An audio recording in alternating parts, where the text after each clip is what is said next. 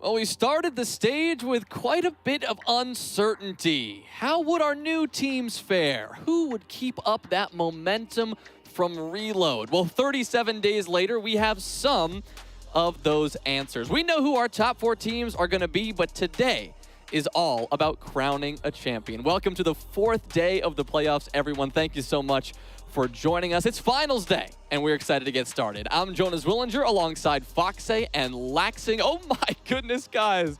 I'm so sorry. Did not mean to catch you in the middle of that. We'll give them a second to get all squared away. All right, now that we're settled in, sorry about that for catching you in that embarrassing moment there. Ready to go? What embarrassing moment. We were just watching the last few games of Siege just to catch up, to recap everything, and getting today started. Yeah, I just recently hired Lax as my HR associate, so I felt like watching the games together would be respectable. Yeah, what else are you going to do? What else are you going to do? Well, down to business here as we get into the final day of playoffs. It's all about that #1 spot today. We've come a long way, obviously starting it with the upper quarterfinals a few days ago, and somehow here we are, our lower final into the grand final. Lax, it's quite a day ahead. I mean, I wouldn't say any of the side, whether it was the upper bracket or the lower bracket, none of these games have disappointed. They have been nothing but excitement and nothing but intense siege. Well, it's all about that Shopify Rebellion Space Station match to start the day. The winner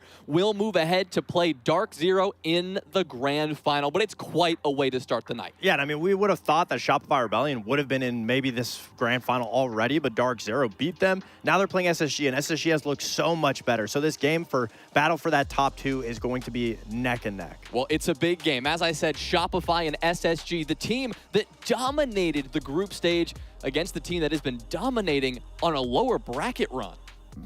Yeah, it's definitely been, you know, an interesting path for sure for Shopify. Nothing but flawless, but having some hiccups in playoffs. And then for Space Station, we weren't sure whether we were going to get hot or cold Space Station. But as playoffs have shown, they have been nothing but close to perfect. Well, it's all about getting that win to start off the day with SSG, of course. Perseverance is the word that comes to mind when we think of this roster. The run they've been on, what they've had to do to get here has been insane. I mean, it really has. I mean, the mental game is what we saw. We pride SSG on how strong they are mentally, and we really saw that yesterday. And obviously, if they make it into the finals today, I have no doubt that SSG is going to give us the best matchup possible because their mental game is not only strong, but their preparation as the best of 3 went on against OXG was probably the best performance from SSG that we've seen in a while. I mean, playing together, we talked about it, that was a huge improvement. They needed to be close enough so they could focus on trades and boost that trade statistic.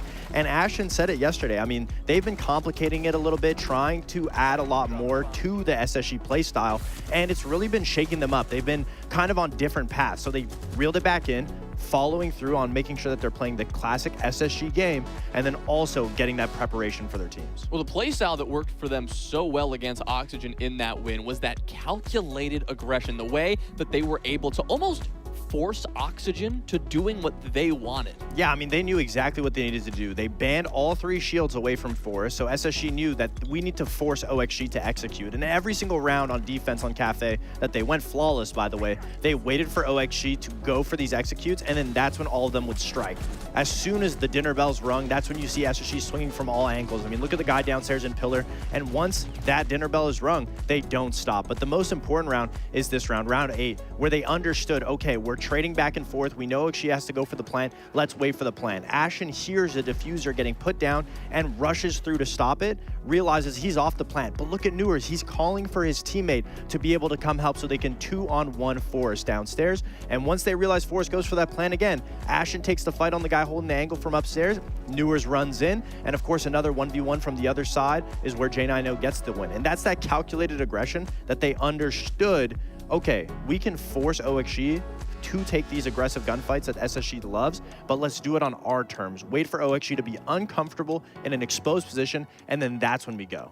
Well, obviously, as is G, they have their work cut out for them today because they face Shopify Rebellion, the team that not only dominated Group Slacks, but did it and made history along the way. The only team to go completely undefeated through the group stage in, what, 3 years? Yeah, they absolutely did. They were flawless on their stage, which going into playoffs, we had no doubt that they were going to carry that through and continue making history. But that's the reality, is they got to taste the reality. They've shown that they can be beaten, that it was a grueling playoffs. And with going through that grueling playoffs, they now find themselves in a lower bracket, losing to DZ. Thankfully, after that long, grueling day that they had to endure, they did get a day to reset. So going in today, I'm expecting a revitalized Shopify Rebellion. Well, grueling feels like it could almost be an understatement. The way that they had to grind through these teams, that game against M80, 2 of the 3 maps going to overtime. That is a long day. That is a long day, and that's definitely where they got that taste of reality, showing that they aren't the best, that they really have to put forth the effort in order to prove that they are the best. And again, M80 really exposed them in that first game, not only in just the map itself,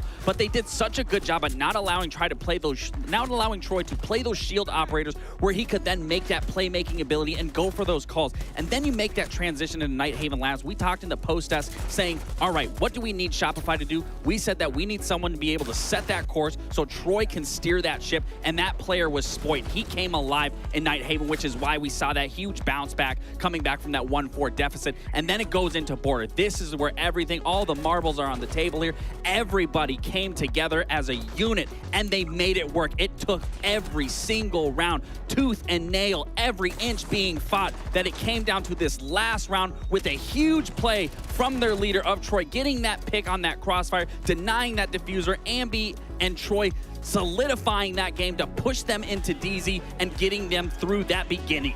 The craziest part is that it did not end there. An insane matchup against M80, but then the hardest challenge is next. They have to walk right into Dark Zero. It absolutely wasn't. To summarize the game versus Dark Zero, it really was a battle of attrition, to say the least. And not only a battle of attrition, it was an uphill fight, because you have to remember, after SR's long, grueling match against M80, they had to sit and they iced themselves out because they were waiting to see who their opponent was. And let me tell you, being a player, after playing a long, grueling match, and you then there have to sit and wait and watch, it definitely hits the mental. It definitely hits the thumbs, the hands. Everything tends to get cold, where then you are coming off of that game, and Dark Zero just comes off of a hot streak, beating Wildcard, finding success very early on. And this is what I'm talking about, where you're just iced out. You played 71 rounds versus 54, and you played an extra hour. And let me tell you, 1 hour in a best of 3, in any best of 3 scenario,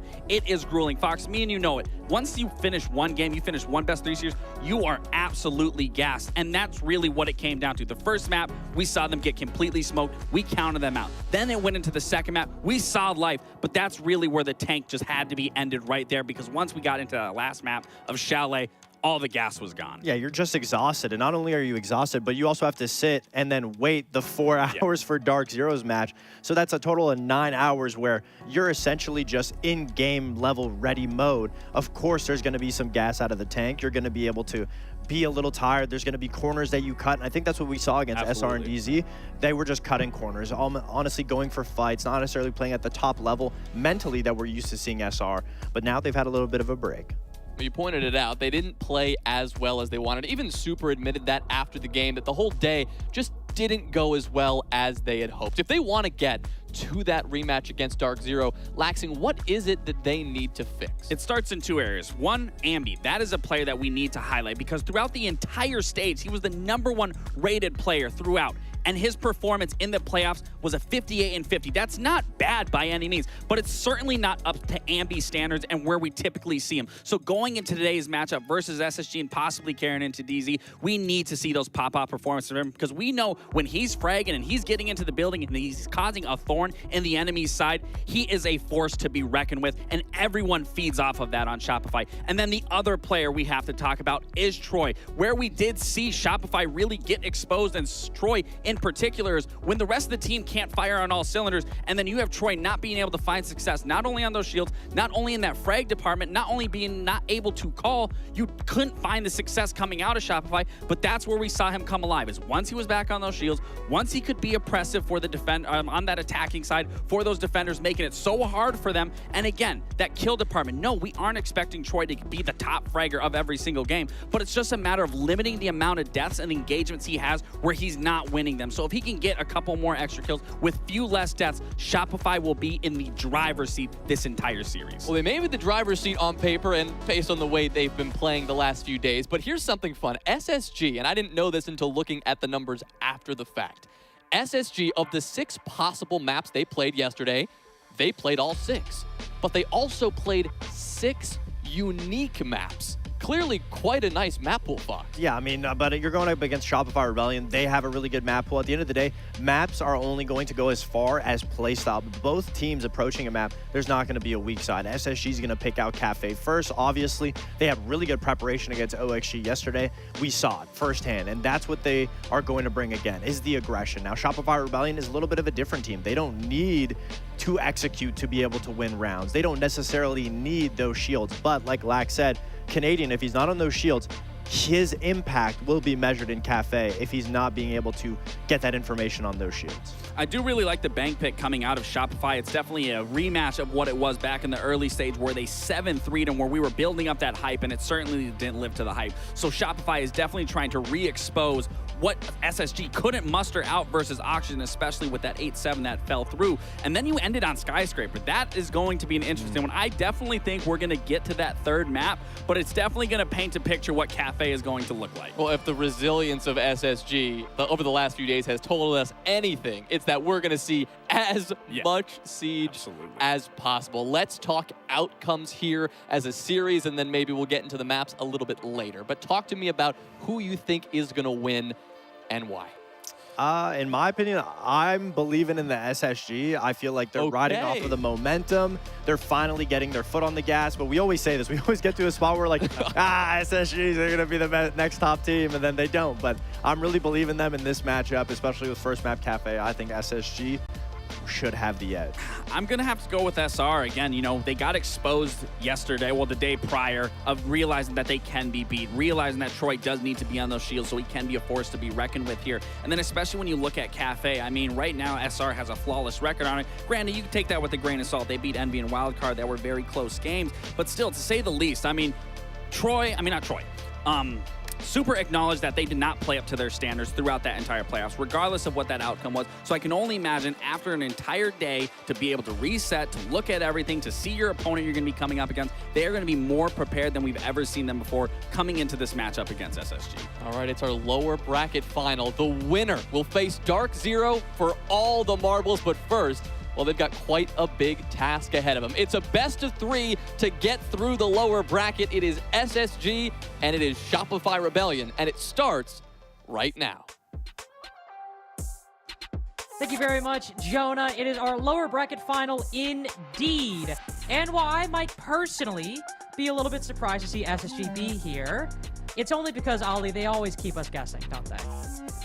They really do. They are that team, and at the moment, they are that team that's on a pretty impressive lower bracket run right now. They're about to attempt running the gauntlet inside of the lower bracket, which we don't get treated to all too often. We cast our minds back, way back when, 3 days ago, when SSG lost 0-2 to Wildcard. I don't think that many people saw SSG making it all the way to the lower bracket final with a chance of playing in our grand final later on today. And likewise, I don't think many people saw Shopify dropping down into the lower bracket after the most dominant season that we've seen in NAL in recent history. Them going unbeaten in the regular stage. So it is a very, I guess, surprising game, because I wouldn't have bet that either of these two teams would have been right here, right now.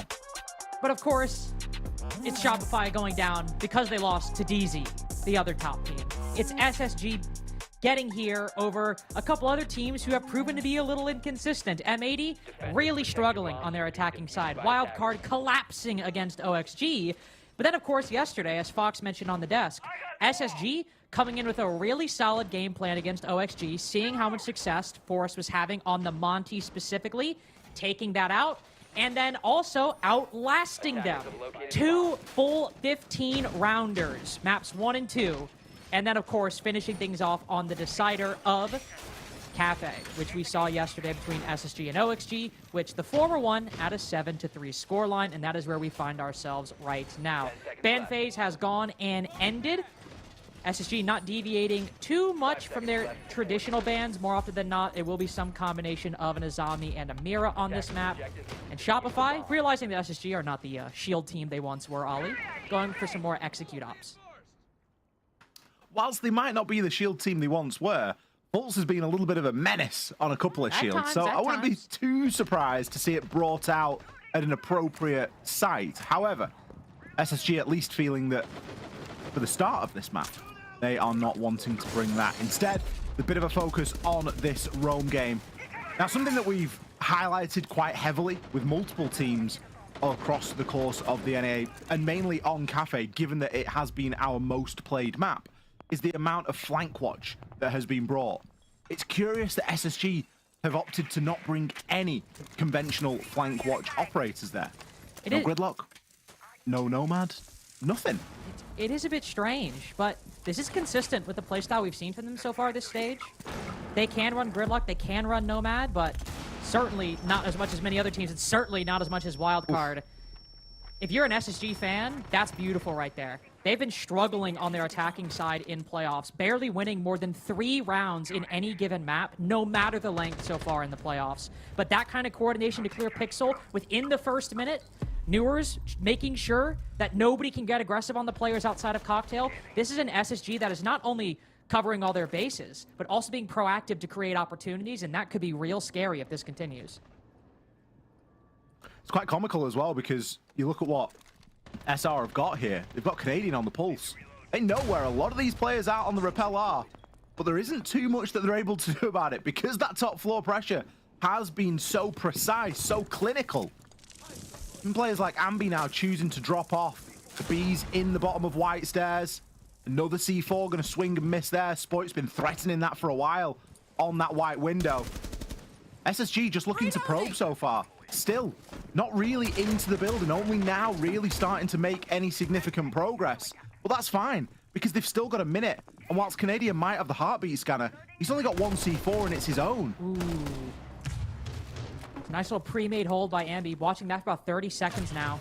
Starting to work these picks back, but SSG see an opportunity. Quickly moving down White Stairs. Somehow, Ambi makes it into the site, but not much further. Janano rotating to that final spot he'll hold for this execute. Only concern, a lot of utility by SSG's been expended, acquiring that early control, but you've used all your Bs, used all your nades. Only the flashbangs left in the hands of J9O, and players are starting to fall. Spoit, one of the players who secured SR that close victory against M80 a couple days ago.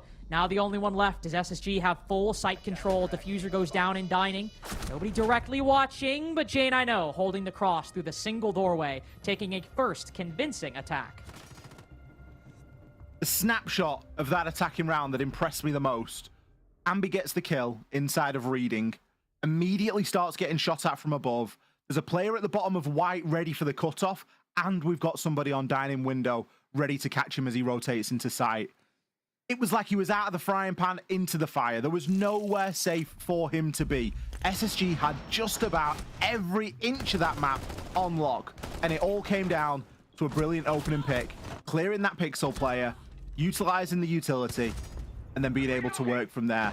It took them a real long time to fully commit to the building, and I really like that, and I like to think it's because they knew about the pulse, and they knew that they didn't want to overinvest upstairs and just risk getting C4'd, and that there was a lot of value that they could gain from the repels early on without really exposing themselves too much. Real textbook attacking round there for SSG to kick Cafe off tonight. And just building off and replicating a lot of the same strats and success they had against the OXG, or against OXG yesterday on Cafe.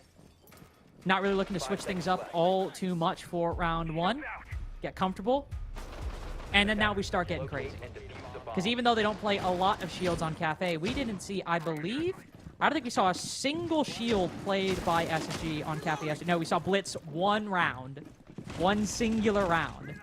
We already now have 100% more shields played by SSG because we have Blackbeard brought by Ashen and Fultz bringing that Monty. Even though Blitz is in play, we'll see if Fultz decides to play it more like the Blitz, running quickly, taking control, or becomes a human drone. Seems where the IGLs often find themselves on that.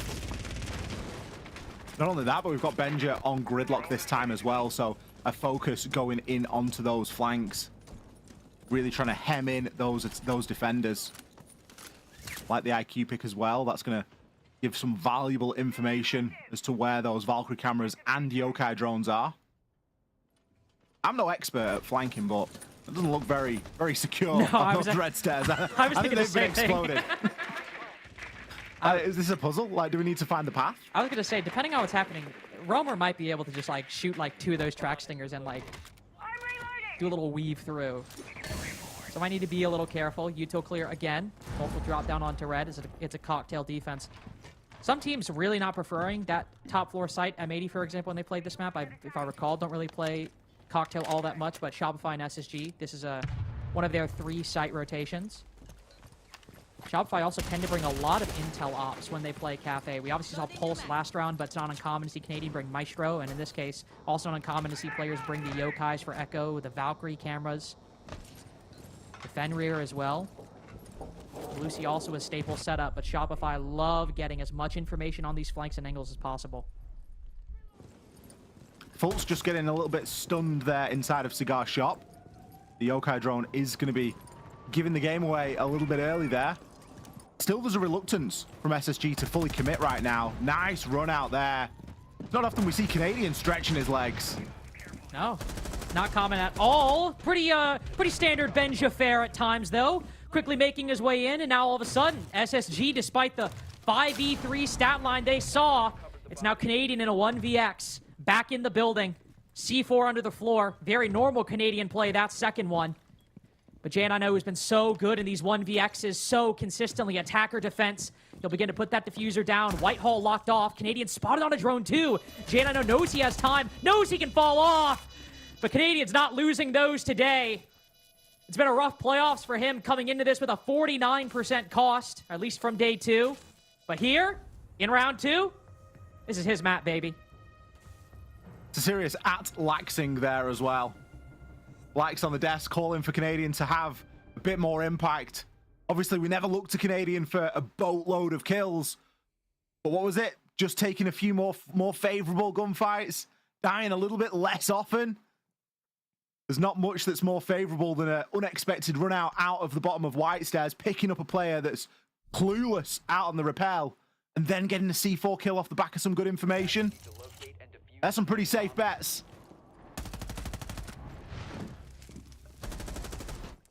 I enjoyed the trigger from SSG. As soon as that run out happened, it was like, bam, we're hitting the site. Like, we're just gonna send full send, see what we can do. Benja can swing in, pick himself up a couple, and you know, 1 versus 1. I mean, it came really down to the balance. I'll be honest, I was kind of surprised on the plant position and the fact that J90 stuck that. Surprised he stuck that because of the plant position, or just surprised he stuck that period? Well, I'm surprised he stuck it period because we saw the drone get shot. Like, you know how long it takes to rotate from where Canadian was when he shot the drone at the top of Lumber into Cocktail Double. It's a very short amount of time. True. And the plant spot was just in the middle underneath the skylight. Yeah, I think like, that one might be the tricky one. He's like, okay. I think if he's planting in the default spot, he's planting behind the bar, then maybe he sticks it and maybe you know, you don't have to just come off and instantly come into a gunfight. You've potentially got a bit of cover. I see your point. I also see the vision here. SSG moving quick after entering the 3v5. It almost pays off, but here it might just be a quick decision to start. Double shield again. They know that Shopify like their setups, like their strats. So they'll flood all this utility in, and shields moving into the top and the bottom will crunch this defensive setup. Surf shotgun on the stairs. Oh, stabs him in the face!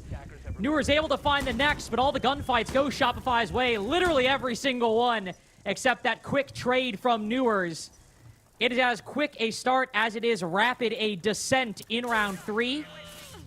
With that bit of intel established, this will not be a difficult one for Shopify to finish. Not really much to say, is there? A rush up those white stairs. Spoit playing aim trainer on the opposite side. I'm sure we'll get to see a couple of those kills in the highlights. I can't believe that Surf was actually able to knife as well. Yeah, that's crazy. And got the kill onto Fultz. Like, the timing on that was pretty wild. Because I don't even think that Fultz tried to ADS him or anything. It feels like he kind of was a bit above him on the stairs and sort of got behind him a little bit. He just like stuck the knife over the shield. Grim and a Valkyrie. Okay. I really like these bands from Shopify. These are some, like, we're going to want to sit in places and you're not going to be able to get us out sort of bands. That's exactly what I was thinking. It's again, it's also, that is typically the SSG ethos on this map, is not really playing the shields all that much, but instead focusing on the Ying, the Capitao, the Grim. So I think probably seeing the fact that SSG have played double shield twice now, Shopify may be a little surprised. Like, oh, okay. Interesting. Especially that set play we just saw in round 3. But Shopify's gameplay, even though mine isn't addressing that whatsoever, I think 1 is probably consistent with their prep, and 2, also still going after typically how SSG handle these attacks on Cafe when they played against Cruelty, when they played against OXG yesterday. It checks out to me, and I think it's a perfectly good game plan from Shopify, who, like you said, they don't want to get moved, 1, because it's annoying, but 2, Shopify on Cafe typically don't play their defenses super aggressive. Nice lineup from SSG. The fact that the sort of 3 mainstays for this map are removed does force us into other avenues. Not to say that we would never see a Deimos or a Sens or any of those sort of things, but in the same round? Maybe not. Nice bit of info here for Canadian again. Back on with this pulse. That ROU projector. That isn't going to assist Fultz too much, although the second one may. Bit of a bait. Yeah, definitely just a bait. Not really looking to work off the back of it. Still has 2 in pocket. And Canadian with the heartbeat sensor is in a great position. Oh, yeah. Well, literally, the heartbeat scanner has... You could see SSG want to try to bait the rotations, and then Ashen and Newers were supposed to backstab.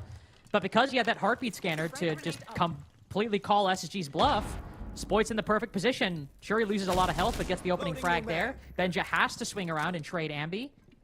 There's one more player on this top floor. Fight Benja could have won. But Shopify are not really missing their shots in today's matchup. Not missing this utility placement either.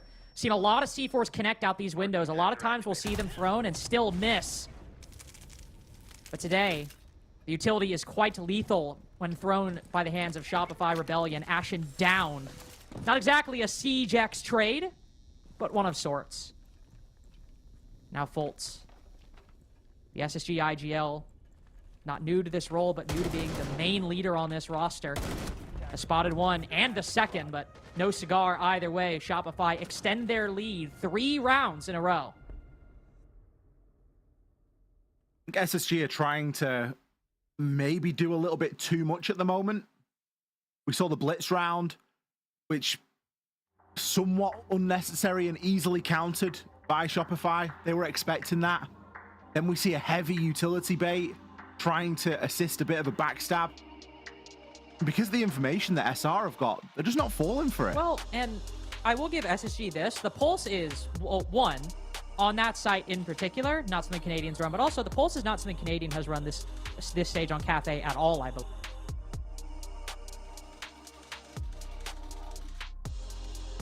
and in that round in a particularly critical way. I think I DC'd briefly. So, So I think you missed half my point. I'll restate it. I'll restate it. I'll agree. How about I just agree? It's literally 5 seconds. It's literally 5 seconds. Come on. Shopify don't bring the pulse all that much, so SSG probably didn't expect it. And in that round, it affected them in a particularly crucial way. That was the point. And it's right, you know, the information is there to be used. And one of the nice things we've got about the ban system now is that you are forced into less and less orthodox picks. You can't bring 3 defenders. You can't bring an Azami, a Mirror, or a Valk. What are you going to bring? You are going to bring something along the lines of a Pulse. You are going to bring something like a Maestro. Shopify have ran Echo nearly every round at this point. Yeah, I'm surprised we haven't seen Maestro, to be honest. Canadian's been, it's not like a super huge pick for them on Cafe, but Canadian probably, I would think, just off the top of my head, amongst every defender in NA, probably brings out Maestro the most. 5 seconds left. Deploying mine using shield. Yeah, I like the Maestro.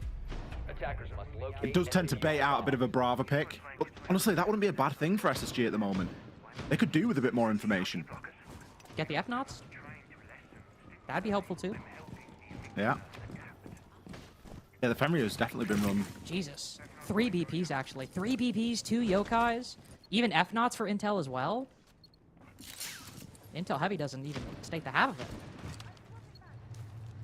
Ashen's got a lot to find. It's going to be flashing up like a car that needs a service, that IQ scanner. Pulse. Looking to do a little bit of site renovation there with the Rotero drone. Just remove some of those bars. Typically a nice little hidey hole for a bit of util. Could be an FNAT lurking in there. Could be a spot that a defender wants to get back into. Some good value out of that one as well. Unfortunately for Surf, he is going to lose his shield. And I think he lost a couple of his ADSs there as well. I think so too. That's the green light for a nade to come through. Oh, never mind. Ashen's just going to find him through bathroom window. Surf not feeling safe there. And Ashen already with the catch. I gotta give SSG that. Arguably the best they've looked so far has been, well, one, round 1, but 2, with what began with a clear of Pixel. Different site, but not only that same position being taken down quickly, the same player being taken down, but by Ashen and at the same time. SSG clearing Pixel with everybody, all the same utility at the exact same time frame, and on that schedule, they took their one and only attacking round. Just to see if it happens again here, as they finally, with a minute 20 remaining, have control of Christmas and Shop. It's not like they've got Canadian on the pulse this time to gather a lot of that info either. Oh, what the hell? I don't even entirely know what happened. Maybe a little attempted retake? Yeah, you can see aggressive positions on New Balcony and inside of Christmas too. Shopify not letting SSG get comfortable. Yokai also going out to give Ambi some information. Oof. Jesus.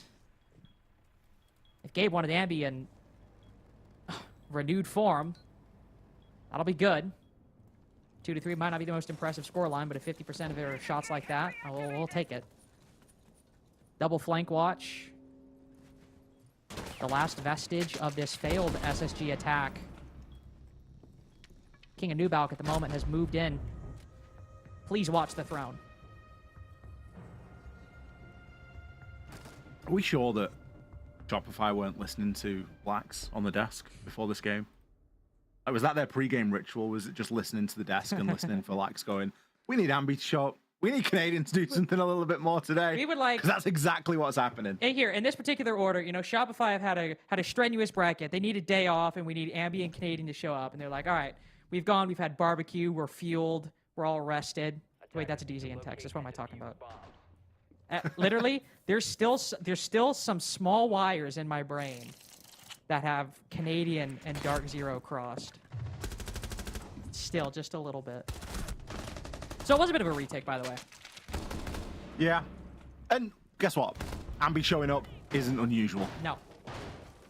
That is, you know, that's not the headline right now, but I think we've got to give Canadian his credit for being 3-1 right now. Hey. And getting more kills, tick, and not dying as often. Big tick. He's only died in the round that SSG won. Exactly, and all 3 of those kills came in 1 round, round 2. The 1vx. Attackers Yep. are heading out to defuse a bomb. Huge game. Shopify clearly looking to send a little bit of a message. Maybe not too happy with how it went the other day against Dark Zero. Looking for a little bit of revenge here tonight. There is, of course, chance of that rematch later on this evening. If Shopify are successful in this best of 3, they will have a chance. But it's another occasion where they're going to be coming in after playing a series already. I think the game plan has to be put SSG away quickly and be in good shape mentally and physically to go into that final. And so far, that's the game plan. It's working out. It's working out very well. Of course, the thing they need to be concerned about, SSG have been much, much weaker on their attacks in playoffs so far. In the stage generally, but in playoffs compared to their defenses. I mean, Nighthaven yesterday against M80, what was it? I think like a 2-4 attacking half. And then they come back and win 5 rounds out of 5 on defense on Nighthaven. Cafe may be a bit more one-sided for them, but this is still a side that can cause them issues. So Shopify running up the scoreboard here will make the next half quite comfortable depending on what happens. And we're starting things off onto the smoke of all operators. And Ashen starting to speed up the pace a little bit off the back of that Z-ping. Taking an aggressive line, looking over towards Cocktail. See everybody setting up. Just when is this push going to happen? Likely off the back of a Dokkaebi call and some flashbangs. To hollow out this top floor, secure the vertical control before they can translate down to the site. But nothing is breaking just yet. SSG starting to be a little stalled out by this clash. SR are doing a really good job of just not moving right now, and this flank could be crucial. Spoit, he's going to come in and find one onto Fultz. Surf has a chance onto the hatch, but thinks better of it. J90 cleaning up here inside of Cigar. Still got the clash to deal with, though. Ooh. But Spoit isn't finished. Spoit is not finished. Canadian neither. 4-1 now. This retake's become a bit shaky, but now Canadian and Spoit have joined forces over on Shop. Seated direct vertical control of the site, so Spoit will look to retreat, as Canadian already has made his way down to the bottom floor. But surely not another Canadian 1vx. He himself has had a bit of strange clash play in the M80 game. Odd moment where he put down a shield, but here, with only 20 seconds left, could he slip by the attack? They're all creeping down white, looking to line up, but no, Newers checks the angle at the right time. SG start to stall out a little bit there. And you see the vision from Shopify, but I almost kind of wonder, what if they hadn't flanked? In hindsight, you look at that and go, it wasn't needed. In the moment, maybe it's the right call.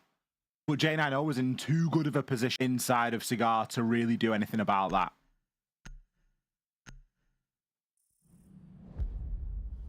It's a tough one because, yeah, in the moment, it's the right call because Canadians got them very well distracted. And the players that are on Cocktail aren't giving anything away. No. They're just sat there. They're known, but there's nothing really that SSG can do about it. One of 3 things needed to happen. Either the flank from Shopify, which it did. SSG either needed to brute force it or rotate it. They'd have rotated and gone into onto some Cocktail repels. Then they would have been able to push it a little bit more from both sides. But as it stands, Shopify just kind of gave it to them and were just like, oh, we'll flank you. And SSG were ready for it. It was almost like that's what they were baiting out. I don't know. It was very strange. I mean, the positions were also a little weird in that it would be a little difficult for Shopify to retreat because the Jaeger is on a Cocktail balcony and not by the hatch. So if there was anybody on a rappel or in a position to go on rappel, they might catch him rotating. It's not like Clash, but at least maybe you could turn the shield. Which is a bit, I think, was a bit of tricky positioning for all sides involved. But a 4-2 half is not going to be something Shopify will complain about whatsoever. They just have to be leery of these SSG defenses. I've mentioned they have been quite strong in the playoffs so far. I think, what, half of their defense is won on Bank against OXG yesterday. I think 5 rounds out of 8 won on Border as well. Then, of course, Cafe, flawless defensive half, 4 rounds in a row. This has not been the problem side for SSG, and 2 rounds might just be good enough. Even if it's close, SSG have had a full 15 rounder in every single series they played in the lower bracket. This is not a position where they'll be uncomfortable. It's not unfamiliar territory, is it? No, if they have to play like 8,000 defenses to get the W, they will. It's quite literally the first time meme. It's very much not SSG's first rodeo, but neither is it Shopify's, and they do have a handsome lead at the moment. And if anybody can mastermind a couple of attacking wins here, you would hope that it is Canadian. He hasn't got his beloved Monty, but he does still have a Blitz. And that looks to be where we are going to be focusing, at least for the early portion of this round. Very heavy stack up outside of Bakery. Benjamaster is playing in there on the Skopos, which is a little bit unorthodox. Skopos doesn't exactly have the best kit for that kind of a play. Wall will get open now into prep as well. Benja, still in a very good position. If he isn't known, he could be a big problem. But he does have somebody on the wedding window. And just with the way that we're seeing a bit of a stall out here, you'd like to think that Shopify know where he is. Yeah, might start to get a bit curious at what the play is going to be as the smokes go down. The nice thing about the Skopos will be Benja could instantly rotate. A lot of time being spent on a play that Shopify clearly wanted to have over and done with by now. Benja hopping out. I believe hopping out of small bake, maybe just taking a peek out the double door. I think it's actually the latter. He's able to take down the glass. I imagine Shopify would have really liked to smoke, start putting that diffuser down, and have Ruxin covering on the backside. But here, 2 minutes we've seen them stuck outside this bakery door. Now what are they going to rotate to? There's no utility cleared elsewhere. They've only got 2 drones left. Ironically, 1 on Benjo right now. And so the rest of that utility will go in. More smokes go out as Canadian tries to hop in the small bake window, takes control of the front side. But SSG have already pulled back. They know it's a 5v4. They know there's only 40 seconds left. Forcing a plant here is the right call. Ashen likely going to feel some pressure on Kochek from this backstab from the Flores. But again, with all these SSG defenders still alive, there are plenty of players to relieve pressure on their friends, on their comrades. Fultz down, though. Ashen will need to swing. Good trade. Retakes control of Bakery as they're all focused on the front. What the hell? 2 just line up for Surf, and it's a J90 1v3? How the hell is the round collapsed like this? Shopify were shut out entirely, and he just gets smoked the moment Spoit swings. What the hell happened? It's great consistent pressure from SR. SR as a team have got the ability to do a lot of different things, as do most attacking teams and most teams inside of the NAL. We know that they are very well led and they all listen to the call. Quite an obedient team, fair to say. So when you see them stalling out, you've kind of just got to believe in the process a little bit. And I think that SSG just got a little bit too wrapped up. If you look at what they actually had, it wasn't as if they had a smoke and they only had 1 C4. So denying a plant was always going to be relatively difficult. A lot of the Vulcan packs were placed outside of the site. They weren't as to sort of deny plant spots. It was more to deny entry into the building and small areas inside of Wedding and in and around Bakery. There was an FNAT on the Bakery double, which did slow Shopify down a little bit, and they didn't really have anything to deal with that. And that was really what Benja was looking to play off in his position as Skopos inside of Bakery. But once Benja's given up that position, because he can't hold it for the whole round, Ashen, yeah, sure's got coat check, but there's not a lot of depth in the site. There's not a lot of secondary positions to sort of fall back to. Shopify don't need a lot of time. I think it was a very consistent amount of pressure that was applied there and really made SSG sort of crumble a little bit. Oh, I also got to wonder, you know, we see a 2-man retake of small bake where Surf gets both of his kills. By the way, Surf, somebody we've already seen, very disciplined at holding cutoffs. There's literally one round where, I think on the layer game you and I casted, where it's literally like a 4v2. Shopify the man advantage, and Surf is still holding flank with like 15 seconds left. It's like, all right, man, we're like, we get it. Chill out. Yeah, but it's jobless behavior, but it is serious. He has actually got a job playing the game, so what do we know? But either way, Shopify winning a crucial round when it seemed like it was not fated for success. SSG doing a roam of the top floor, Ashen spotting one player outside the snow door.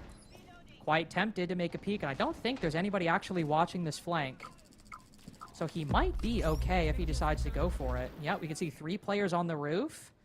Surf obviously watching the snow door.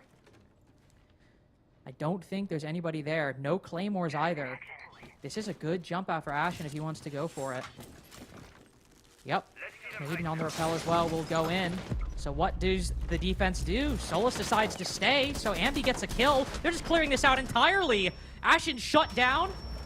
5v2. Benja caught un-ADS'd walking up white stairs. I kept waiting to see something happen. We see SSG explode. We see them go for these retakes. And Ashen never goes for that hop out. SSG lose every single fight. This is their map pick, and it seems like it's a flawless round for Shopify to move up 6-2. Old Ashen would have gone for that jump out. That's all I'm saying. He needed to trust his roots. I'm honestly kind of shocked he didn't. Like, Ashen, even if there's a guy holding flank, I feel like Ashen normally goes for that jump out. And neither the Blackbeard nor the IQ, they were both focused on that part of the building. Snow on the bottom and Cocktail up top. And he doesn't jump out? He knows there's no claymores either. That's crazy. Can we just acknowledge Canadian on the BB as well? You know, that's he's the shield guy. No, but like we've kind of BM'd him a little bit for playing the BB. We've sort of said, you know, he's not that guy on the Blackbeard. He was that guy that round. Do you remember that DZ Lair game where Canadian was on the BB? That's the one I'm talking about. Yeah, I was about to say, Canadian's literally on Blackbeard, and we're like, how the hell is he going to get up Rocket? And he literally summons Ambi, and Ambi kills 2 people, and Canadian just crouch walks up Rocket stairs like, oh, that's why.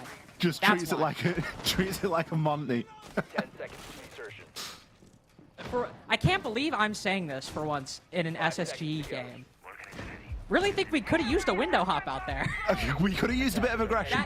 That might be the first time I've ever said that to SSG in a game. I actually think we should have hopped out that window. I don't know if it would have had much bearing on the round. We spent quite a long time focusing on that. We didn't actually see the push coming in from the other side, but it would have at least given us a kill to watch, which was kind of what we were expecting. Like, if Ashen stood next to a window, he's always a good person to spectate because there's a very high chance he's going to jump out of it. It was a generally just well-timed execute by Shopify overall. You see Canadian hopping in the window right as everybody like drops down Nubalk and they win all the fights over there. I think that's the big summary for me for Shopify so far. Nobody's losing fights. Everybody's neutral or positive, especially Spoit 13-4 right now. Haven't even really mentioned that just because of how kind of sleepy but dominant this game has been for Shopify. It's just clearly everyone, the comms are flowing, the kills are flowing too. Can't really ask much more for Shopify right now. No, I don't think you can. They're really going through the motions at the moment. And they're looking good as they are doing it. Canadian 6-2 as well. I mean, he's just getting better and better. Only dying in the rounds that SSG have won. It's very impressive indeed. SSG needs to try and hold on to the hats a little bit here. 4 clean rounds on the defense. Is that going to be possible? Chance again for a bit of a jump out here. Surf. Just going to crouch down and prone. Nade goes in there to clear out a bit of presence inside a freezer. It's going to destroy the shield. Still kind of a chance for Nuers to hold on to that angle, but again, with how coordinated we've seen Shopify be, you do worry a little bit. His army isn't as safe as it may seem. Sure, they're in Pixel, but Pixel's a really powerful spot. But look at the lineup. There's no ADS, there's no magnet, there's nothing stopping a nade from coming in and displacing them. And with somebody on the white repel as well, makes it very difficult. Ooh. He was holding this difficult spot against Spoit. Oh, the timing! Tries to retake shot, does win the fight. That is a huge one for Nuers to win. Especially getting Spoit on the fall off there. Rotates deeper into the site, play the man advantage, 50 seconds remaining. You don't have, you know, you don't exactly have a short enough window for Shopify to make mistakes and not check any of their corners. You do at least have time to wait to gather information for where they might come. Ooh, Ambi playing patient on white stairs. Can't really hit the lurk now. They know he's there, but the Dokkaebi call will go out. We've seen how good this Shopify coordination can be with everybody hitting their shots, everybody on the same page. SSG are fighting back quite well, but Ambi losing such a key fight on white stairs. Spoit and Ambi falling in moments where if they had won, this round might go Shopify's way. And so it'll fall onto Rexen. Picking up the diffuser. One player tucked around the corner. Almost sees him. Pushes back into the site. Spotted on the BP. Just running out of time. SSG don't have to move. Just stay still. Wait your turn, and the round will come. 3 rounds so far for Space Station, and 3 to go if they want another OT map. It was a round for Space Station, but it was a bit of a scrappy one, wasn't it? You look at it in the balance and you think, if Ambi wins that engagement against Benja on White Stairs, I can very much imagine that going Shopify's way. Really came down to 1 or 2 gunfights. Shopify, again, looking a little bit slow. But it's not something that we're really concerned about. We know that they're a team that can operate with little time remaining. Warden and a Yingban. But we'll leave the Blitz alive. Canadian does want to rock that again. Seems we're going to the mid floor. It would be rude not to. He'll at least select it for the early part of the prep. I think it does have to be acknowledged, by the way, that the one DMR they had on that lineup was, well, mainly being brought for the SMG-12 behind it, and likely to try to lurk up White Stairs. I don't think they really had a lot of utility to deal with those Kiva barricades, so it doesn't make sense why they got caught up. Like, they had nades and stuff, but with the Kiva so spread out in Christmas, it can be a bit difficult to deal with. So I think it might have just not have been the best lineup exactly for what SSG's setup was on that top floor, especially with everybody playing so close together. It's quite seldom that we actually see a cafe play with a Azami available throughout. That is actually, we didn't talk about that much, but normally the default bans, not only here, but kind of across the world, have become Azami Castle. And we saw Azami banned by SSG, and then Castle banned by Shopify, but one of that duo has been up for both teams. I think if you are going to bring the Azami, you can just play the Flores, play some DMRs, and try and deal with it that way. That's what And SSG let's did. be honest, it hasn't really slowed Shopify down too much. Oh, no. I don't think that's the reason that they've lost the rounds. Ooh, nice bit of info there for Benja. W drone. He has captured himself a little drone from the attackers that he's going to be able to drive around and gather some info for himself. Just leave it as a nice little flank cam. We've seen him play very aggressively on that basement level. He's obviously mindful that something might be coming from there this round. But as we can see on the overview, it looks as though it's going to be a pretty substantial top-down clear. That and the fact that Ambi is playing the ramp really signifies that, well, we're going to get a little bit of that floor ripped open upstairs. And SR's first port of call right now is going to be to take control of that top floor.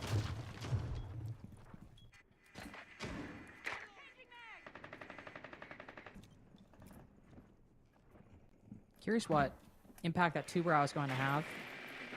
See Ashwin with that DMR. Oh, damn. Yeah, I was about to say. I'm curious if we see Shopify just going to full hold cocktail. It's what they'll try to do. Benja with the first pick. C4 kill quite nice. My goodness. We got people hopping into Claymore. Spoit just hops down. There's a lot of people. That was like a full cocktail, like, window, hatch drop, like everything. And Spoit just barely clips one, moving back into the site. Fultz peppering Canadian with some shots that he pushes down White Stairs, but it'll be a bit of a reset for Shopify, as unexpectedly, I think, they find themselves in the man advantage. That was the most people triggered on 1Bs I've ever seen in my life. In such a close area. It was area. ridiculous. There was like 3 red dots all. It was like panic stations. You could just see SR swarming to try and take advantage of it. And Spoy, I've no idea how he hits that shot, by the way. It was unbelievable. The player's like full Ferrariing through the doorway, and there's such a narrow angle to shoot it on, and he still domes one of them. Good time for a reset for Shopify. They've got 50 seconds. They have a little bit of ability here to make something happen. Off the back of the off the back of the Blackbeard, you'd like to think that they're able to bully and get a bit of control. We do see players just stacking up on that mining window, and I do worry if it becomes a mining hop-in, it might be a bit dicey. There's still Valkyrie cameras up as well.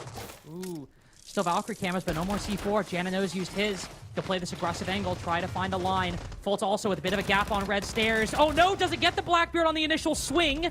Recovers it on the next. Oh, but now he's the only one left. And that kills inadvertently revealed his position. Nice find. Oh my goodness. Bit of a chaotic scramble inside of round 10, but nothing but calm play from Shopify, as on SSG's pick, they take it with a beautiful 7-3. You've really got to feel bad for Fultz there. If he picks up that last kill, there was just so much going on. The nade coming through, players hopping over the balcony.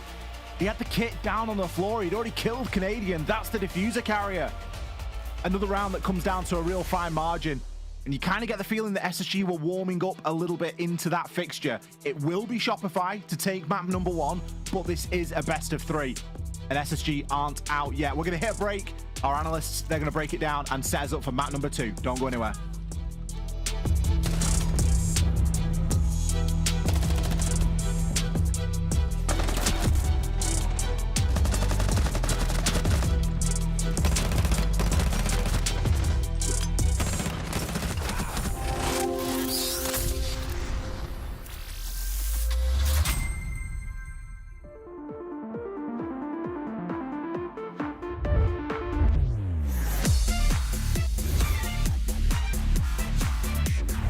And dash together. Oh! Unbelievable. Can he get there in time? Cameraman's going to complete. Big ET finds a huge 4K and Gimbo. Their first round. There's only 4 seconds left. There's no way. Whilst not easy, is potentially winnable. No. Give him a 1v1. And they've given him both. They find the down as well. Yesterday they took the crown from LA. Today they take their kingdom from Blackout.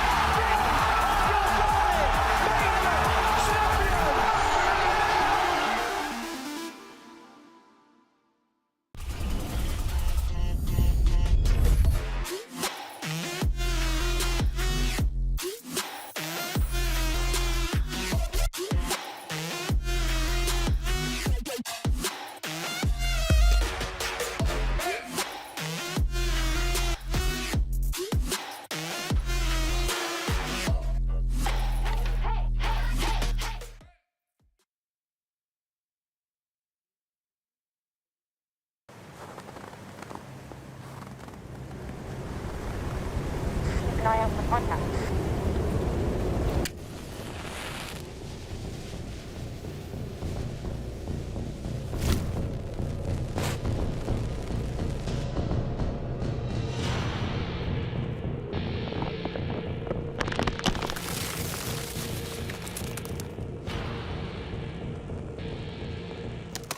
Available now.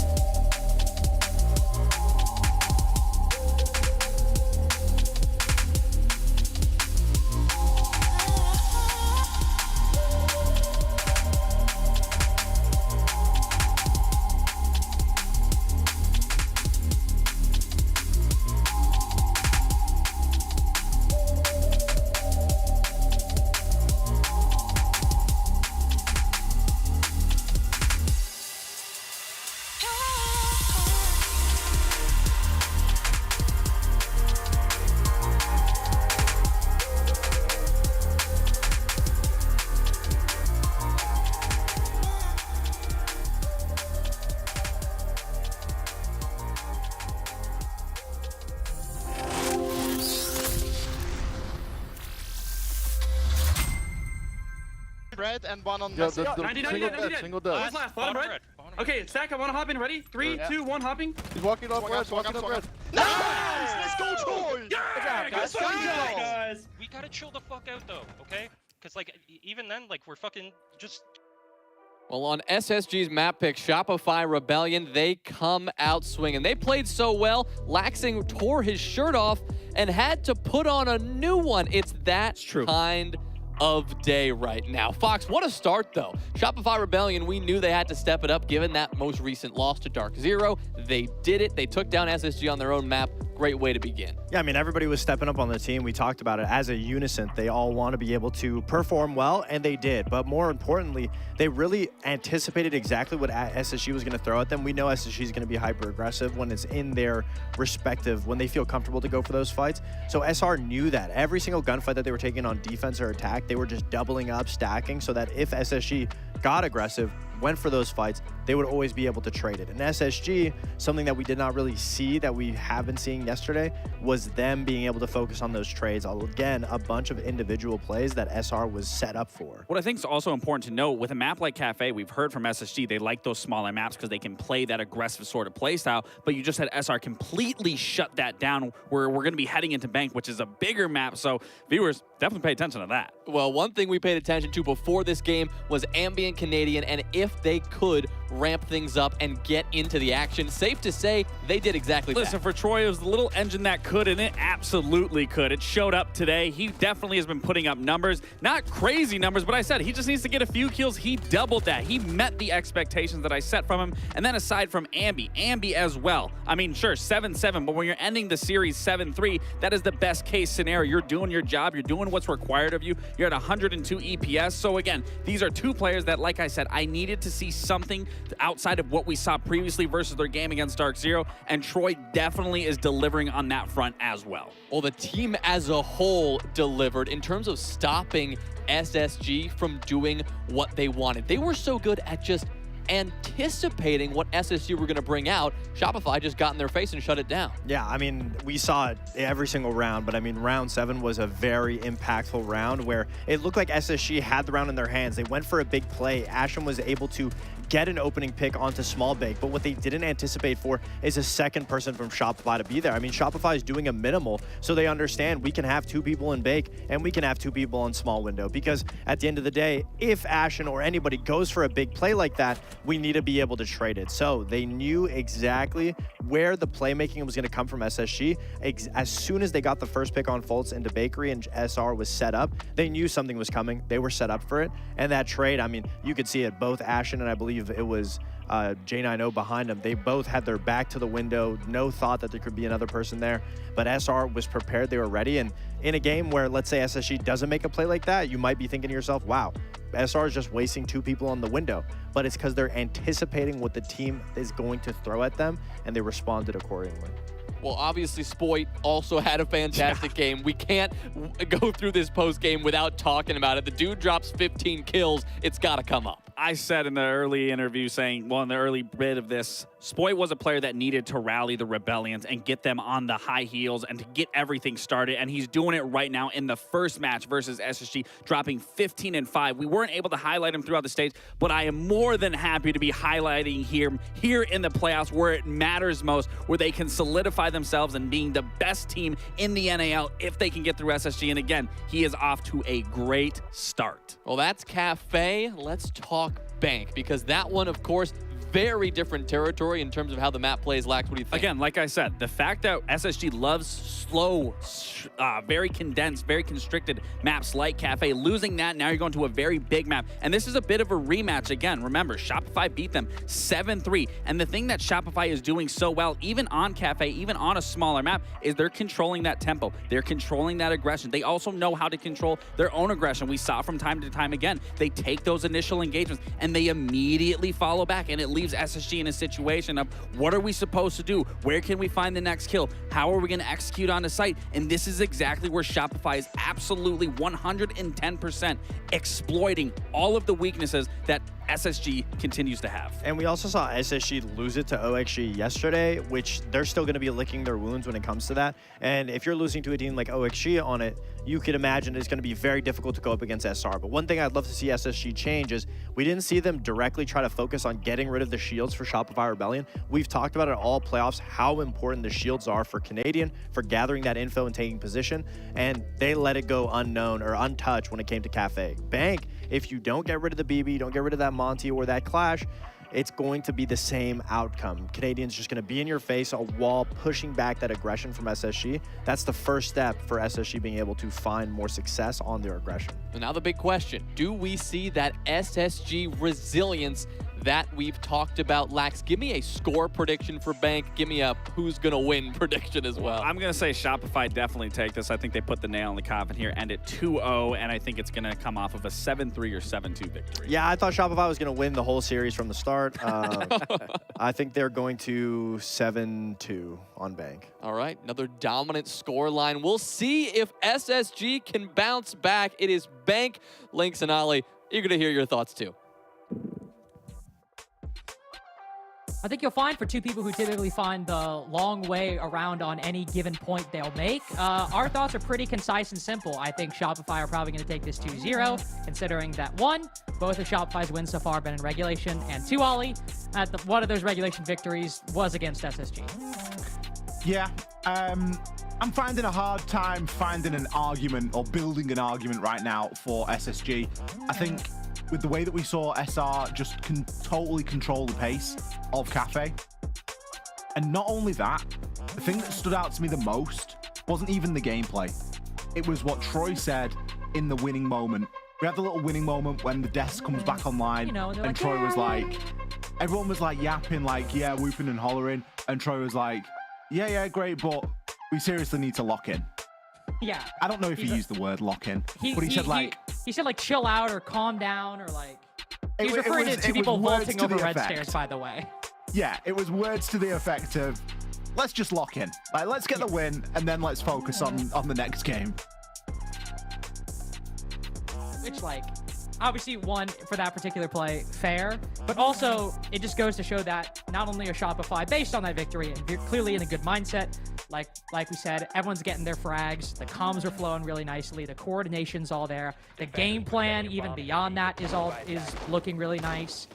But also, Troy's still sitting there like, all right, yeah, we won the round, but we could do this to improve.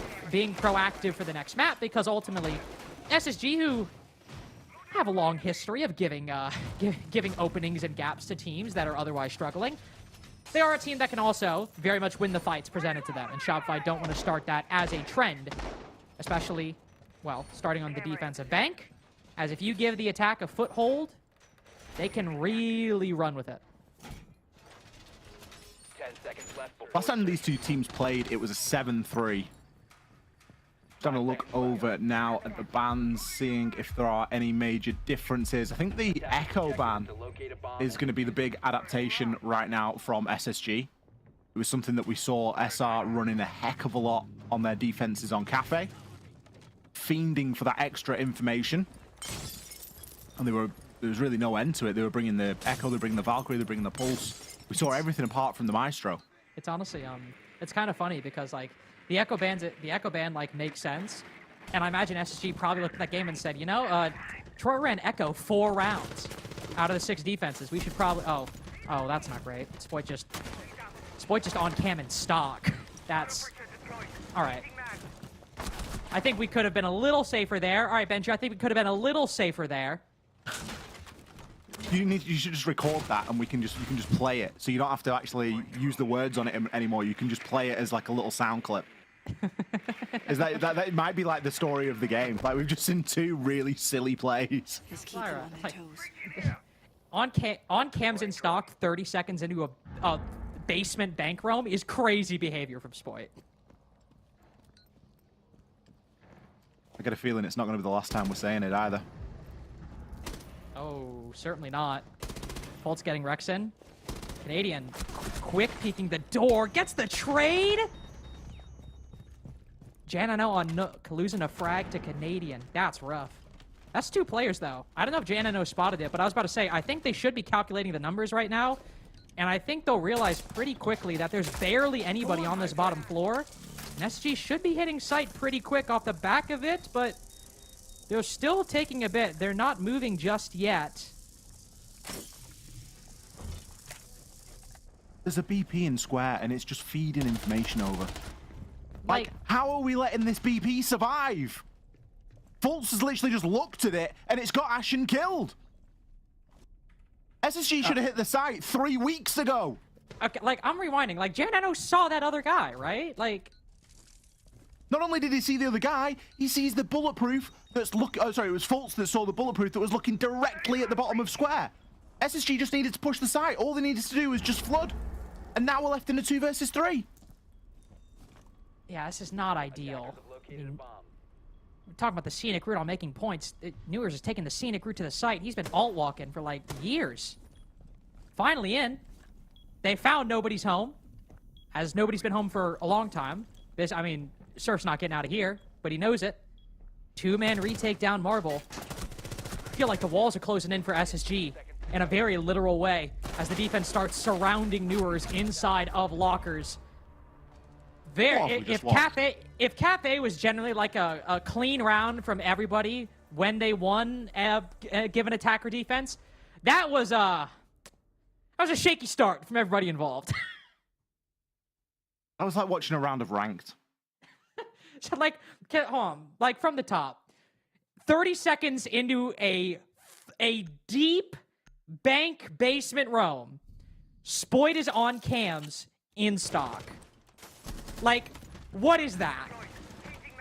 Then Benja vaults over Marble. Like, it's not uncommon for a guy to play there. We just don't need to be vaulting there. Nice! I think we're all a little too energetic. Let's all calm down. We'll chill out a little bit. Let's all lock in. We all need to lock in after that round. That was a very strange round. SSG could have won that round a million times. I kept being like, they're going to push, right? They're going to push. They just didn't. They just didn't do anything. All they needed to do was just... Was it swim? Is it the swim comm? Honestly, no. A serious flood comm needed to happen. We needed a serious flood or swim comm. Ah, well. Round 2. Shopify going to take us up to the top floor. And SSG are going to be bringing some nice toys to play with. That is a very interesting lineup. You have got a little bit of everything. And a lot of beachhead. Glaz, Ying, Roradors, and the Capitao. You've even got Newers on Flores just to remove any pieces of utility, castle barricades, whatever it might be. Once SSG get themselves set up for this, and I really hope they get set up with everybody still alive, I can't wait to see how they try and deploy this. If they're going to go for a sort of CEO plan and try and block off some of the doors in there, if it's going to be more focused around double window. That's what I recall. Interesting that he didn't use that Rotero drone to get rid of the castle barricade. Part of the job's already done there for Rora. If they were planning on trying to Rora door that specific double door off. But spending a lot of time on the rappel is going to leave them vulnerable. And we know that SR are a team that are very happy to challenge onto this. Especially Ambi. Typically on these CEO sites, as long as I can remember, as long as he's been on the team, he's been playing checkers with the UMP ACOG. This is his spot. Challenging these long angles. I can't think of a better player I'd like to do it. We did see SG run this one yesterday with the Ying, with the Rora.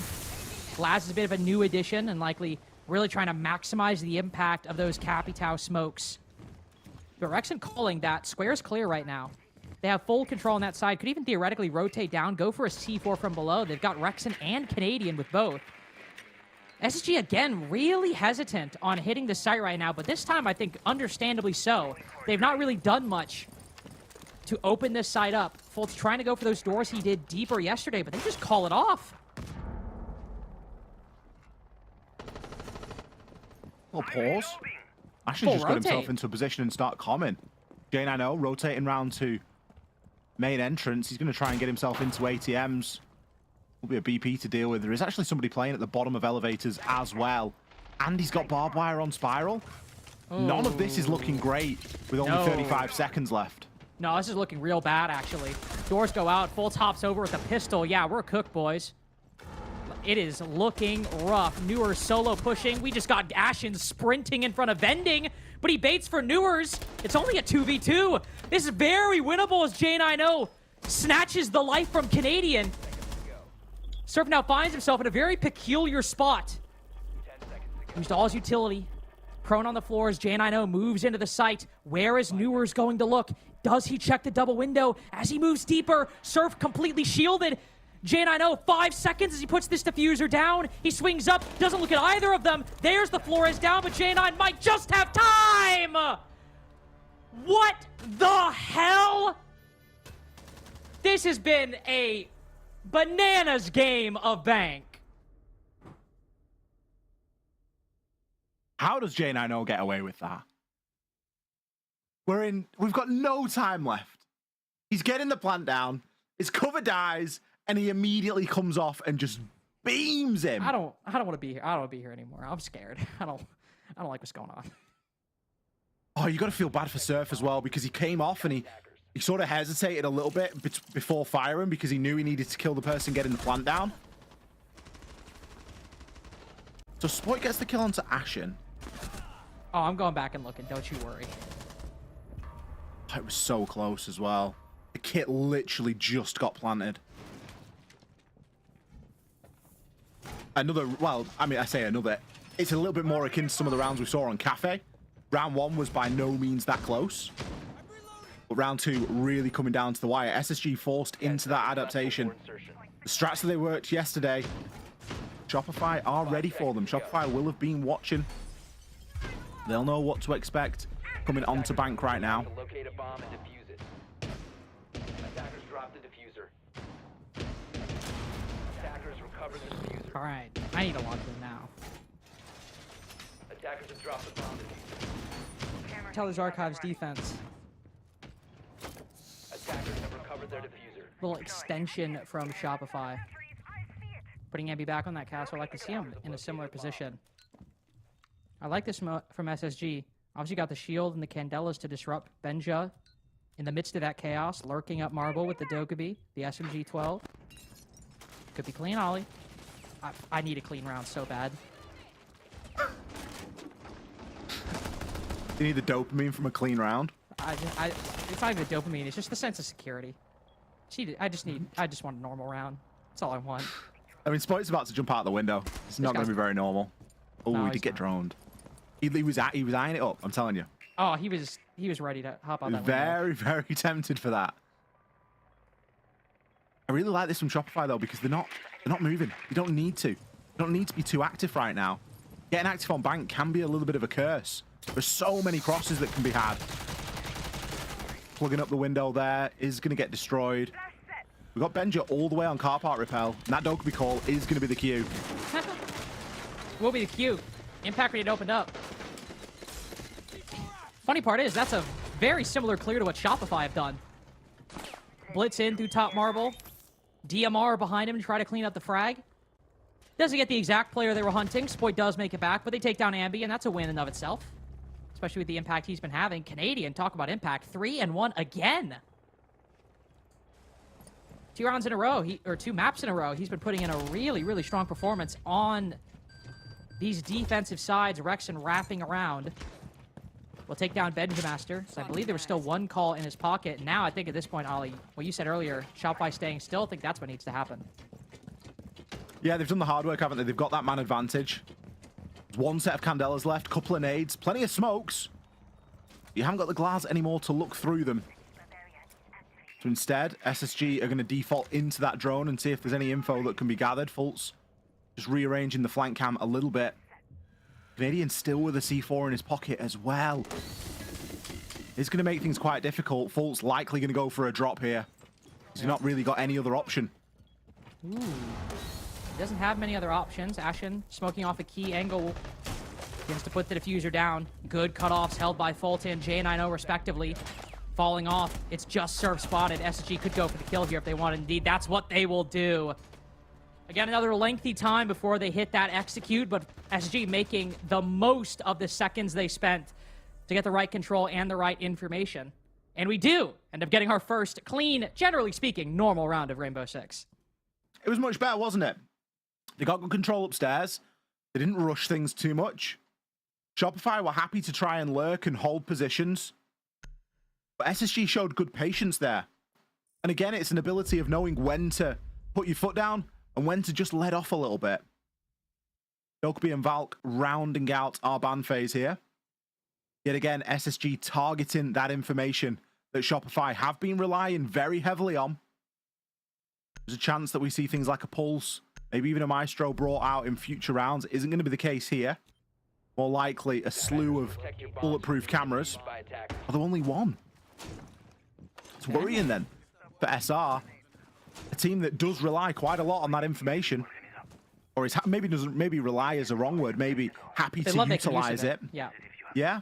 They know it's there and they're happy to use it. They're not going to have it as much of an option at this time. It's just a good game plan from SSG. I mean, the main direct intel ops they make use of are Echo and Valkyrie. SSG have taken that off the board entirely, so you're just relying on, you know, the F-Knots. Could bring the Maestro if you wanted, but now you've already banned Dokkaebi. You can't ban Brava. There's no next attacking ban phase coming in, so SSG could easily bring that counter, and with how strong Brava is and how much she can look at, maybe not on this lineup, but the F-Knots that Shopify like to play, the Rooney Gates that they're playing right now. It's probably the reason why we see Shopify not bringing it, to be honest. Exactly. Because they know it's instantly going to bait out the Brava pick. Yeah, you don't have the opportunity to ban it out and take the counter off the board. So Shopify actually, for how they like to play these defenses, in a bit of a tricky spot. Benja, much the same could be said for him. Not too bad. He's still got the softball between them, but there are two roamers right on the opposite side. Rexon just having a little flick there along with Spoit. Checking things are all going okay. We got Ambi playing inside of open. Now the floor will get opened above him. But fortunately for Ambi, Newers hasn't got him as an off track. Ambi hasn't been discovered yet. Nor has any of his utility, or at least pinged out on the in-game system to give Newers the ability to send that death. So we can play the death just a little bit longer. And especially when you're playing with the hatch open, every second that you count of occupying open area, well, that's a good second indeed. But he's not going to be able to play there forever. Drone now going to confirm his position, and that forces the drop. SSG with control of open now. 45 seconds. Fortunately, she's open, because they've only got secondary tin openers. And with the Cade in play, very easy to try and lock some of those up. Tin openers in play, and obviously with the Hibana and the Ace Band, we don't see any thermite from SSG whatsoever. We don't have the normal mirror window that can trip up the server plant, but that seems to be what SSG are going for, Ali. When you have the OSA, it's really only one option we think of where you want to place those talent shields. So even though SSG maybe have made all right time going on their own with the breaching and destroying the Goyos, this could be a pretty late plant. Time is definitely going to be pushed at the moment. J9O having to Maverick open, the Vault, hatch drop, and now rotate to do elevators as well, most likely. Both of which were caded, so there was no option to get anything else on it. It's not like they brought MPs. Now, the rest of his team is going to be corralling in and around that server area right now, because this is almost bait. J9O is going to be the backstab right now. And a lot of this relies on good timing. Ooh. You can see how hungry Rexon is for it. Sitting right beneath this hatch, will call the information as the bees go out. It doesn't really seem like a server hit. Maybe it'll be, but Newer is trying to control the flank on Marble Stairs. Gets flanked instead. Decapitated on Marble, falls down the landing. That's a key position taken for the defense. Threatening a retake up through small office, through open area. Bolt spotted as he tries to put the diffuser down. It is such a spread out take, and every single piece falls. Shopify stand strong, tie the game again. It's one of the problems when you've only got the Maverick to get those open, because you just telegraph what you're going to do so much. No one's going to spend 35, 40 seconds Maverick and open two hatches for phantom pressure. It's like you haven't got enough blowtorch. You haven't got enough time. It just does not happen. Somebody EMPs it and uses a tin opener on it. Different story entirely.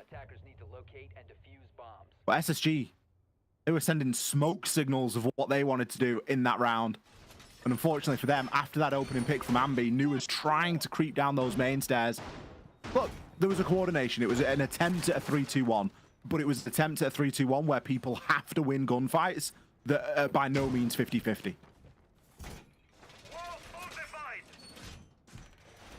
Bomb located by attackers.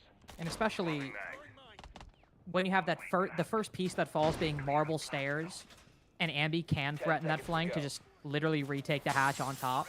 Like, yeah, at that point, Ambi wins the round, because even if he just goes to top floor, let whatever's going to happen, and then if they do start to plant, rotates down, uses one of the hatches, bang, gets the kill.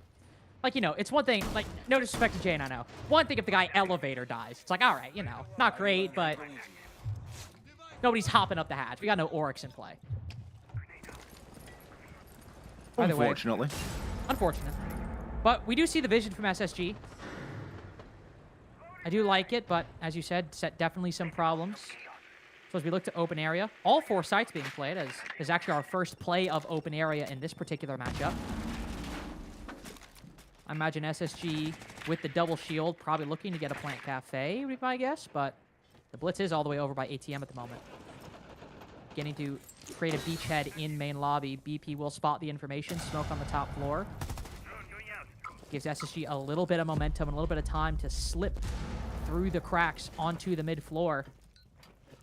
And now Ashen.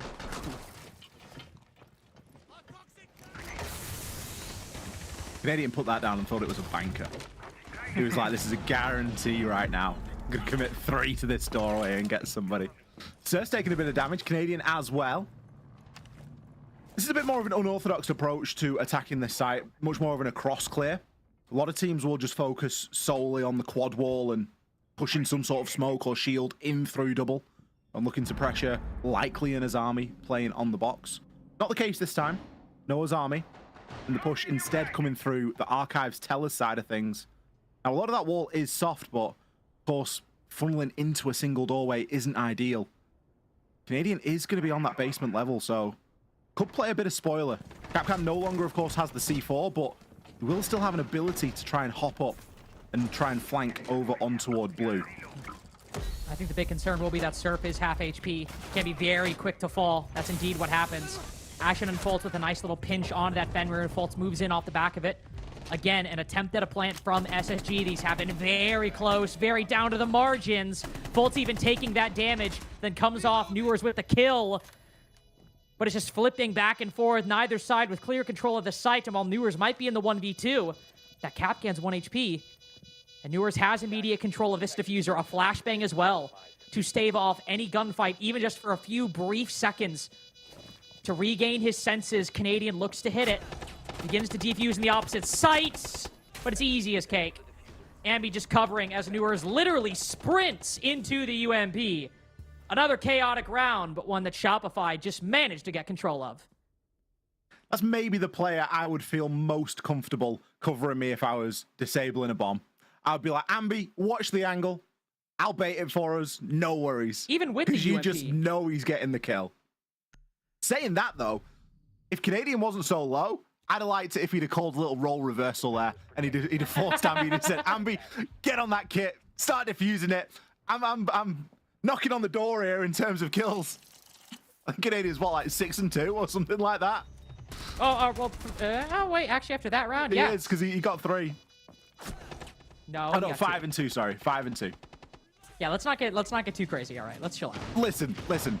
He could have been 5 and 2, and Ambi could have been 6 and 2. Like that's really the big flaw in that post plant. It's really that big flaw in that post plant, isn't it? It's the fact that Canadian was not the guy covering.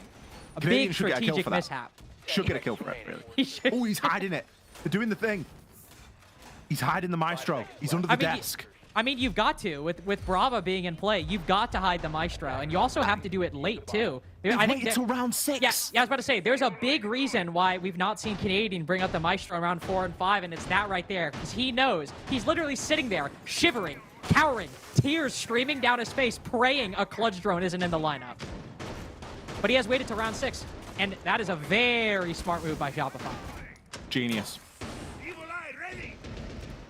Now, you know, don't get us wrong. There's things that you can do to deal with these Maestro cameras, but you've picked a lineup based on what you think you have to deal with, which was essentially castle barricades and Azami. So you're looking at this and now going, ooh, we've got to add Maestro cameras into the mix as well. We're already seeing Gone 6's used on castle barricades. Oh, they don't know. They have no idea. They do have 3 nades. But And again, Roteros. it's when you find out that there is a Maestro. That's what really matters, because you're basing your utility usage in the early part of the round off the lineup that you think they have. The nice thing for SSG, though, is boy, do they have a lot of potential tools to deal with it still. They do have those 4 Roteros. They've got the Lances, obviously the nades that you mentioned, but even a DMR in Foltz's hands.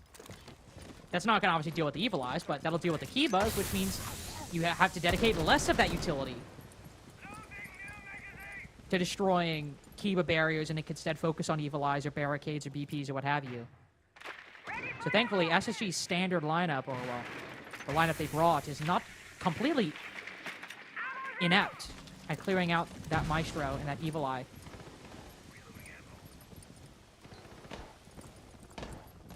Where is this coming Do worry from? about the time, though.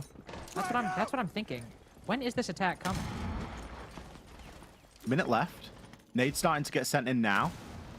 Kind of feels like we're just waiting for the time when the hopping's going to happen. Surf with a real bold swing there. There's 2 players on this rappel immediately watching him, and one a little bit further back.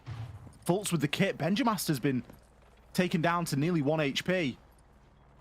With the amount of information that's still available, you can still see Canadian flicking Bulletproof, flicking Evil Eyes. Last Toxic Babe canister coming out now. And again, nothing is happening. If this is just going to be a window hopping from SSG under the cover of what, like a Senzar OU, it ain't going to be enough.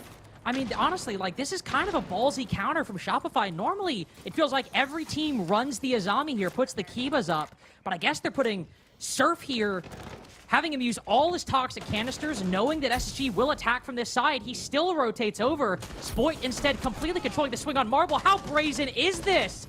Surf has been running in front of these windows for a minute and a half, and SSG are only breaching the site when it's in the red zone. Ashen just headbutts the C4 in the face. If only Confidence could block Shrapnel, and Shopify put a lid on SSG's attacks 4-2. I really enjoy that from Shopify, and I think that Surf played it perfectly. He was so hard. He was working so hard to try and bait any sort of response. Because as soon as he's used all 3 Toxic Babe canisters, he even said there in the chat, come on, bro.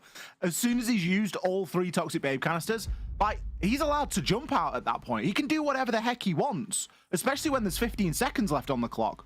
He's done his job.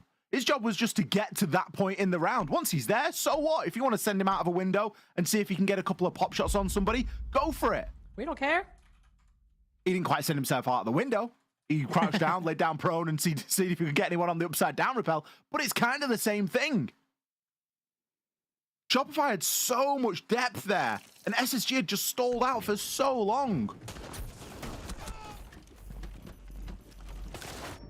That C4 literally bounced off the shield as well. It was so well timed. It's not the first time we've actually seen that in playoffs. No, it's not.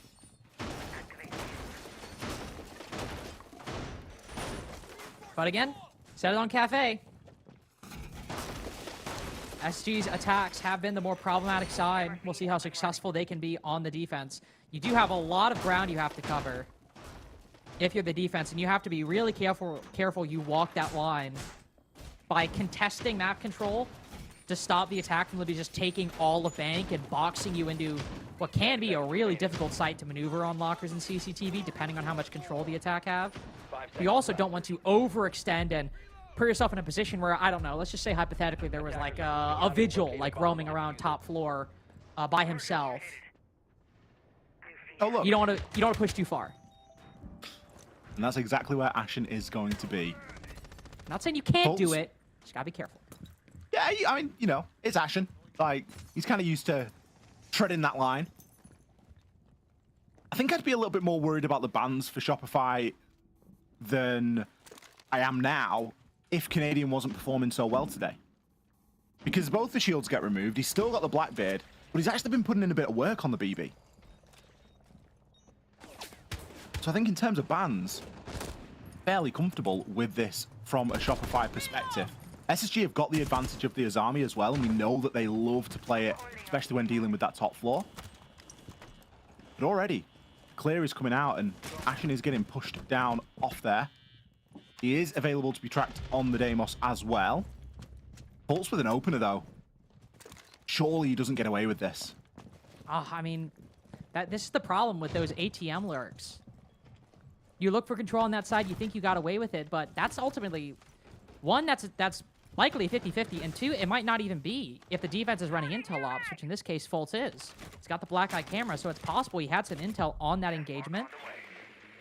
But the issue with that side, inherently, it's usually just one attacker pushing one defender, and if the defense wins, he can get away relatively uncontested, and the attack is then stuck in a 5v4. And don't even get me started on the fact that that's the hard breach gone. This is, by the way, a bank attack with Hibana and Ace up. And now your Ace is down. Wow, great. Unlucky. Just super cool. I mean, lucky for them, some of the hatches are already open, but it isn't going to help them too much when it comes to Server. Serve will be able to open up the back hatches, but it's still going to be a very difficult push, and it's likely going to have to be off the back of some pretty flashy gun skill. Speaking of, we're going to be watching the Spoit POV at the moment. Just looking to challenge onto the bottom of those main stairs. Rexon recovering a drone there just outside of Garage and going to come to try and join in. I wouldn't be entirely mad at a little Garage lurk at this moment because, let's be honest, it's not really like Shopify have many other places to go. They don't. That is Rexon's typical position for these Shopify attacks. So again, I hope SSG are aware of it. But they don't have any BPs, so there's likely got to be a black eye camera in there. And if there's not, well, I'm going to have a lot of problems with SSG depending on what happens with Rexon. But he's not even in Garage. He's all the way upstairs. There's going to be a hatch drop plant from Shopify, and this could be quite tricky, especially with Benja still having one of those C4s. The Shimikas could also bounce off the wall, land right at Canadian's feet. Out they go. So does the secondary utility. I mean, you see the plan from Shopify, but the counter for SSG has been in place since the prep phase started. As clean a defense as you could hope for SSG out the gate. A beautiful occasion where we see not only the area denial, whether it's a smoke or a Shumika, but also the C4 land at exactly the same time. I'm all about that. Especially when the time's low. Canadian isn't there baiting stuff out. He's got nowhere to go. He's just desperately trying to get the case down and hoping that his team is able to cause enough chaos and win enough gunfights to enable it. SSG very happy with that first round. And again, all comes off the back of an opening pick. You lose the ace, you've no tin openers. Guess what? It's going to be a very sad time attacking into server. I think if we're going to run that in the future, it doesn't have to be Rexon doing it. Maybe we swap the Dokkaebi and the Ace's positions. Because I don't think putting the Ace for the ATM's lurk, given the importance hard breach he can have when attacking basement. Especially since if they didn't want the hatches, or if they didn't want the wall, they would have brought like Hib and Math, right? Yeah. But you bring the Ace, we know you want the wall. So I think maybe we put the Ace with the rest of the team, maybe put the Dokkaebi front side. Not saying Dokkaebi's weak utility, but calls don't open walls. It sounds a little bit too revolutionary. I think you're pushing the envelope a little bit. Okay, my bad. I think we'll just send Ace points on Ace this time. Let's send him in. He's taking one look at that and going, give me the, I'll play. I'll stay alive, don't worry. It's always a bit of a privileged position being on the Ace. It's like, listen, we need to use your Selmas in the first minute, then you could do whatever you want with the AK-12 after. We literally do not care. Yeah, you're literally going to get given one of the best guns in the game, and after the first, what? Oh, it's been 30 seconds so far, and he's already got one of them out there, so surely not going to be much longer. Jokes aside, this is one of the sites where SSG will leverage that Azami. Ashen, very often find him playing it in that double window area. Currently just inside of office at the moment, but not too far away from creating himself a little fortress. He's already got a couple of Akibas down as well. Not looking to challenge too heavily onto the windows at the moment. Instead, concerned with this long angle. Nice spot there onto the BP. Another Selma going in to open that square wall. The difference in time right now between just exactly what Shopify are getting done versus what we saw SSG get done is night and day. This site has been picked apart bit by bit. Rexon's been driving a shock drone around for what feels like 30 seconds at this point. He's just been picking utility up left, right, and center. He's sitting there being like, I wish I could shot Kiba so I could have something to do. I've already done my job. Got most of the utility I came here to get. You are right, though. Ashen is playing a lot more deeper into the site. A lot of times we'll see him aggressively hold these windows behind the Kiba barricades, running back and forth, but this time sitting inside of checkers, and well, there's a drone directly on him. Z-Ping's on that position, letting Shopify know where the Azami is, know that the player that normally plays close on these windows is not a factor. Newer's the first to fall as Canadian moves in. A lot of players need to win these fights. Spoit baits the C4, dies for his leader, but Benja takes down the mastermind, and Diffuser stuck inside of the site. Shopify have to regroup quickly in the 3v3, because when the initial volley on CEO works, regaining that momentum can be quite difficult. Dokkaebi calls duration almost gone. Good foresight by J90, ready for the marble lurk. No stone unturned by Space Station Gaming, and so the fights need to go Shopify's way. The fights need to go Ambi's way in round 8. Benja would be such an easy one to pick up. Tantalizingly low as the nade goes deep. He's even pushing up a little aggressively, holding the off angle though. That makes up for any HP deficit and makes up for lost time and utility. Space Station with a very, very strong start. It looked like a film, it looked like a movie as Canadian repelled into CEO there, because just the traces that were going around his head, the C4 landing at his feet, Spoit trying to run deep, it was just main character moment, and yet there was just nothing that could be done about it, because whilst a lot of the util prep had been done, there hadn't been a lot of prep done in terms of maybe they knew where players were, but SSG were very comfortable. They were in good positions to react, and they didn't need to expose themselves to affect onto the players that were repelling into sight. And that was the big difference for me. They were happy to sit in those power positions, and they didn't really need to move too much to be able to make a good job of repelling off that push. SR taking a timeout here, obviously feeling like that didn't really go to plan. Still up on the series, still coming out with the same split they had on Cafe, but the attacks not coming as easy this time around on Bank. Will be another round of banning to go ahead as well, so they could look to try and affect things that way. That was a brilliant angle through square. Benja just staying alive in the site as well. Very difficult to disrupt. 4-4. The round of bans to come in at the end of this one. Shopify need to start finding some success, and a bit of an offsite. Let's be honest, it's not a site that we see all too often. Archives and Tellers being chosen here for round 9.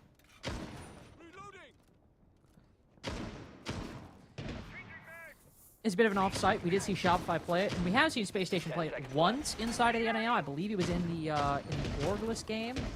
I also don't believe they oh, did they play this side in the OSG game, actually? Let me check. They did play the OSG game. Played it twice, actually. However, there is no orcs, which they have played most of the time, and that makes me sad. Benja instead playing the very boring Sentry. Boo. Not fun at all. It's got the Brava. We got the Brava for what? BPs and Malusis? Yeah, that... yeah.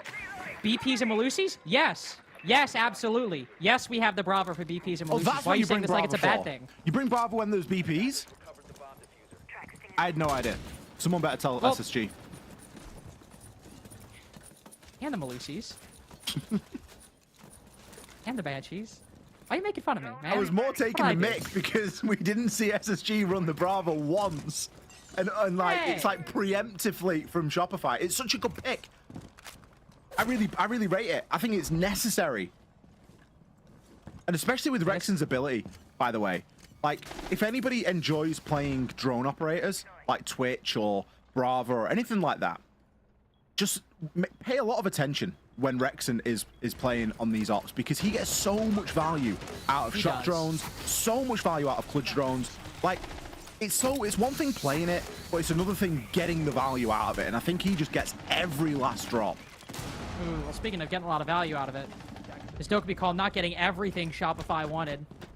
But even though Ambi gets down first, Spoit's able to get the first pick. Another one tries to go for the trade. Oh, Jane, I know. Trying to Ferrari peek the teller's doorway and dies at the front of square. Quick trade by Ashen as Spoit gets ahead of the play. Ambi's still bleeding out in square. Like, can somebody please, for the love of God, help me? Newer says no and finishes him off. It is another extremely chaotic beginning to a Shopify attack. Has Spoit overheated a little bit there? I think he has. I think there's a slight element of overheat. Especially if you look at what he's on. He's on the RAM. And a lot of that floor upstairs is intact.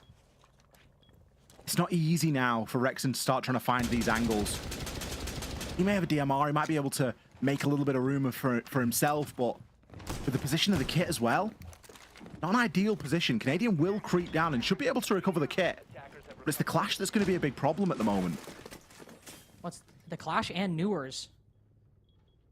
Holding this angle from small office into the site itself, that is also going to be an issue. Canadian might be able to creep in, but I don't see a way where he gets this plant down without at least taking a lot of damage.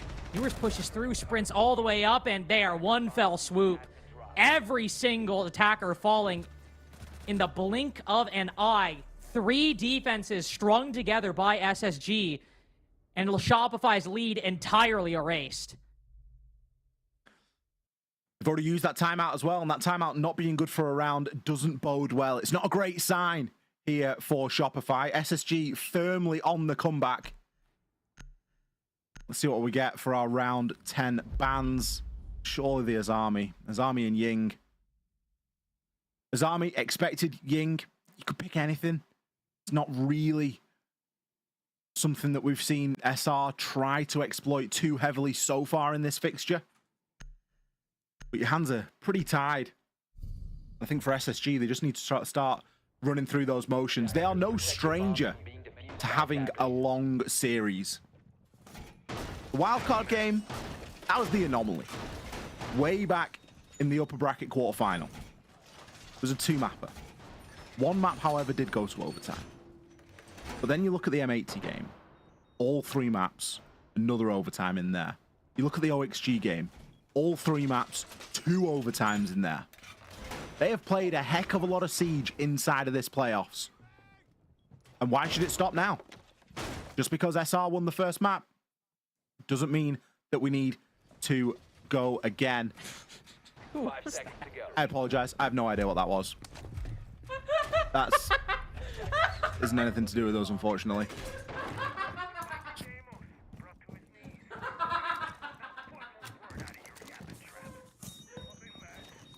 Who was that?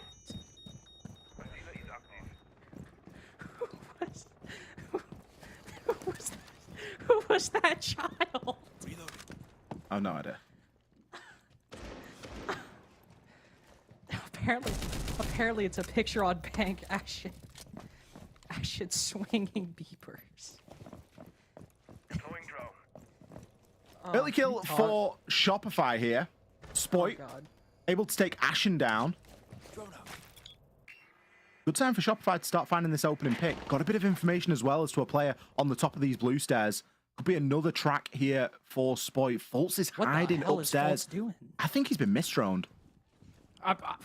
Either that or the drone was just sort of carrying on the normal route and acting like he was misdroned. Oh, it looks as though they might know. Rexon, he's trained his sights. He's going to find the shot. Fultz there thinking he'd been misdroned. And Rexon dropping the question mark. Surely, you know we are not that careless with our drone utility. 2 picks here for Shopify in the first half of the round. You know what Ollie, I was literally thinking as we were going into this round, I was like, you know what? SSG have been so disciplined. They're not really over-peaking all that much. I mean, even go back to the first defense, where Ashen, on Vigil, deep rolling top floor, is falling back pretty quickly when he runs into the attack. That time, do we need to be ratting CEO? Like, it might work. It might be good. But I always say this with SSG. Do we need to? Jane, I know, is trying to swing ahead of the shield, and he just gets meleeed and dies. That's a hell of a C4 toss from Benja, by the way. 2 versus 4. Ooh, Benja. In another world, he gets a couple kills there, but he doesn't. With that C4 going out, there's nothing else to stop this plant from coming through. And you know that there is a flood of SR players waiting to make something happen. The cluster charge is going out. Tin opener being used on the hatch. Real tough spot. I don't think Benja wins this one, sadly. The shield has been too big of a problem, marked by the death mark. Not much you can do. That felt like a post-timeout round right there. It took a bit of a delay, bit of a curious exchange on Tellers and Archives, but on Basement, not misdroning CEO, not letting that spot slip by, 5v3, resetting, converting. That looked like the Shopify we were going to see once Super decided to get the team and put their heads together. Well, there it is. We see the round that we were asking for from Shopify. Comes off the back of some really good opening picks. And it has stunned SSG into a timeout.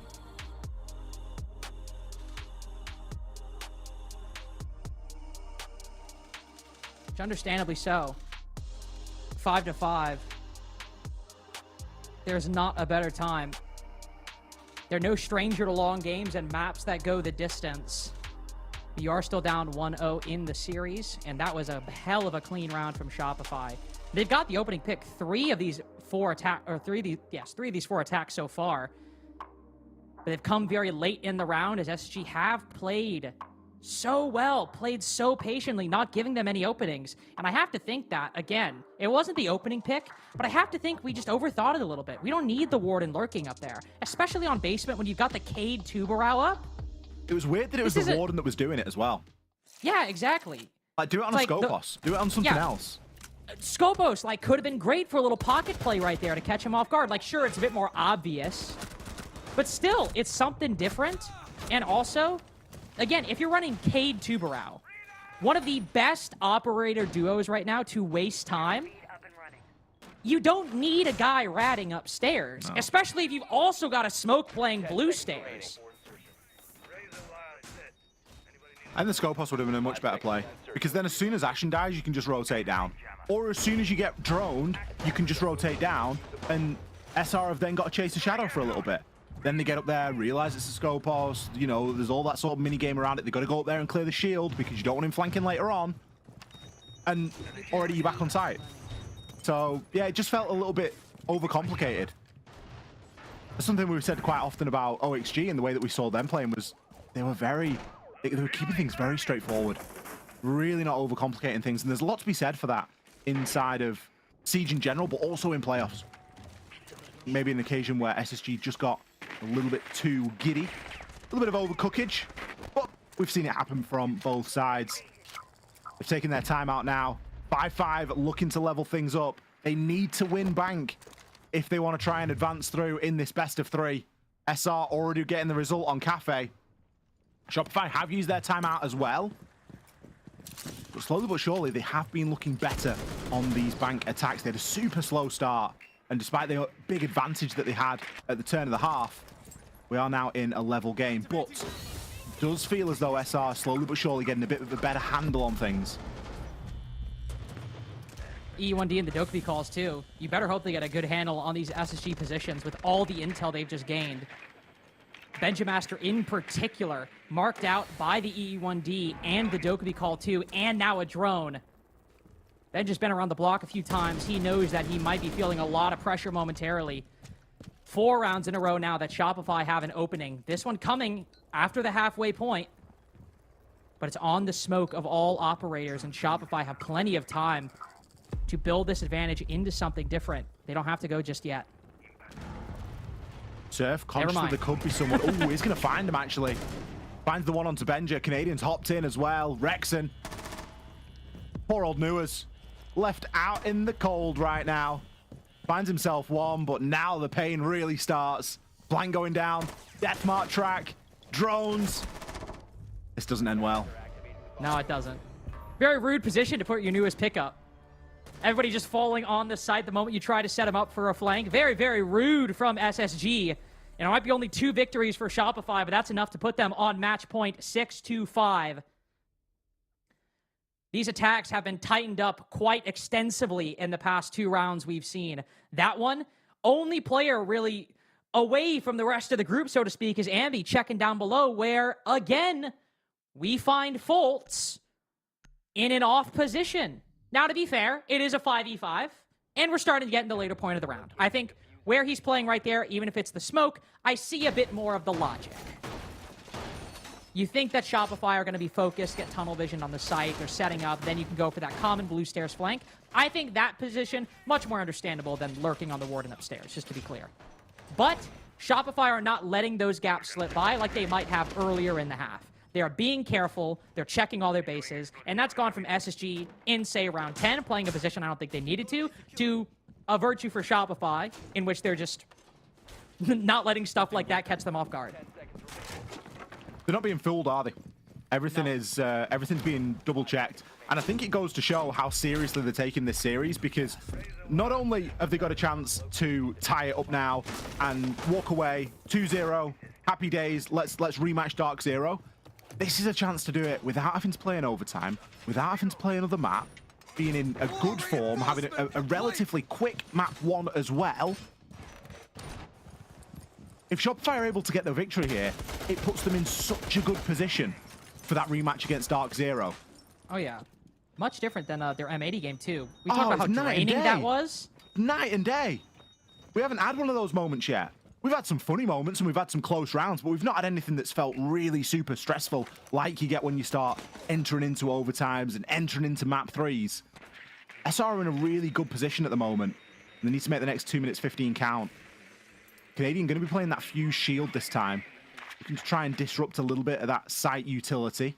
Great for getting rid of things like Vulcan canisters, even K-Claws to some degree, depending on where they're placed, if you can still get the charge down on the hatch. And they're not letting anything slip. Constantly watching this main stair angle as the drones whip through the site.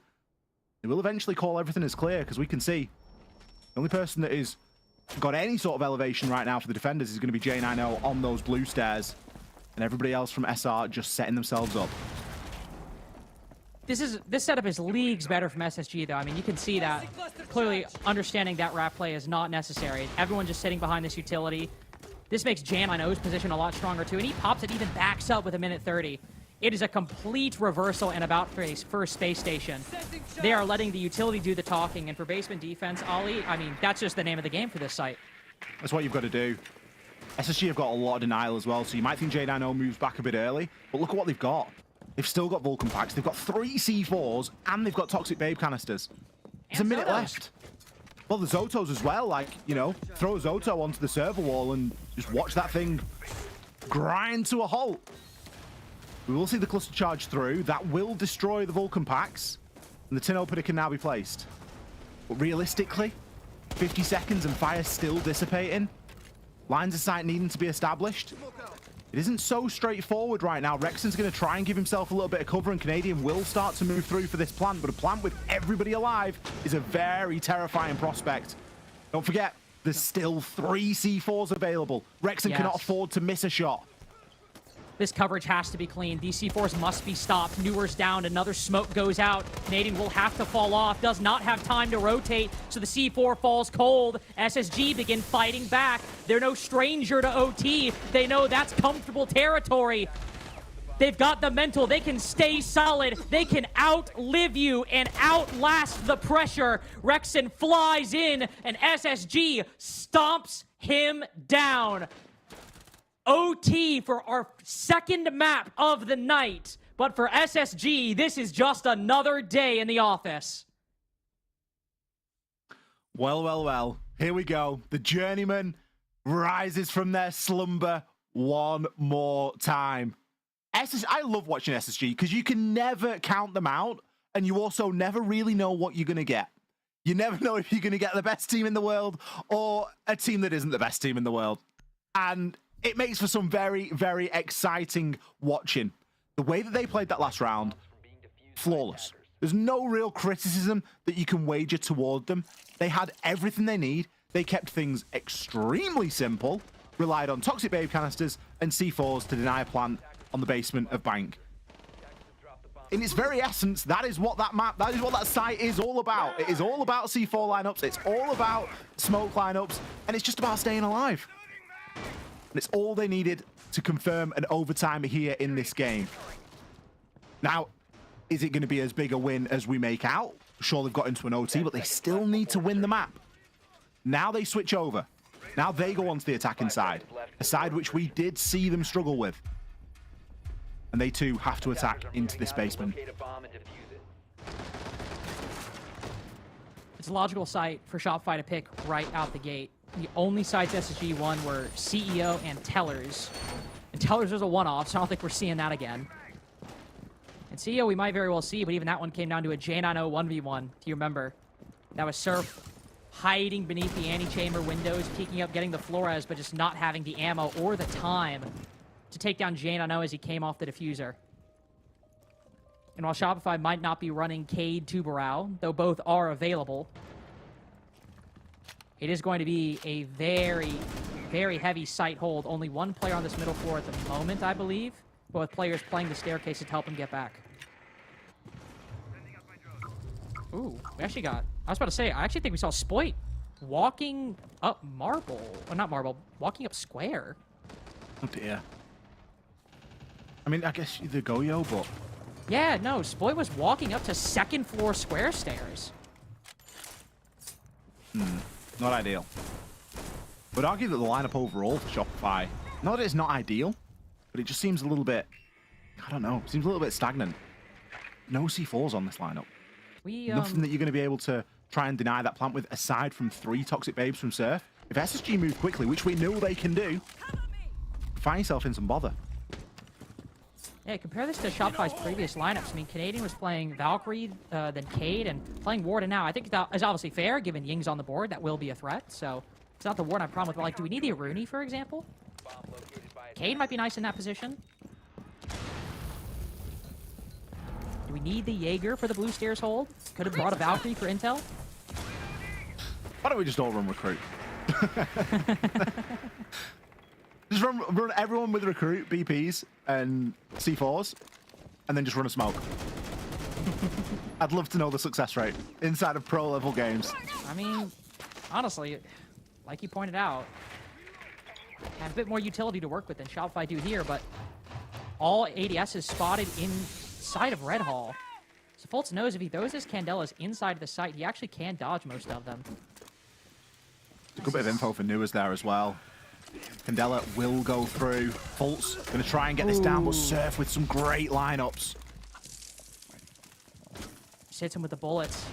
Smoke finishes him off.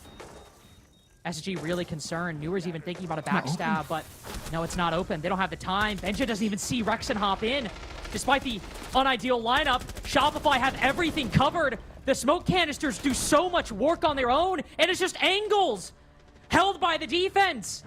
Ollie and I are sitting here saying they got no C4s, no Electra Claws, no nothing. How are they going to stop this plant? Well, it's quite simple. SG aren't going to shoot us, so we'll shoot them back. Why is the hatch and elevator not open? Everything had been used, so it was an allocation thing. It was a volume problem. They didn't have enough hard breach to get everything open. If that hatch is open, does it make the difference? Maybe. One person backstabbing can be enough to turn the heads of a couple of defenders and give you a little bit of an opening. And when you haven't got a lot of denial, when you haven't got any C4s, you need everyone looking in the right direction. Because you're relying on guns and guns alone to stop that plant from going down. Well, and honestly, like, I went back and rewatched it a little bit. I'm also curious. I think maybe we just go a little too quick there. Fultz tries to go in to maybe bait out the util, but Janino's on the hatch with the launcher in hand for Grim. He's not able to cover the angle that I think Surf ends up peeking. So even though it is 30 seconds, it's not the most time in the world, I think maybe we just wait a little bit there. Try and eke another 10 seconds out of things. 10 seconds to insertion. Very strange round from SSG. 5 seconds to go. That's one that you'll watch back at Shopify, and you might be like, we didn't realize how lucky we were. Oh yeah, well, keep in mind, by the way, Spoit died in the first 30 seconds. That was a 4v5. It lends even more weight and value into the thought of going for a backstab as well, because they haven't got enough bodies to watch everything. Shopify haven't got sufficient numbers. Oh, even think about that. I mean, Benja dies to the guy vaulting in, or like vaulting back into sight, but if you got a guy dropping on elevator, that's a full crossfire. Exactly. We're getting the tunnel vision on the last round, to be fair, but again, we're in an OT game. SSG have not lost many of these OTs. They lost it against Wildcard, sure, and they dropped one against OXG yesterday, but they still won the series. This is a position they're comfortable in. And they know that small things like that, small little oversights or differences, are enough to cost you when ultimately just somebody has to win round 15. They now have to win 2 in a row. They get to go to these defenses. And of all the sites, they picked Tellers. A ballsy move for SSG to go to the off-site, though they did win it on their defensive half. That's camera here for Fultz to get a bit of info from. The C4 from Benja. It's maybe a little bit premature. Ambi. Or maybe a little bit late. Ambi had already maybe made his way through that. Looking for an engagement here. Likely going to find something. At least finds a goo mine for the time being. Can secure the flank a little bit. And some drones working in front of him. Canadian can choose to come and join. Spoit again falling, but this time a 1-for-1 trade. Not too bad, especially given that that's the Valkyrie. And that's one of the C4s gone out of this game. Ashen does still have one in pocket. And there will be a bit of information for him to work from. Ooh. Does know this player's playing aggro on Marble. Newers instead rotates down. Back to sight. This is another example of SSG. When it comes to these defenses, very rarely are taking these gambles, are taking these risks. They don't even have man advantage, and yet they still want to play the setup. They have fully vacated sight. They are just holding angles outside. 2 in square looking into archives, and 2 bottom Marble looking into Tellers. They are so adverse to getting in Shopify's face. This C4 goes out, pre-placed on the opposite side of the wall, detonates. Doesn't find anything for Shopify.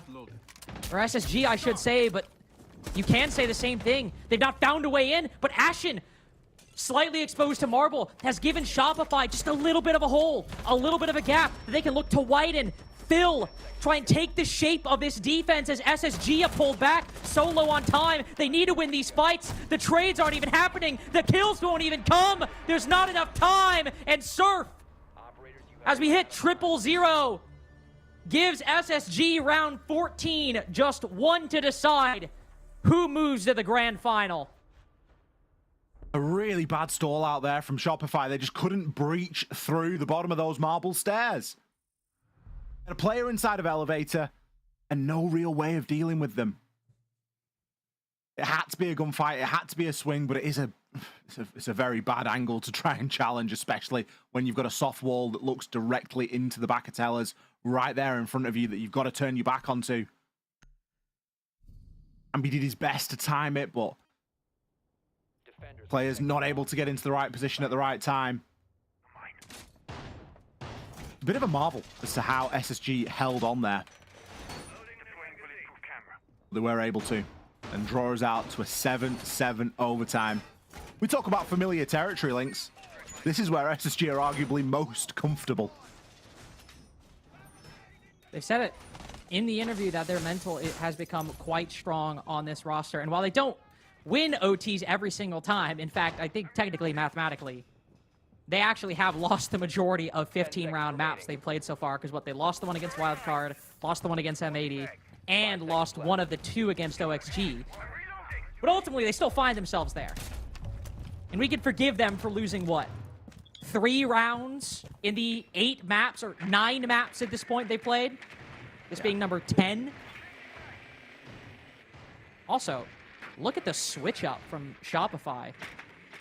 These defenses we've seen from them have been very utility heavy, but they are completely leaning into this extension. Castle, Mozzie, and Vigil. And Canadians on the Mozzie, it's all over. He's been feeling himself today. Let him loose. Let him have his moment in the sun. Jane, I know, with some very quick progress here. Start to try and knock on the door of those blue stairs. such a key location to hold when attacking into open area. Main worry at the moment is, has he got any flank protection down there? As we've mentioned already, that this isn't a very util-focused lineup from SR. Instead, quite the opposite, quite loose.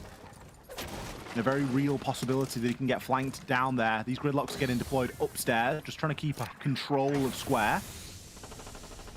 Smokes are going in, and Ashen seeing if there's anyone that he can find, but no one revealing themselves for the time being. Changing. Instead, just going to be setting themselves up, and Fultz on the Monty will be looking to make a charge here into that site. Another smoke for Ashen. Trying to set up this glass the best they can. Great hoping. drone. I know. They don't even know. Why would you? It's round 15. There's so much else to consider, so much else going on. Why would you think that one drone on square would be any different? It's surely one of your teammates. Surely nothing giving the call, but J9O. Huge pick as the C4 flies by the Monty's head, and SSG get active. All that information goes uncapitalized, unrealized gains for Shopify is the headline as we approach this final minute, and they have to retake. Spoit with the quick peek, quick headshot onto J9. As SSG just creep into the site. It's not a tidal wave, it is just a trickle, and yet water can erode over time, can slowly create these holes, create these divots that SSG just widen, and yet Spoit holding on. He's got square, but the site slipped away. The round is 2.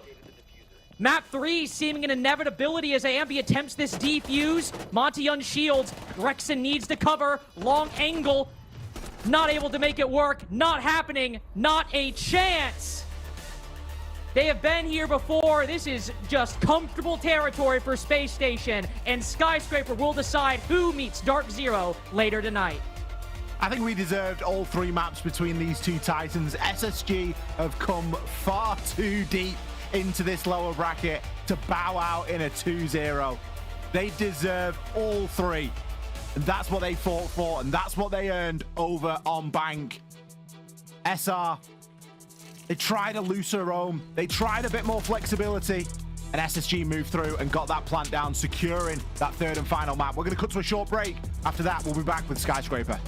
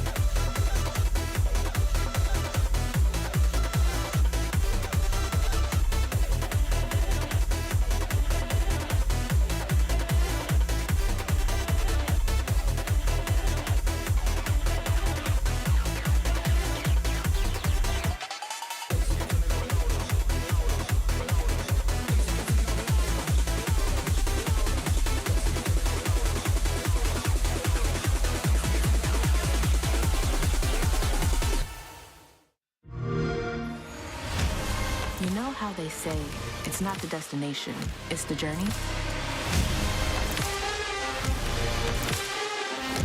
And the journey of 1,000 miles begins with a single step. And you know what? They're right.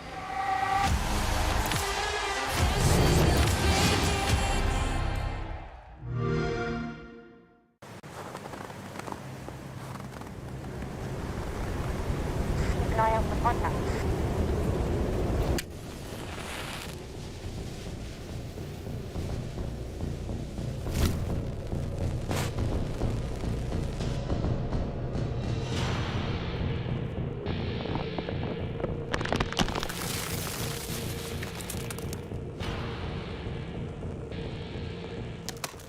Available now.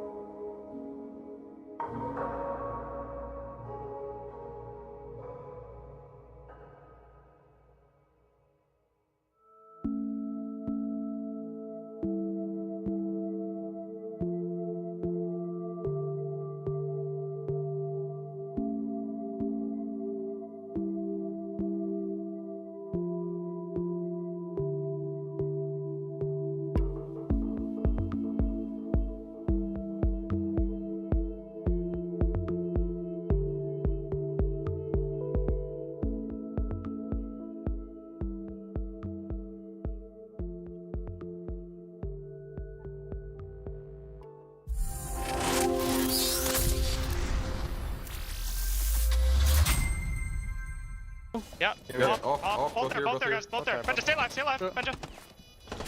Guys, last guy there, That's on me, sir. Nice. Let's go. That's how you play that shit out. Job, Let's go. guys. Huge shit, guys. Dude, We look, have them that on shot. next map. Can't fucking simple files. That was a good job. Yeah. Hey, also here, crew. Let's. I mean, it's just another day in the office for SSG. In typical SSG fashion, it is an 8-7 overtime win.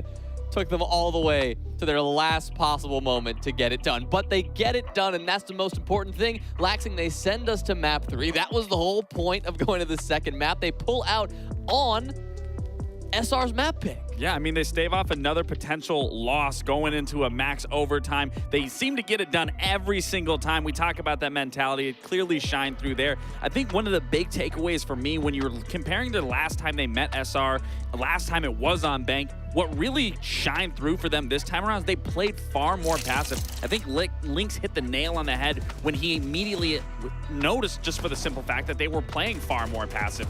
And again, that is something that we've talked about time and time again with SSG, is they've always been too aggressive, but clearly coming into playoffs, they've changed their game plan. They've adopted the meta of being able to use the shields, vice versa, with a couple players swapping between those. But then again, it's the passive playstyle that really kept them in the fight here, where again, it really throws Shopify off to be able to try to control that tempo, where I highlighted in the first map, that's where SR always tends to walk away with these two matchups going side to side. But SR, again, I think the biggest thing for me, for them, is they need to really learn how to have that same mental when it goes into those overtime rounds, because again, it's just, I don't know how you go against Space Station's mental in terms of, in that moment, they just know how to rally and bring it all into one. Yeah, I mean, every single game that SSG is going into, like, even if they're down, they're going to play. I mean, SR, I feel like their biggest downfall was the fact of, if SSG would adapt, some of the times they got stuck in that mentality of, we can just make a big play to try and bring it back. Whereas SSG, I feel like they were really focused on the strategy. And that's what we wanted to see, is them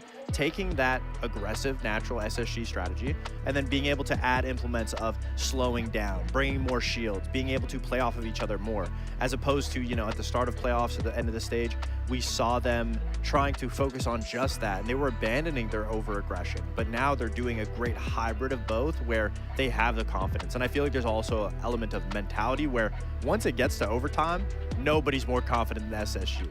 Well, we talked about this earlier, the fatigue that can set in, especially in these multiple best-of-3 days, or over the course of the playoffs, Laxing, it is very clear that SSG aren't feeling such fatigue. 6 maps yesterday, 3 of them going to max overtime. Here they are again, max OT, and they keep on pulling this back. What is it about this team that allows them to do that? I mean, it's callouts ideology and just how they are as a roster. We've always talked about SSG being this brotherhood, doing everything together, whether it's waking up at 5 a.m. to jump into the lake, having a cold plunge, then hitting a morning workout, being able to zen out and just focus on the things. And throughout, I mean, just outside of the game, they're always focusing on their mental. So it clearly speaks dividends when they're in these moments, high pressure octane moments, that they can persevere and pull through. And again, it goes back to that ideology that callout has sent and put upon each and every single player. Well, their undefeated streak for Shopify Rebellion that ended against Dark Zero 2 days ago. If they want to avoid taking another loss, Fox, they're going to have to clean it up on Skyscraper, a map they have not shown us yet this stage. They've kept it in the pocket, clearly, for a moment like this.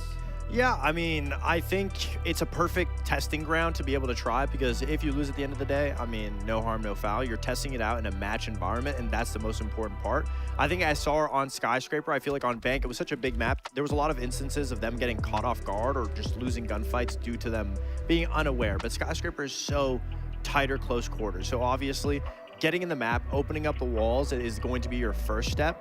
And I really want to see SR play behind the shields a little bit more, play behind Troy a little bit more, make that be the focus, because that was the main reason as to why they won map 1, is relying on those shields, relying on Canadian. And in map 2, yeah, they were still trying it sometimes, but it didn't really look like it was as prominent or as decisive as we would have wanted to see. All right, we'll keep it snappy for predictions. Keeping in mind, SSG, they beat M80 here 7-2, and we haven't seen this yet from Shopify. I hate doing these predictions because we've both been wrong. We can't get the round count right, for the simple fact of Shopify starting on that defense. I think for Space Station, for any one of these sides, but again, more focused on Space Station here, they need to get a 3 or 2 half on their attack to then go back to that defense and solidify it there, because we talk about how Skyscraper is such a defender-sided map that those attacks are far more important than what that defensive side is going to look like. I think SSG can win if they can get, a round or 2 attack.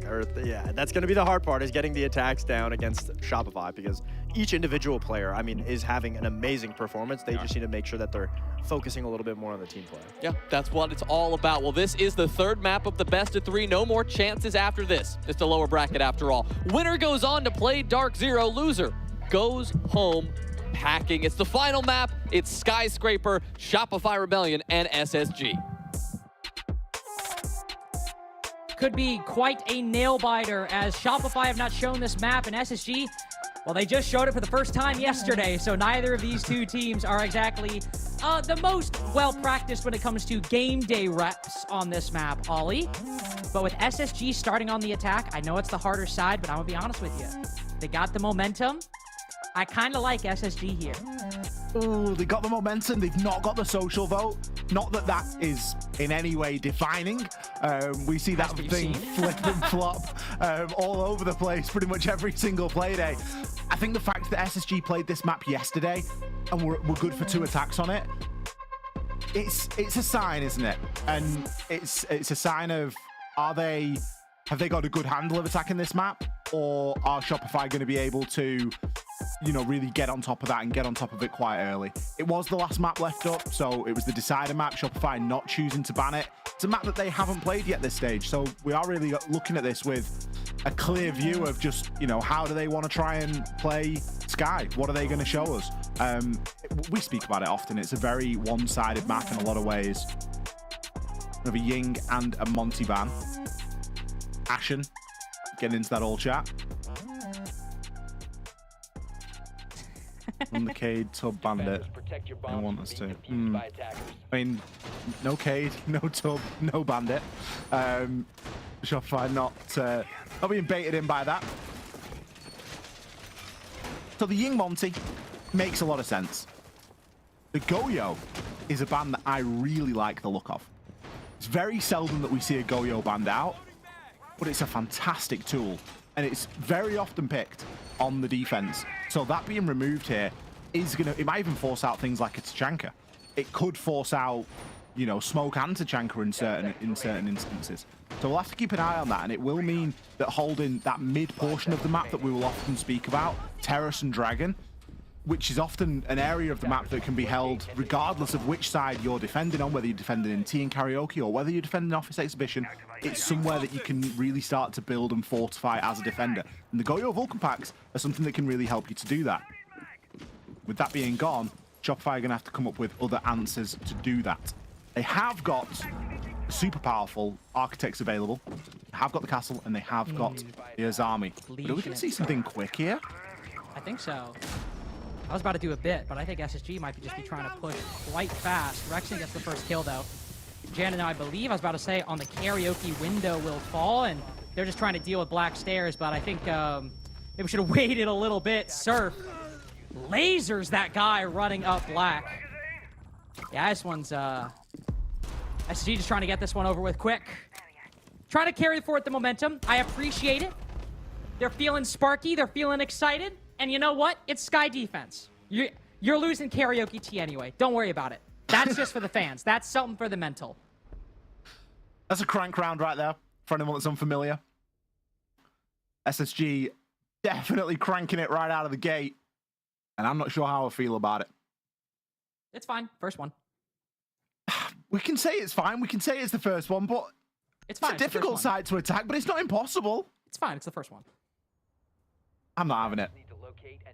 I'm not having it that we just run a blitz through the top of Black into the stairs and just expect something to work. And Blitz has the diffuser, by the way. Okay, you know, I mean... Canadian was teabagging that thing on the top of Black stairs before Benja had even died. So like, don't worry, we got this. I will say, to your point, it's like, let's look at the lineup, okay? Like, did we need Sledge? Did we need Sledge? But then we go from that into what we're seeing now, which excites me a lot more. Double hard breach, guaranteeing that they're going to be able to get some things open. We still got the BB. Okay, we're going to switch off one of the hard breach. We've got single hard breach, still good. You got to be careful. You got to be careful, Ali. I keep telling you this. You do keep telling me this. But you've also got the Rora. Oh, love the Rora. They actually, they ran Rora all 3 rounds yesterday, so this is actually just normal for them.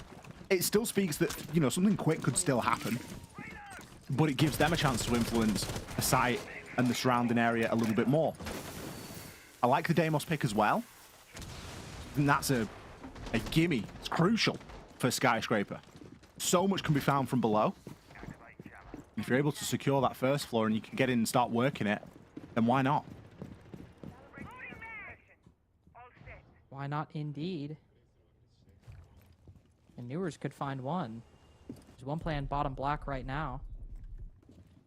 I believe there is, at least. I saw a blue outline earlier. I think that's Ambi. Might have creeped up black stairs, though. So Newers will not have anybody an immediate target with that revolver. Yep, there he goes. Rotating back to site. Ambi, very responsible, despite his youth. Doesn't want to give any opening he does not need to. So SG will be stuck on this minigame briefly. Oh, if only he'd used that death mark sooner.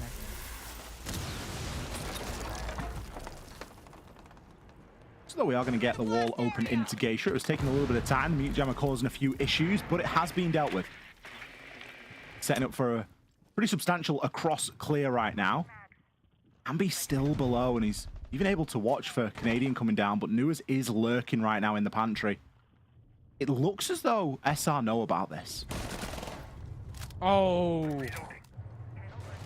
Also a little bit of unlucky timing right there. Newers falling off the angle and also switching weapons, I believe, right as Canadian swings. How many more excuses do you want to give him? He just got beamed. Listen, okay? I'm trying to be nice. I'm trying to be nice. Every single one of these maps, Canadian's been on a heater in the first few rounds, by the way. Speaking of heater, Ambi almost lines two of them up, though Ashen hops in soon after.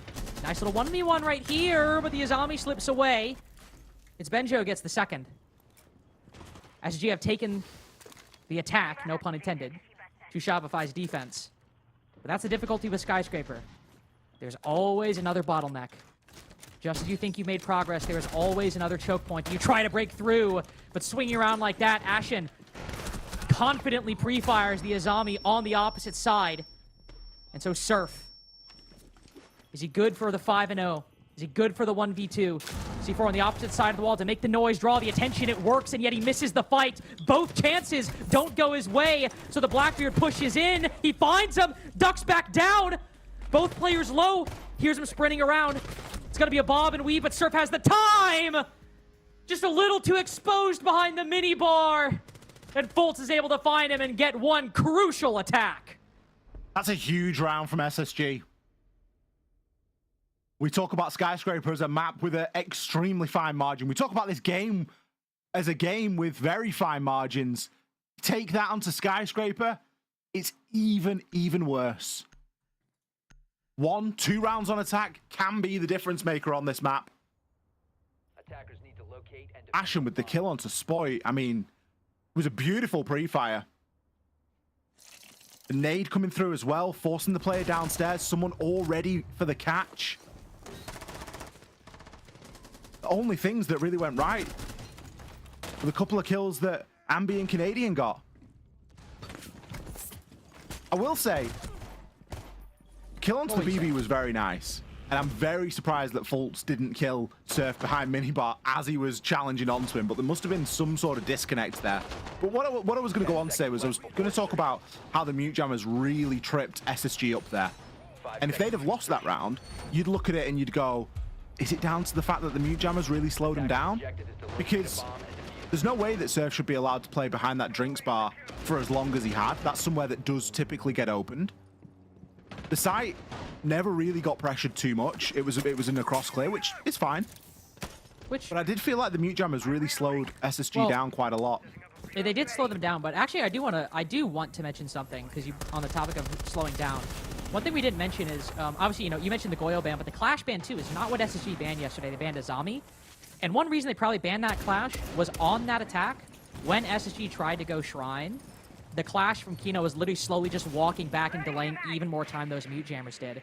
So SSG banned that op, and then all of a sudden that Office Exhibition attack, they do literally the exact same thing, and it works out. Close, but it still works out, and they look better doing it. So, also good adaptation from their failed Office attacks yesterday. It's worth throwing in when you're against Canadian as well, because you know he's going to be playing a shield. Yeah, it's a threat.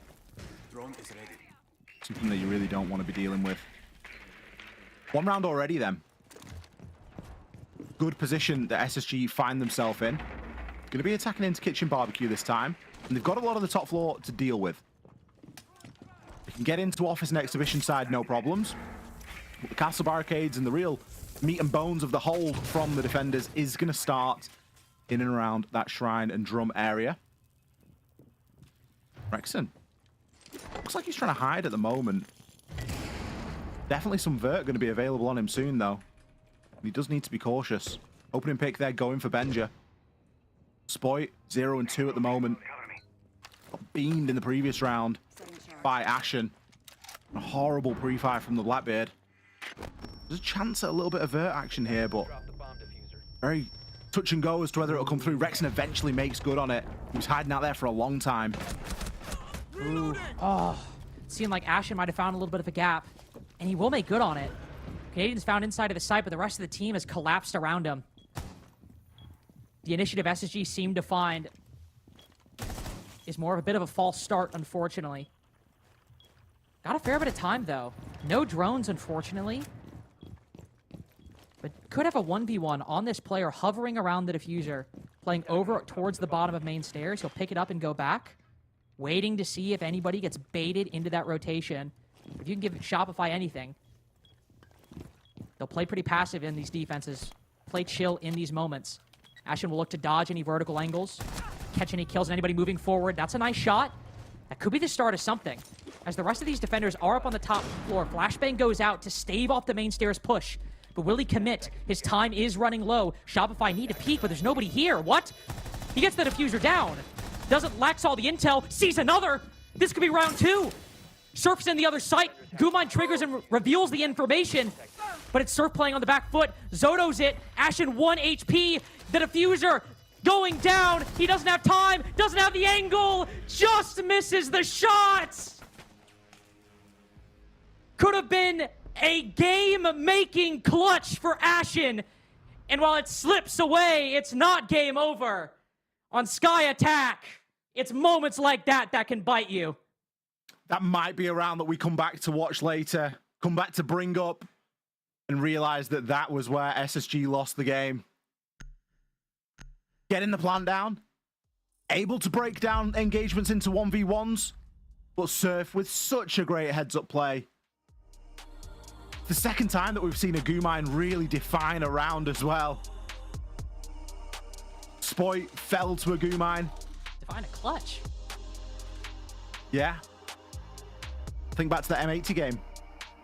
The Gumine at the top of the stairs on Labs.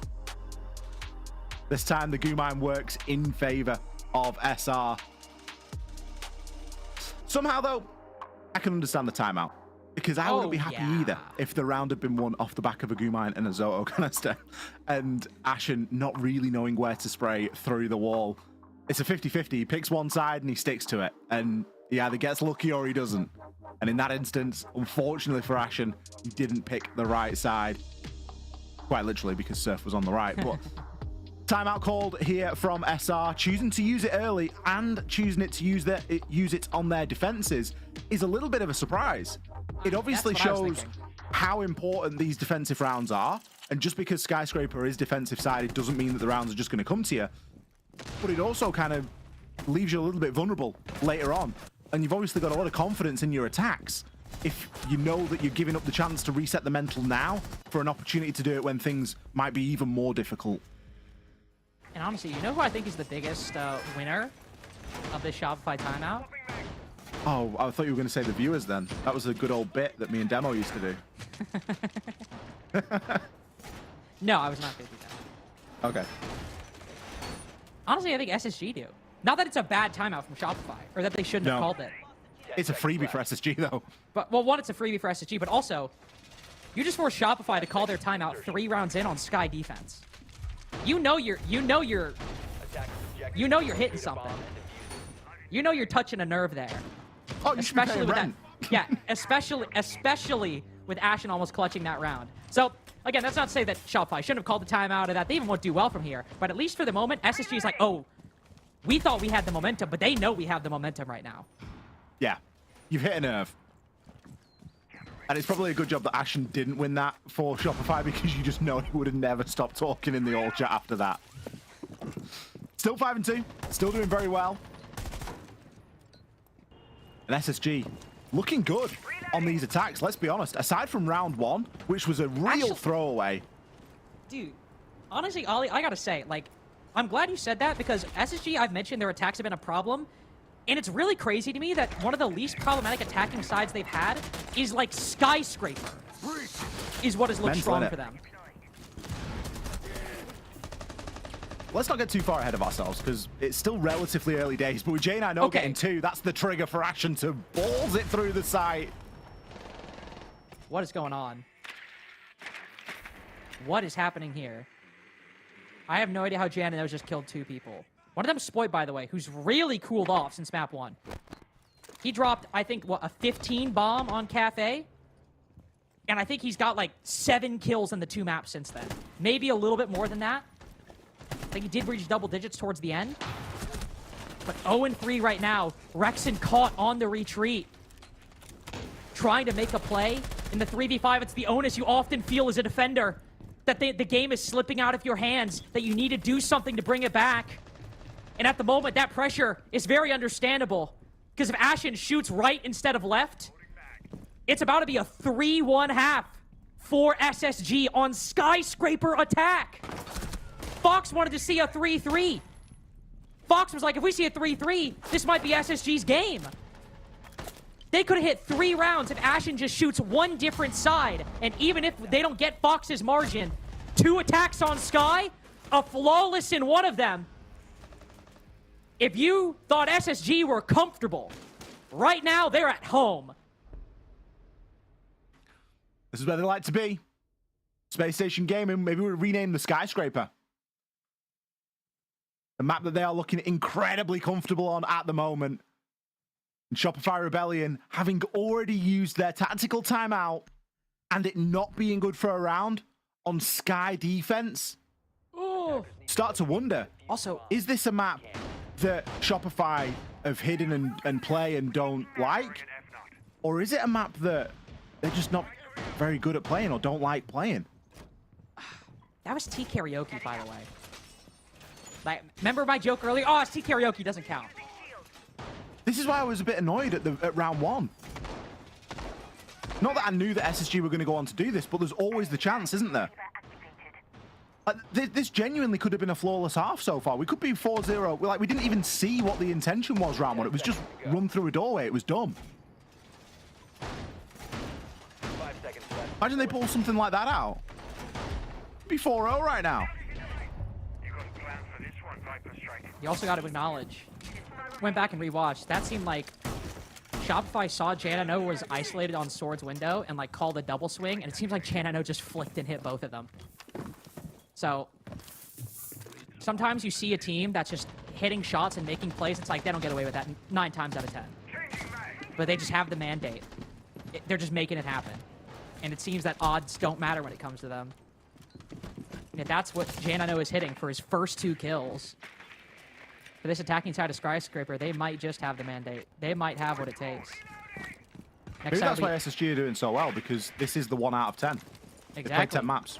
Oh, that's true. That's actually so clean. That's actually so clean. Dab me up. Dab me up. They've already been through the other 9. This is their time. That's clean from you.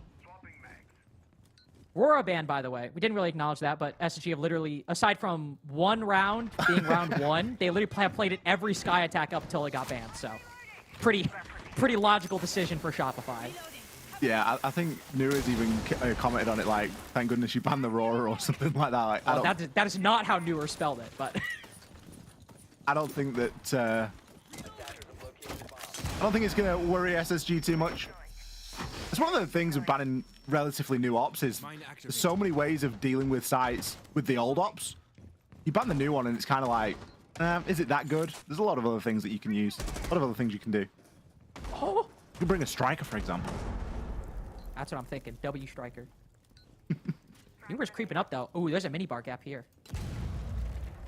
Might be watching inside of the site. You can see somebody taking that vertical angle. Meanwhile, the rest of the attack. Pressuring Shrine at the moment. Oh, Ambi. Not only gets aggressive, runs into that nade. Oh my god, he's lining them up!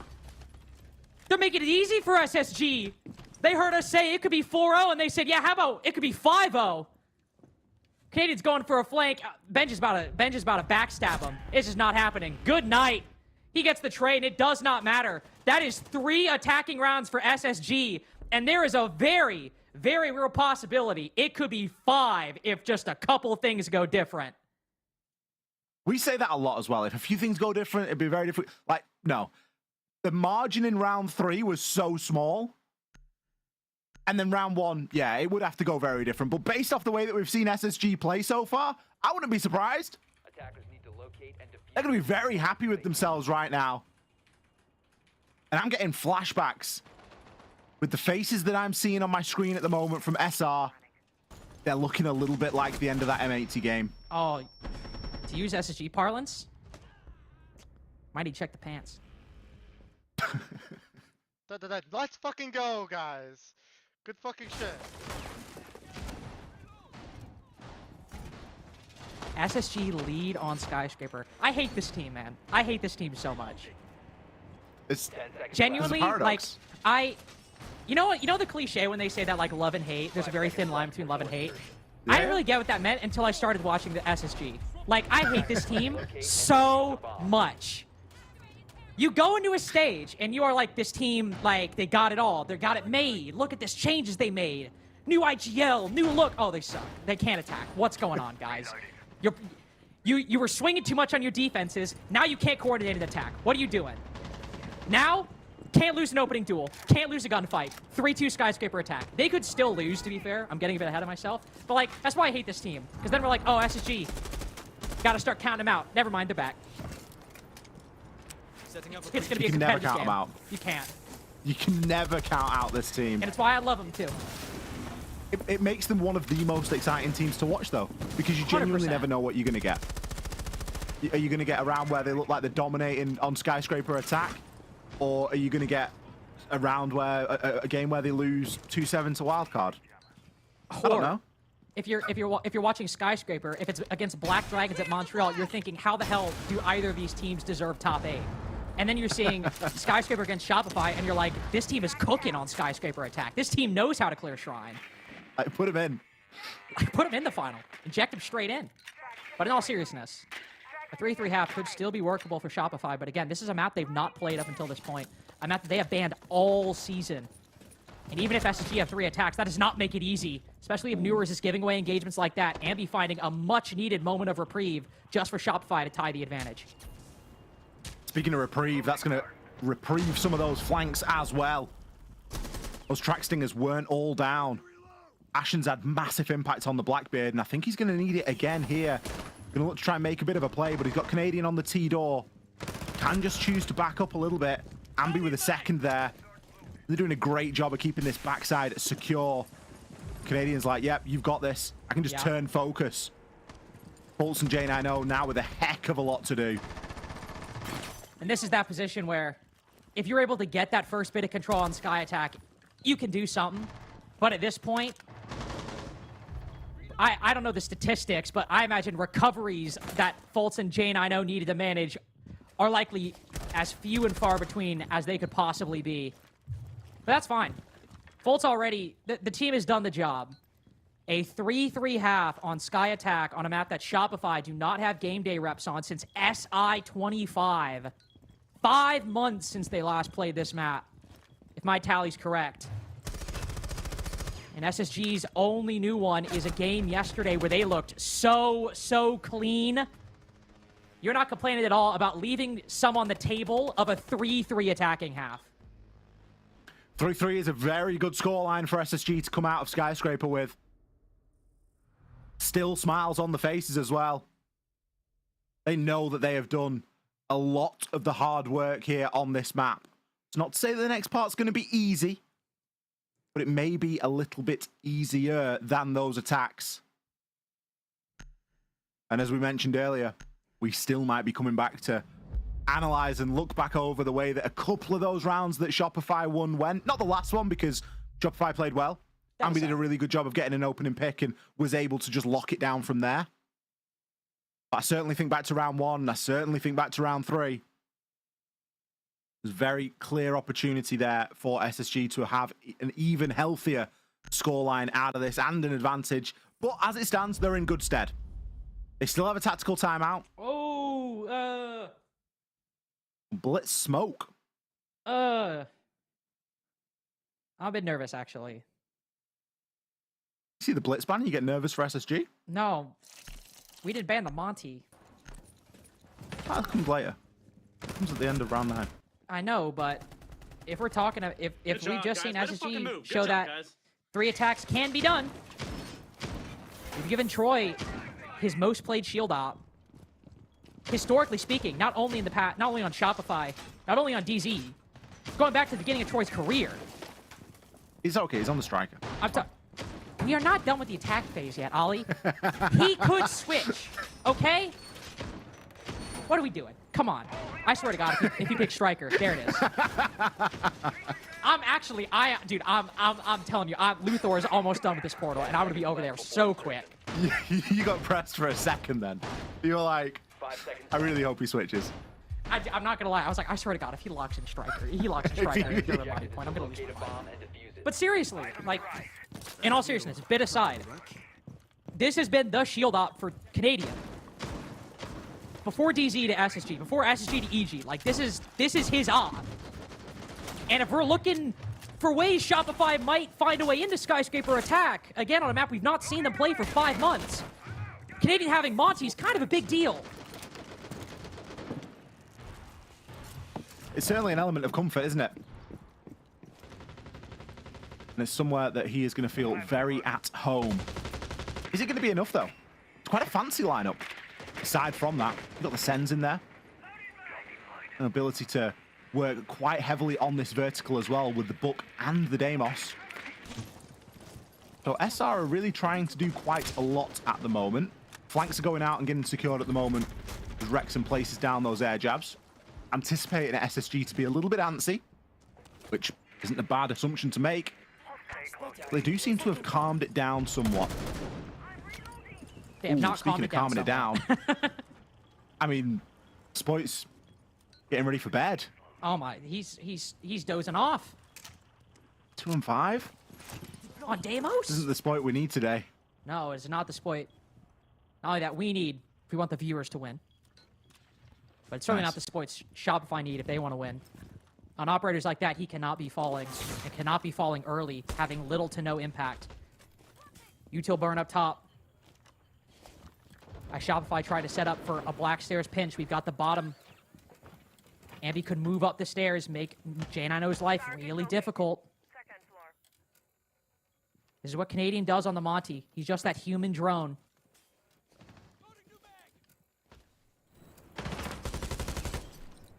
Just such a good view as well from what we've got.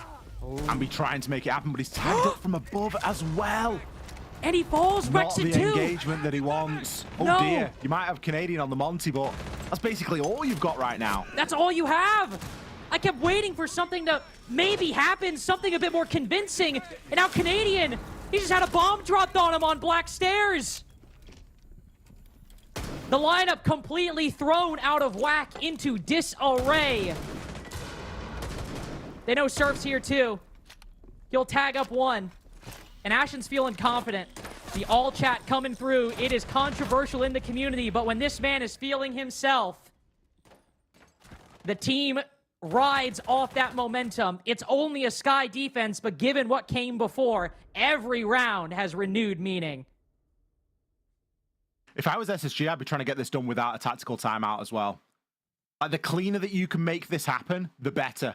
Because you don't want to give a Shopify an inch. Or time to reset.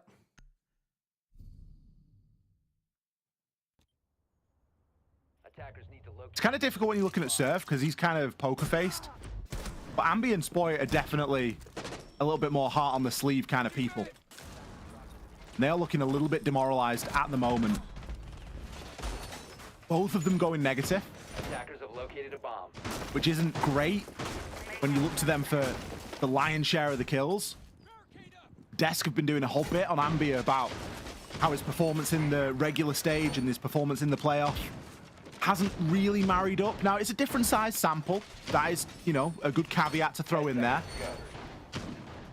But it's still worth mentioning that the heavy impact that players like Ambi and Spoit have had during the regular stage isn't really being felt at the moment. Now, it isn't the only reason why Shopify is struggling for rounds. But it is definitely a factor, and that opening pick has been pretty devastating for SSG so far. Not the Monty this time. Instead, it is going to be the Blackbeard. You look at what happened with the Monty Open as well. Like, SSG were kind of happy to deal with that. Like, they'll take that kind of a play every day of the week. That's the Blackstairs take never really manifested. Of course, every gunfight from Shopify falling, but even, you look at that lineup, you know, no Grim. Ying's taken down, of course, that is a very important operator for the Blackstairs take. But no Grim, no maybe Capitao. There was a Jaeger, of course, but you got plenty of burn. Now here, Shopify do have plenty. The Track Stinger's great for that. The flashes from Ambi might be useful to clear away for those nades. The Dokubi call will be very important too. This is why having players like Spoit and Ambi perform is so nice. If you have a deployable shield holding that position, players that can reliably win the fights to break that chokehold, it's so valuable. It's worth its weight in gold. And so Ambi finding that one, not only the 5v4, but on that long angle, one of the players holding Geisha. Oh, you're feeling so good. You're thrilled at the 5v4, and you are elated. People are dancing, jumping, singing in the street at a 5v2 attacking. Beginning of round 8. Ashen and J90 look to retake. One crouches below the drum. There's too many guns for them to worry about. If SSG's round 2 attacking victory was a beautiful start, Shopify have netted the exact same thing. Drop key Teriyuki. But as SSG go to barbecue and kitchen, Shopify can't let it slip now. Spoit's taking a lot of damage, and Canadian even a little bit too. Janano does not have a lot of HP, but only 4 bullets are technically necessary to take down these remaining Shopify players, and so he creeps forward. Nobody looking! Spoit catches it at the last second. But in Siege, they don't have to be clean. They just have to be victories. And Shopify have won by round 8. It was fairly clean at the start. A very good clear from across. Getting into office, getting themselves established. Some really crucial gunfights won as well. The shot that Ambi hit onto the Geisha player, they're the shots that he needs to hit. That's why he's here. Because he has that ability. Shopify already a round up here. Round 9. Bans to come after this, don't forget. The game can still be sculpted a little bit. But is it going to be enough to nudge the needle in one direction or the other? At the moment, we've got a clash brought from Fultz. Still no shield on the side of SR. 10 seconds left. The Canadian is going to be switching off that BB onto a Capitao instead. You're going to need plenty of option. Try and get things open here, and with only 2 tin openers, it does leave them somewhat restricted.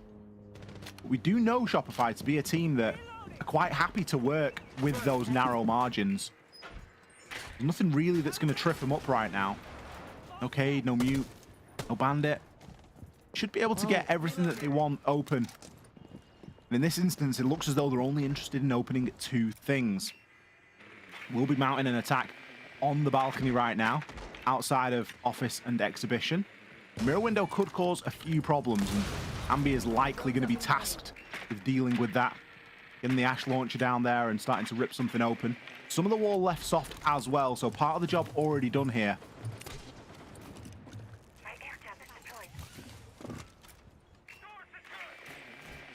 We got 3 people on drone right now. Right next to each other. Average Shopify attacking round. It's likely to be a slow affair. I think you'll agree, Ollie. Especially with the clash being brought. Likely why Canadians switch off the shield. Assuming he's spotted. But also, it's clearly something that SG are betting on to try and be unpredictable. What I'm most curious about is where these doors are going to go from Surf. What are they going to try to block off? We saw SSG block off the terrace double window to stop any jump outs. Might see the same thing, but that's what the air jabs are likely for. Yeah, there's plenty of options for using those Roar doors. Surf will be deploying them as and when. Maybe looking to try and cut through and block off drum a little bit. Getting ready for a bit of a quick hop in off the back of it as well. Primed and ready. Flashes in. Door destroyed, though. And now makes Ambi That makes this rush really, really problematic, but Newer's dry peeking. He'll give him the kill, and Ashen going down too. It's not exactly the prettiest initial gambit, but Shopify coming away the victors after the early struggle.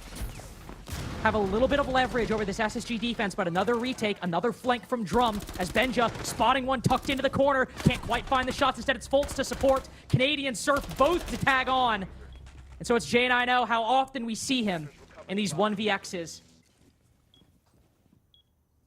A C4-2 with 35 seconds left. He's spotted on the drone, but there are ways he can play this. It is good on Shopify to reset. One is electrified. He'll peek around the door. Oh, but Spoit. Just a clean angle down the line. Now 2 attacks in a row from Shopify Rebellion. What a skyscraper we're seeing today, as the advantage we attributed to SSG seems a bit more easy than we might have otherwise anticipated. I think these two teams are just trying to make us out like frauds. We promise you, Skyscraper is quite defender-sided. Swear to God. It is. We're not making it up. Both of these two teams finding good success. Not just that they're finding rounds, they're finding really good rounds. SSG forced into this tactical timeout. Both timeouts for both teams used on the defense. It goes to show just how little both of these two teams are leaving on the table here. Because there's kind of a thought, right? You know, are they going to show everything? Are they really going to, you know, let the aces that they've been stacking up their sleeve all stage long, are they really going to spill them all onto the table now? Yeah, it looks like it. They like winning too much. I think that's it, and I appreciate that, and I respect it. I also think one thing you gotta talk about with that round, we were talking about the individual performances from Ambi and Spoit, and while they didn't necessarily get the craziest amount of kills, they were the two players that won the fights that turned that from a 4v5 into a 4v3. Ambi specifically, waiting for that guy to peek Drum, proning on the off angle, or proning to get to an off angle, so Newers wouldn't anticipate it, and then Ashen also going down to Spoit, holding a passive angle. Yeah. It's so crazy. Shopify literally do like a pump fake and then just go prone waiting for them to peek in front of them. Like, that level of confidence is crazy. I hope we see Spoit's pick. Oh, we won't, sadly. I was so surprised that Ambi actually got that kill. You get like a little sixth sense. Good fucking job, guys. As I'm sure everybody does that's watched a lot of Siege, where you can predict sort of who's going to win the gunfight. And I thought Ambi was going to win that gunfight every single day of the week. Sorry, I didn't think Ambi was going to win that gunfight. Because he's laid prone, he's a big target. Somehow manages to pull it off. Shopify with the lead. 5-4. SSG needs to do some soul searching. This game isn't far from being over, you know. No, it's not. Plus, it's not like we can do the normal skyscraper adage. We've already seen 3 attacks can be won. We've seen that a potential 5 could be, depending on what happens. We're not going to be as deferential to the defense as we normally are. This is not a, oh, but you know, blah, blah, blah, blah, blah. Like I was in round 1. Not happening. You got to start picking it up right now as Shopify retake their lead. And be looking to apply some pressure on the opposite side, as it is a very spread out start for SR. We got the Monty and the Sens back in the lineup, though. Surely we're not doing another top black tape. It's not really worked well for either team, has it? I think you need to do a little bit more. A lot of things need to go right for this top black take to come off. Surf is sending a little bit of util out. I wonder if it is going to start to happen. Rexon's positioning himself here as well. Canadian's on drone right now. He can go for it, but there just needs to be a little bit more that goes into it. Is the EMP and that BP getting removed enough? Not with Fultz swinging like that, it's not. No, not at all. He takes another one.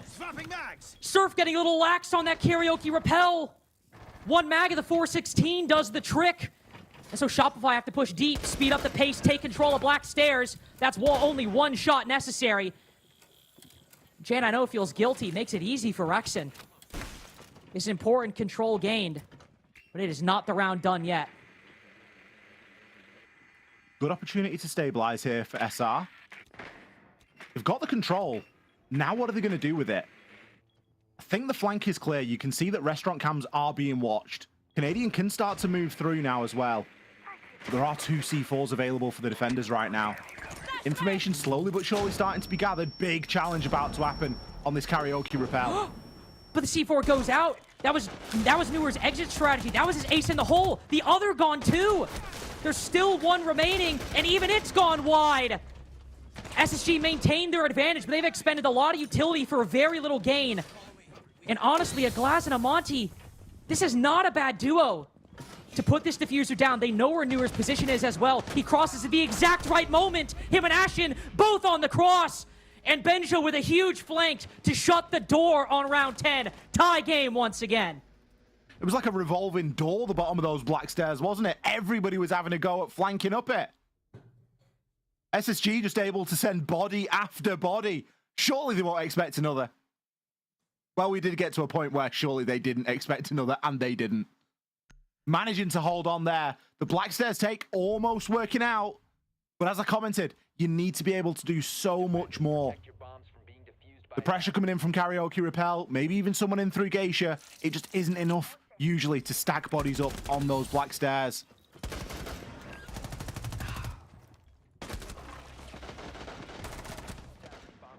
It is coming down to the wire.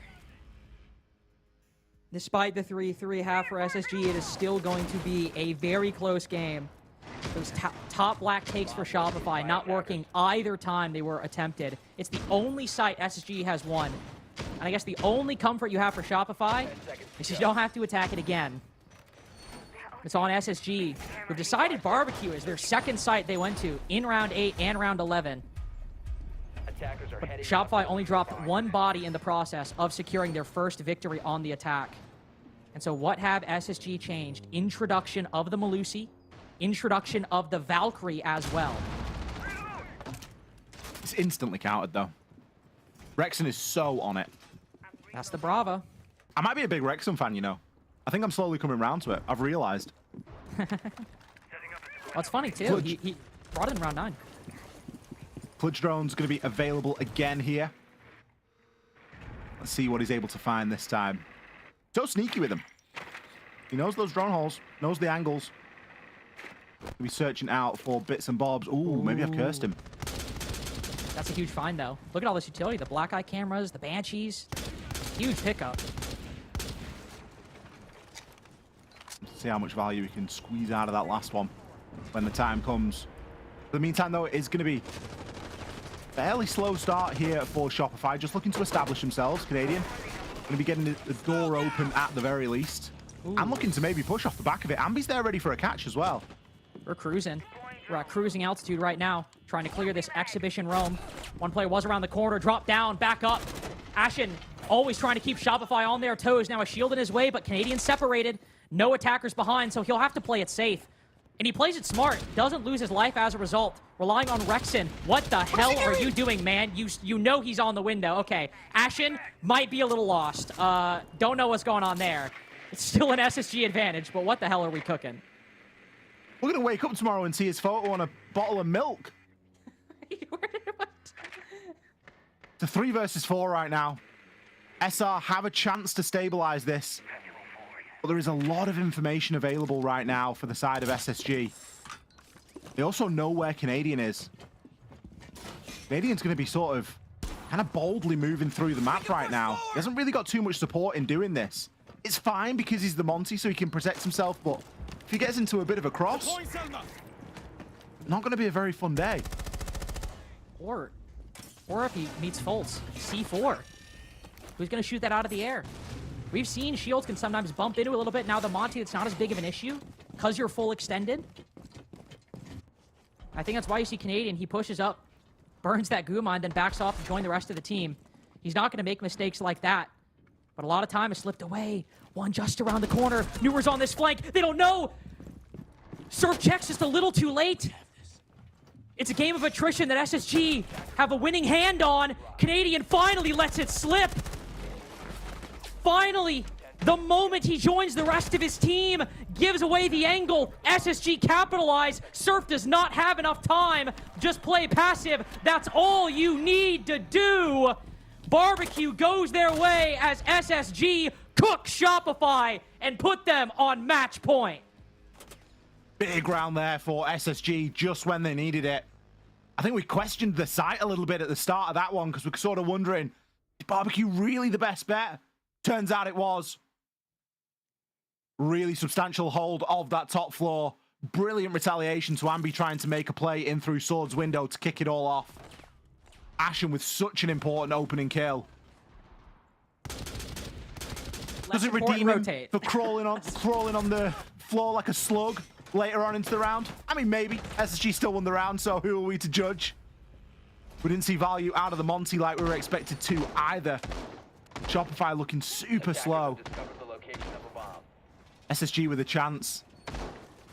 A chance to win a game in regulation and a chance to go into our grand final later on tonight. There's one thing that's certain about that final, Lynx.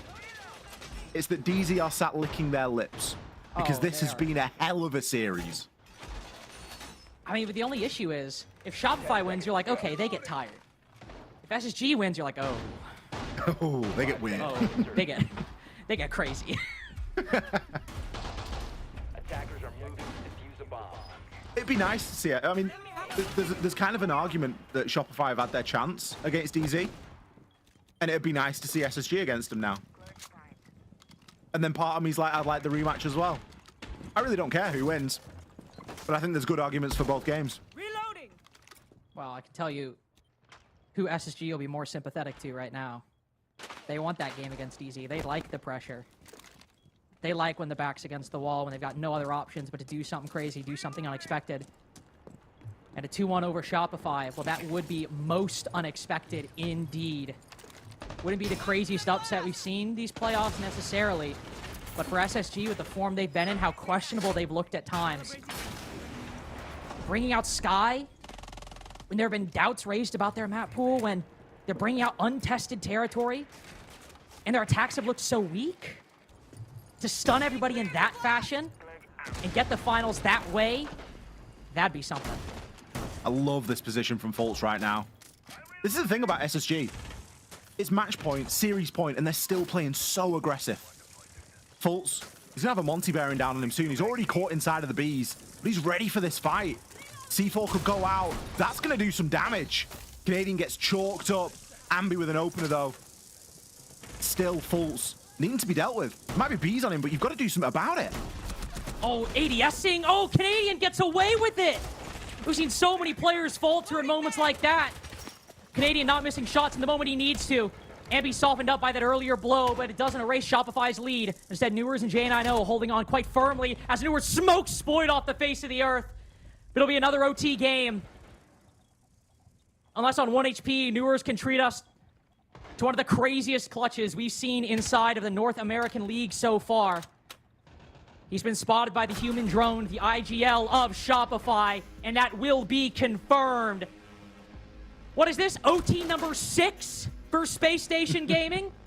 OT number 2 for Shopify, and they better hope it doesn't go like number 1. 3-3 splits as well on Skyscraper. Shopify managing to keep pace with SSG. And I say that because of the map. I say that because we haven't seen Shopify play this map this stage. And typically we expect teams to struggle. But both of them managing 3 rounds on that attacking side. There's a good argument to say that it doesn't matter who gets which side in OT. Some brilliant teamwork there from SR Canadian. I can't believe that he ADS'd onto Fultz. You know, if he ADS isn't losing that fight, we're like, Canadian, what are you doing? Oh, yeah.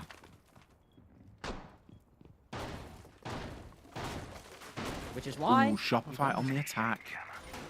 I know. Even half. 3-3 half. Still don't know how I feel about it. You can't shake it. It's the conditioning of Skyscraper. It is, isn't it? It's just knowing how this map gets played, where if you just hold on to those choke points, especially on T Karaoke, if you just hold on to Drum, if you just hold on to We've not seen him win this map. We've not seen him win this site, have we? At least not with the black takes that they've been doing. Oh, Shopify? Yeah, we've not seen them win this site. No. Which is what they're still doing with the Monty. Sure, no, they don't do a top black take with Aurora. You can't put those doors anywhere on that side of the map. No, it's gonna be a full clear.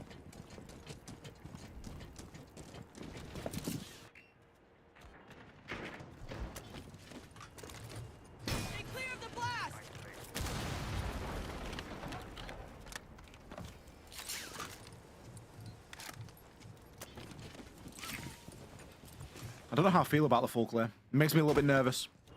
We haven't seen it yet. We know they can do it. SSG have got to be ready for it, though. Early track onto the sentry. Ashen. Feeling the heat there from Rexon this time on the Deimos. Not all the time that we see Rexon rocking the Deimos, but I'm here for it. Take it. You can see the Isn't setup helping for them get Shopify. control, though. Well, that's what I was going to say. It's not helping him get control, but it's giving them intel, because Rexon's on the cutoff right now. Holding the shrine window. Ooh, but he falls off! Right as Ashen started rotating back. I don't think he knows yet, though. Still focused on trying to deny a bit of control. Benja playing his support on house stairs. I don't think he's been droned. That C4 might be... One of these C4s is pre-placed. I don't know which one. It's detonated, though, so it doesn't matter. Ashen still spotted. Drawing so much of this attention. Trying to make sure that Benja does not get spotted. But Ambi watching. He still gets a kill! He guns the Monty in the back of the head. How's Ambi behind on that? It's still the advantage. It's still a 4-3, but how does he get away with it?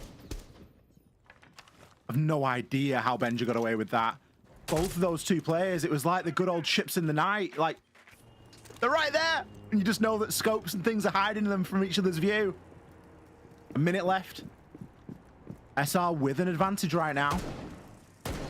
Not a lot of util available really for these defenders either. No C4s. Nothing to throw. Nothing really to give any sort of early warning system. That's just the nature of bringing a Jaeger Bandit. They'll find a way through it. Doors go out. Ash charge in. Surf runs through the hole. Put the diffuser down. They've got the coverage. They've got the angles and the advantage. This should be a Shopify round.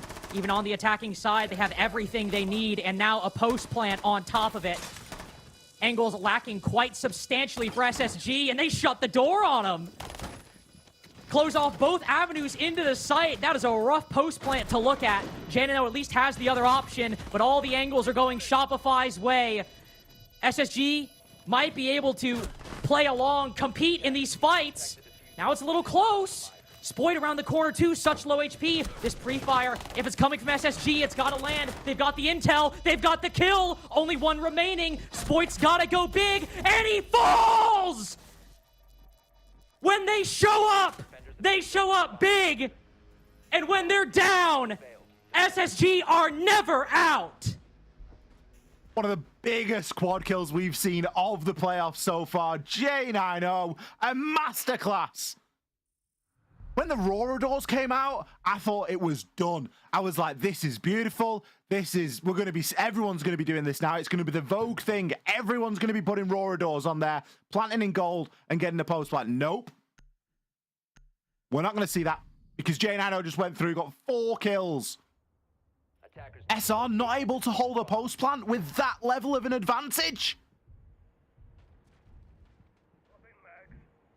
Seriously shocking.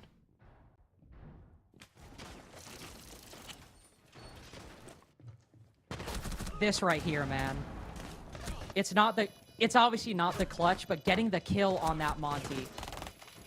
How different might that be if you've got a Monty sitting at that rotate, covering the diffuser, guns around him, drawing all of that attention?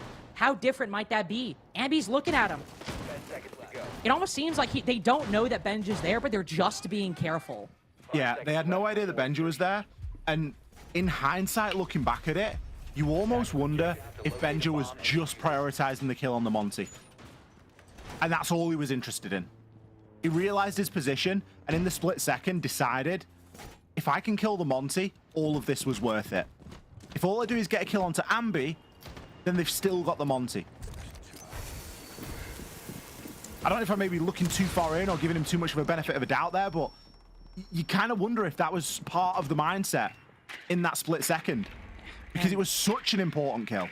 I mean, if we're balancing out in the aggregate, killing one Monty might weigh just as much as the other 4 kills J90 got. 12 and 9 now. God, such a good clutch player in North America, too. SSG look to do the same on their attacking side. Full clear, office and exhibition. 2 roamers. And a zombie, and I think a warden as well. Ashen will spot one immediately, but the zombie does creep around minibar. Might not be complete information. Ashen has been quite good with this Scar so far. You'll need a bit more than that, a bit more than nice and cheeky angles to clear out these defenders. Especially with the importance of Spoit's utility. For Shopify, I might even think about rotating back now. Yeah, it's not going to be easy, especially with Rexon getting that first kill and be a second. Some super clean shots coming out here from SR. You really do get the feeling this one's going all the way. And for SSG, is that necessarily a bad thing? I don't think they'll be feeling too bad if they're unsuccessful on this attack, knowing they've got another defense round to go into and fall back onto. Ooh.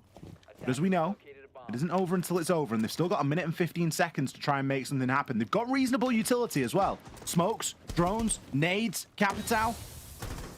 Can't really ask for much more. You can't. It is indeed not over until it is over. Shopify have the right game plan, just don't move. That's all you need to do, don't move.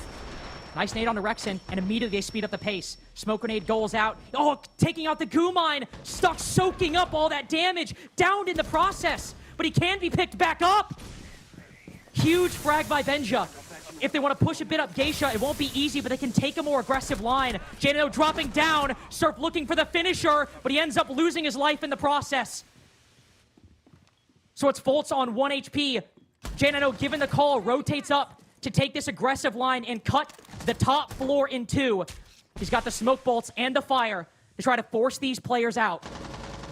Okay, with no utility, but no life either. We needed him. We've called up his number. Ambi's got a clutch of 1v2. They were up 5-3, and it has started slipping away. Plant being activated. Ambi pushes in just around the corner. There's no angle for the youngster to find. No whiff today, but one more kill. Will it be Ambi's 11th or J90's 15th? Intel, Z-pings, and nothing! The NAL rematch. The tour de force Shopify Dark Zero will be denied. And SSG, the team that always brings the unexpected, will be in the grand finals tonight. You can't deny SSG a shot at a game against Dark Zero. They have more than earned it there. Not only on Skyscraper, but throughout that best of three against Shopify. J90, what an individual performance. But really top through bottom, SSG looked like a very dangerous team here tonight. We're gonna hit a short break. After that, we'll be back with the desks.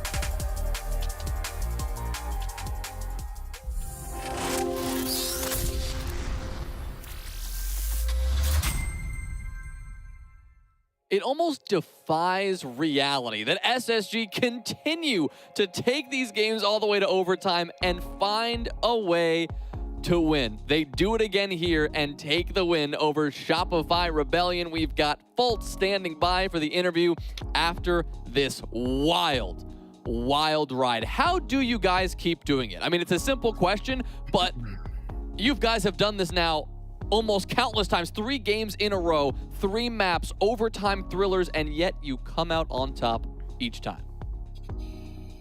Yeah. After like matches like this and weeks like this, I feel like all credit has to just go to like our culture and call out, because if it weren't for that, we would probably be shaken just as bad as these other guys were playing. But we're not. We're more composed. We're winning these OT matches. So I really do think that's the difference. Amazing. I mean, you're just always at Aura farming. My question that I want to ask is, you guys on the last map banned BB and Blitz. What was the thought process on just giving Canadian Monty on Skyscraper, which is just such a prominent Monty map? I'd say it's the best shield out of all those 3 on that one. I think the main idea was like, if they want to do like the linear ISOs with the Monty, it's like Troy's gonna have to like ADS you with the Monty compared to like the Blitz and the BB. He can do a lot more by himself without having to like use mechanics. You know what I mean? I think that's the biggest thing. That makes sense. Fultz, well, I don't want to keep because you got to get ready for your next game. I obviously want to say congratulations to you, but if you can relay a message to Jack for me saying that he is the absolute GOAT in those clutch scenarios, and just let me know when he gets back to you on that, because he deserves it. All right, yeah, I got you on that. Last thing for you, Fultz. That 15th round, I think it was you caught in the smoke, goo mine, pulling the needle out, run out, brutal. Get downed, pop up, and then get a kill. I mean, it was complete chaos in the end. Can you take me through your head a little bit of that last round? Like, what were the comms like? What was that moment like? Yeah, so like they got the 2 initial picks. We're like, all right, they're gonna load their pants, they're gonna run back to site, and then so we took pace right on them, and then we kind of just followed them right up, opened some walls, threw some nades, and won some gunfights. And then that was pretty much it. All right, simple as that. No chaos at all. Clean and snappy as always. Well, congratulations on the win. We'll see you in a grand final in just a few minutes, so we're going to get you out of here so you can get ready for that one. Congrats again. Thank you. See you guys. All right, see you, Fultz.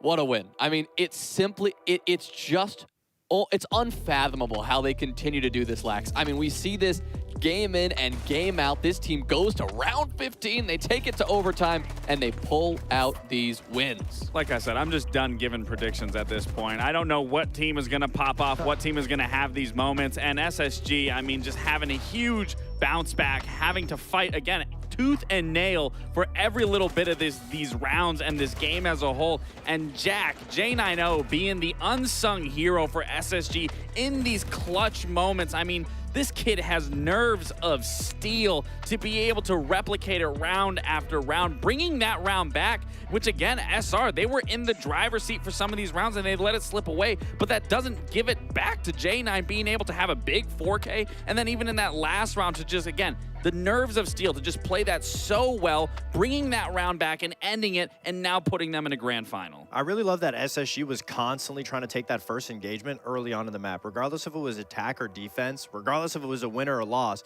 They just never wanted to let SR set up, because if you let SR set up to go for these executes, especially with the Monty and the information that they gather, it makes them a lot more comfortable going for the executes, winning attack rounds. So they were constantly just trying to shove some type of pressure in their face just to keep the tension on SR's shoulders always high. And then once they have that even man count, it's a 3v3 or whatever, they're in a 1vx situation, that's where we see SSG's amazing aggression take place, because they're not scared, they're not worried about making the wrong move. That gives them the confidence to know that any move they make is a right move, because they're not worried about it. Well, you brought it up, their attacks were just so deadly. On a map like Skyscraper, it's vitally important. Fox, you touched on that before we got into the game. If they can get out on that half and get 3-3, they'd be set up for success, and they were. Yeah, absolutely. I mean, they just needed a couple of attacks under their belt, and I really liked how we were seeing different looks. I mean, the one round where, that Ashen brought the BB, I think that was very pivotal to be able to get position from them. I mean, we saw some Aurora, and they were just constantly taking map control very quickly.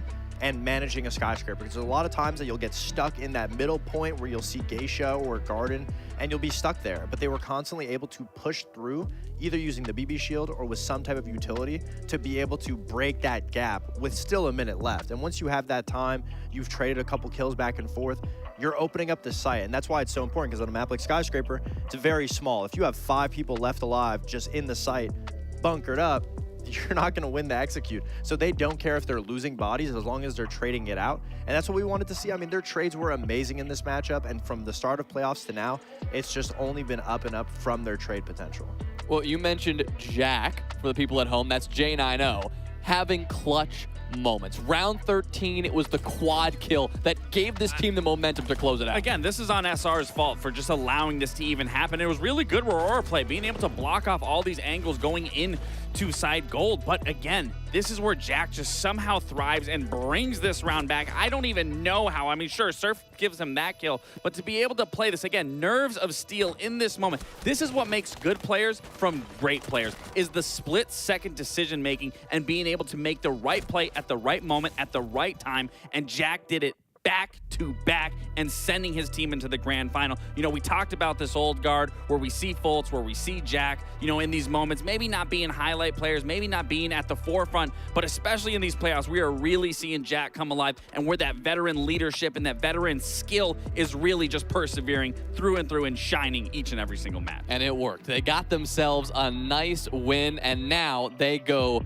for Dark Zero. They go for the top. We have to crown a champion here in stage 1 of the NAL, and we're going to do that in just a few minutes' time. Our players are getting ready, so we're going to step aside until that matchup starts, but it is all about that number 1 spot. We crown a champion of the NAL in just a few minutes. Don't go anywhere. We will be right back.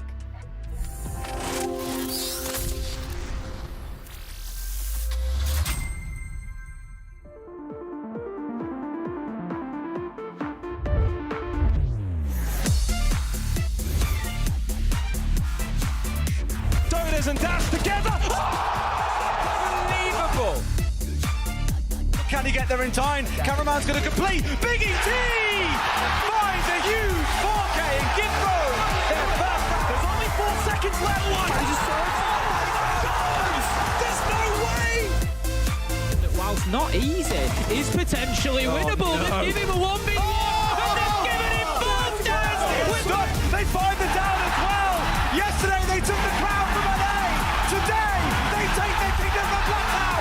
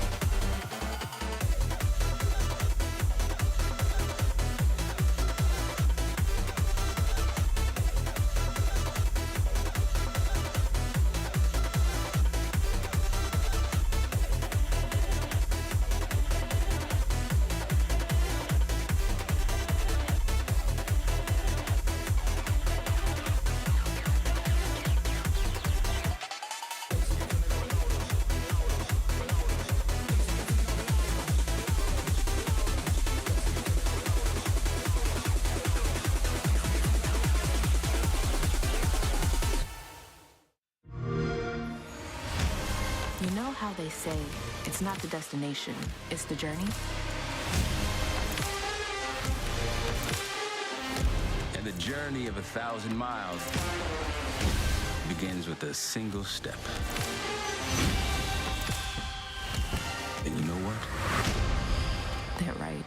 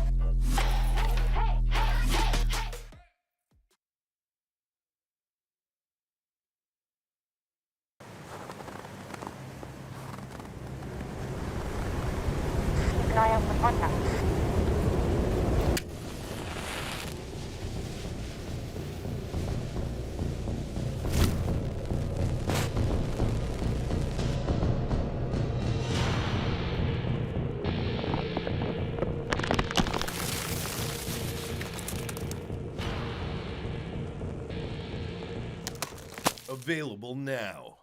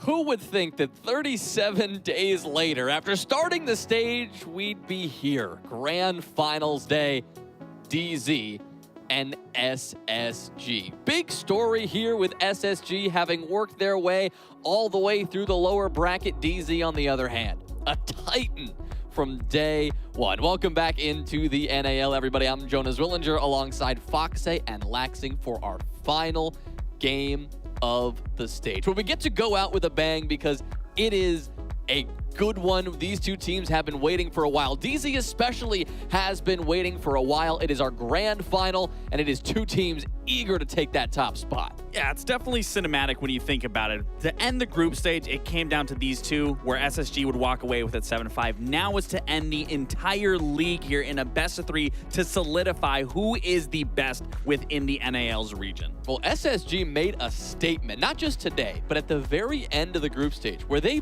beat Dark Zero in a best of one. Foxay, the question is if they'll be able to do it again today. I mean, I think so. When you look at the SSG roster, everybody on the team is so talented. And one of the biggest questions is, can they overcome hurdles and struggles? And we've been answered yes every single time. When it came to Ashen coming out of Reload, fixed it. When it came to Benja at the start of the stage, fixed it. With the old guard of players of J90 and Fultz, they have been unstoppable.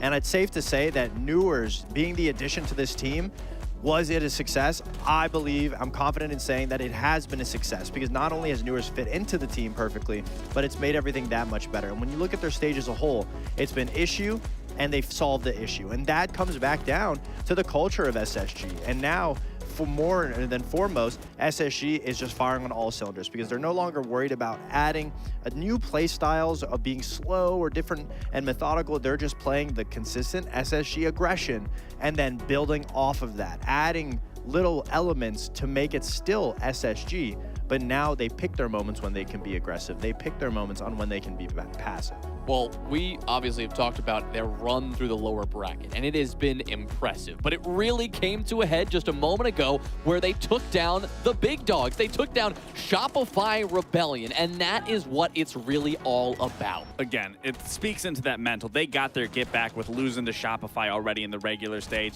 And again, I don't think it's going to be any different here with bringing that same fight and tenacity to DZ. Again, we've hit it time and time again. Their mentality is what gets them through, and it shines in dark areas. And again, that last match on Border in particular, I mean, that was one that, again, Jack was the unsung hero in that lobby, but there were many key notes to take away, that they were keeping their aggression that Fox is talking about, not letting SR be able to breathe, not letting them gain their composure and bring back around. And then again, even when they were in that deficit, and Fox, you nailed it beautifully, they know that they can bring around that they're confidently out of, but they can confidently bring it back and know that whatever decision they make, they're going to follow through with it, and they're going to commit till the very end, which again, we saw in those shining moments of Jack being able to have those huge clutch plays, which should have never happened in the first place, but it's because of that confidence what is keeping SSG in the fight. And again, now to be able to be the best team in all of the NAL, it starts now. And especially coming into playoffs, we talked about wanting to see more dynamics from the roster, more shield play, more players that are able to flex on that support role besides Fultz.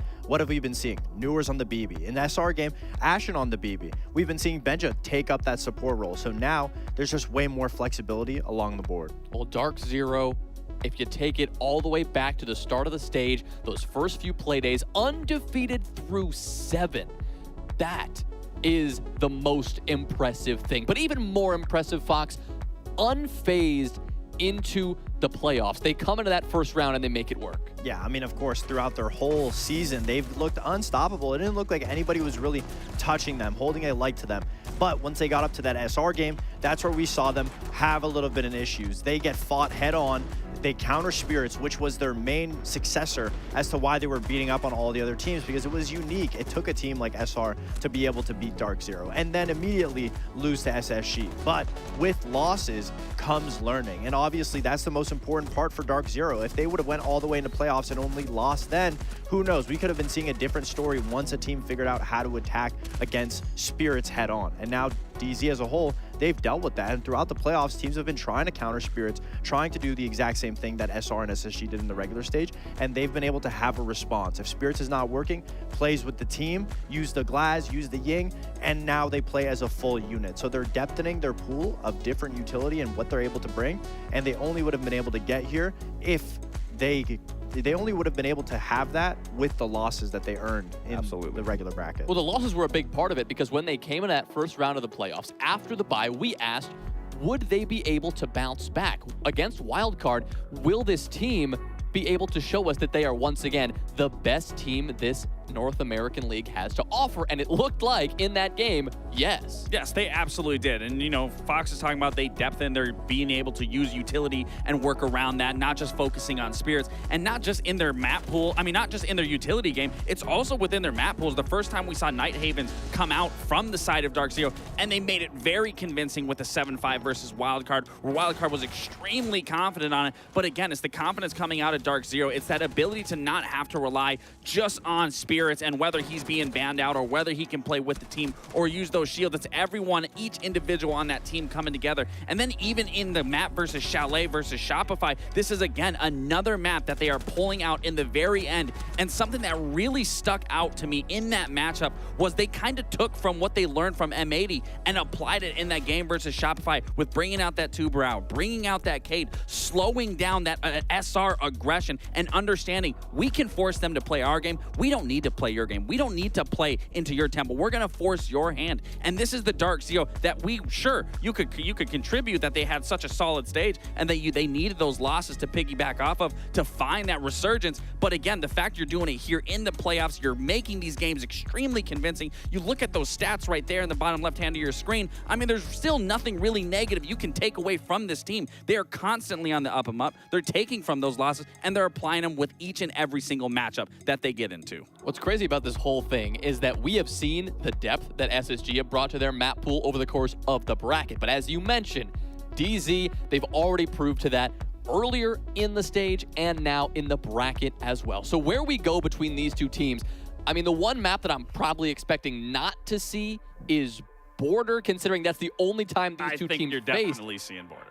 You're definitely seeing Border. I feel like we're going to see Border. It's a comfortable map for both teams. I wouldn't see why any team would want to get rid of it. Maybe it comes down to be a decider. Maybe someone picks it. But I guarantee you, Border is 100% going to be up. And seeing Labs come out of the side of Dark Zero makes perfect sense. You saw how SSG just recently played it in their matchup against M80. It wasn't too convincing. The majority of their wins came off those attacks. I mean, came off the side of the defense. Wow, there it is. Yeah, so the fact that they're starting on that attacking half on Night Haven Labs makes perfect sense for Dark Zero because they want to exploit their attacks and then especially exploit their defenses where they find success. And then for Border coming out from SSG, very comfortable map that makes it's a no-brainer that we're seeing it from there. And then Cafe, great decider map. Well, the only reason I'm surprised is that it's the only map these two teams faced on. Dark Zero lose it to SSG at the end of the stage. Fox, in a situation like this, it sounds like what Laxing is saying is that Dark Zero aren't going to be sweating that too much. They know they're comfortable on it. They know they can get revenge. I mean, when you're two teams at this level, you're obviously going to have an understanding of what maps you're going to go to. DZ's forced to leave Border up because they don't want to play Skyscraper and they don't want to play, what was the last map that they just played? A Chalet. So Chalet and Skyscraper are obviously two amazing maps for SSG.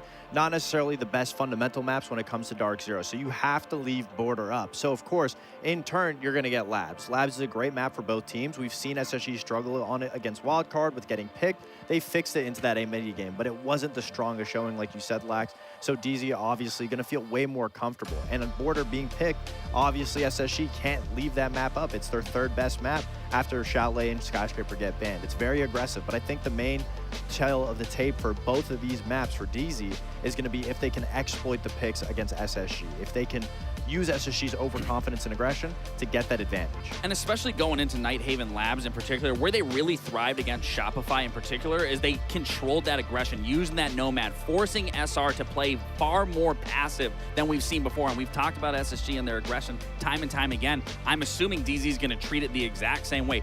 Why force you to allow you to play your game? You're going to play our game. They're going to control that aggression and keep it tamed, put them in a corner and take full advantage going into this map. Well, going into who you think is going to win this game, Fox, I want to start with you. You're looking at DZ, who obviously top seed for a long time. We've said they've been the best team out here.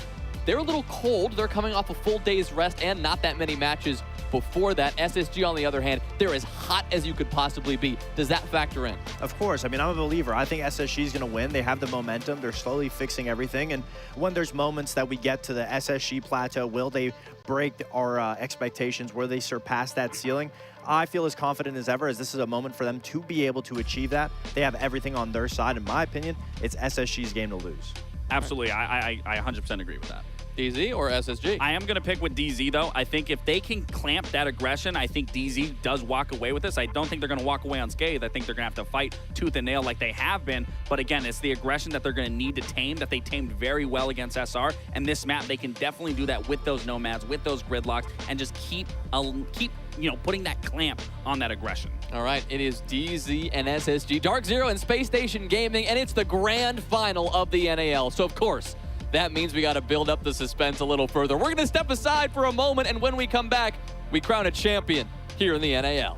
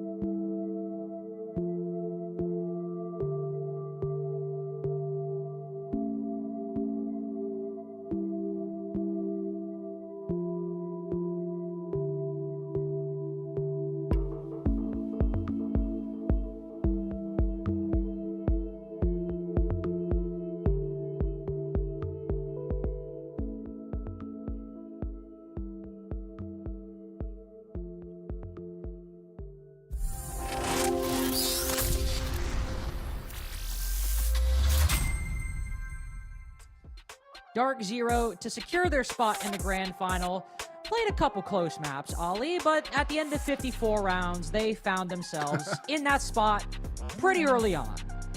SSG, when it was 7-6 on Skyscraper, and they finished that, just tied the knot on their 141st round to make the grand finals alongside them. It's been a bit of a different journey, hasn't it? It's been an odyssey for SSG. They may as well have gone to space. Dark Zero taking a very direct route to this grand final. And there's pros and cons to both ways. Pros of Dark Zero's way is that they've been able to watch all the games, they've been able to prep, they've been able to relax. SSG, they haven't had a moment to lift their head above a parapet. They have just been mindlessly fighting anybody that has been put in their way. And so far, getting the result over them. And who's to say it's going to go any different here tonight? 3 maps is what we have before us. Will we need all 3? SSG are in the lobby. I would wager we do. And part of me hopes that we get it. You know, it's a grand final. We want to see the best out of both of these teams. We do. And besides, you know, what is it? 6 OT games at this point, 5 of them going all 15 rounds. What's a 7? Or a 6th for the full 15? It's Why not? We're splitting hairs at that point. Though, starting out on Nighthaven, this is Dark Zero's pick. This is a map that neither team had played this stage going into playoffs, but now since both teams have played quite a bit, Dark Zero playing it in both of the series they played before the final, once against Wildcard, won at 7-5, once against Shopify, won at 7-2. SSG, well, a little bit different. Hey, they also played it against Wildcard and lost 7-2. But then they played against M80, and they won at 7-4. With a very, very strong defensive split, 5 rounds played, 5 rounds won. It was their attacks that we need to see tightened up. And that's the side that they're going to be starting on. Now, a lot of the answers, a lot of the questions that we posed to SSG and a lot of the problems that they found, they've actually uncovered the answers for those, and they've been very proactive in working things out. So, what's to say that they're not going to have worked things out here as well? Well, time will tell, and we shall see. It's really strange that IT isn't breached, and that's going to allow Newers to just barge it open straight away. But it is going to be not too much of a roam right now from DZ. There are a couple of players dotted around.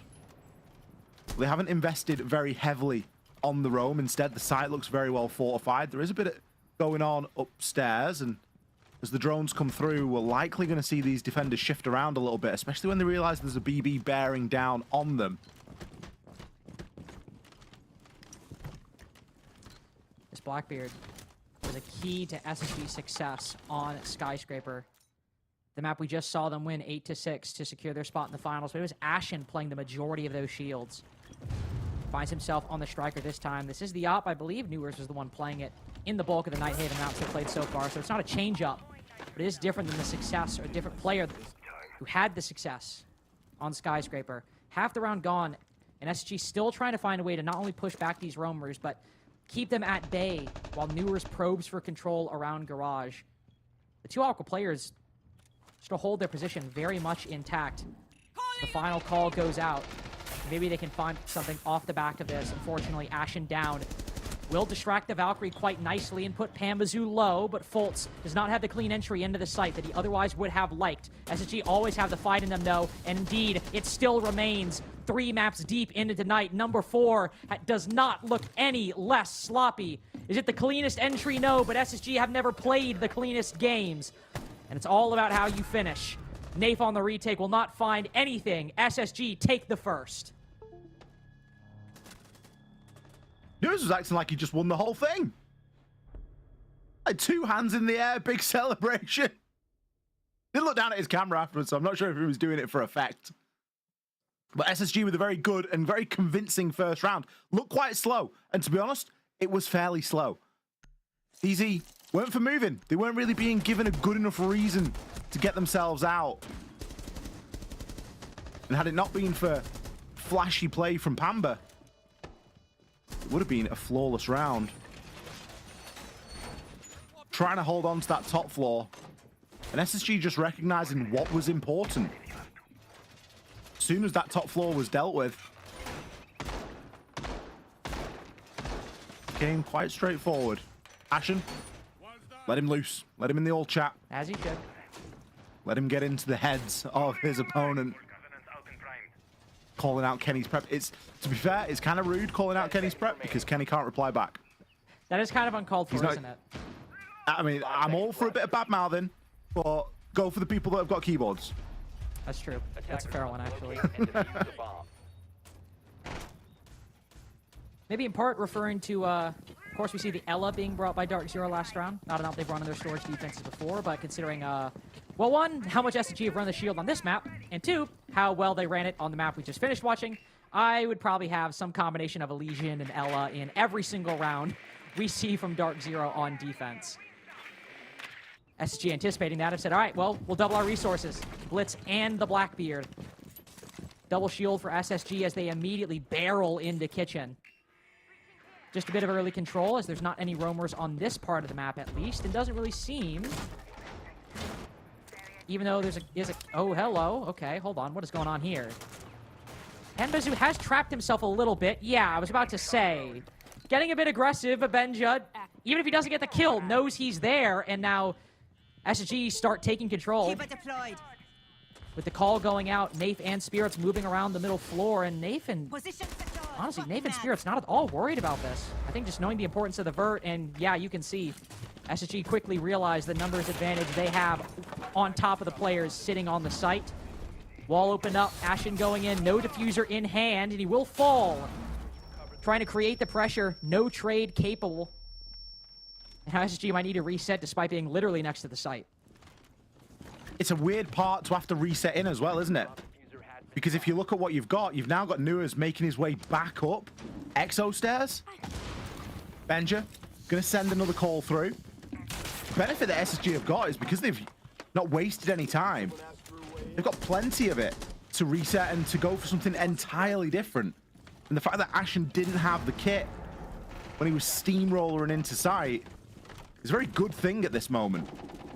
There's a minute now. There is a lack of vert, I'll be honest.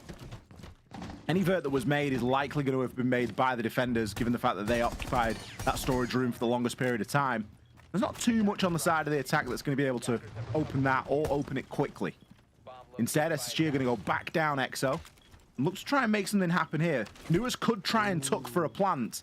That Vulcan pack could be deadly if it is exploded. It could be, and it is, but Newers has the time. Just as we mentioned, minimal vert for SSG, minimal plant denial for Dark Zero. So while the Goyle pack comes late, Newers is able to survive and put the diffuser down because SSG are so confident in making that play. Two-man hold to the top floor meets the one-man retake from Spirits. It falls short, falls silent, but NJR, who's been so clean throughout these whole playoffs, the Dark Zero counterpart to J9O. So good in these 1vx's, but Benja has the better angle, has the timing too. A lot of shots go wide, but it's the time that's important. You don't need to secure that kill. NJR sticking. NJR sticking!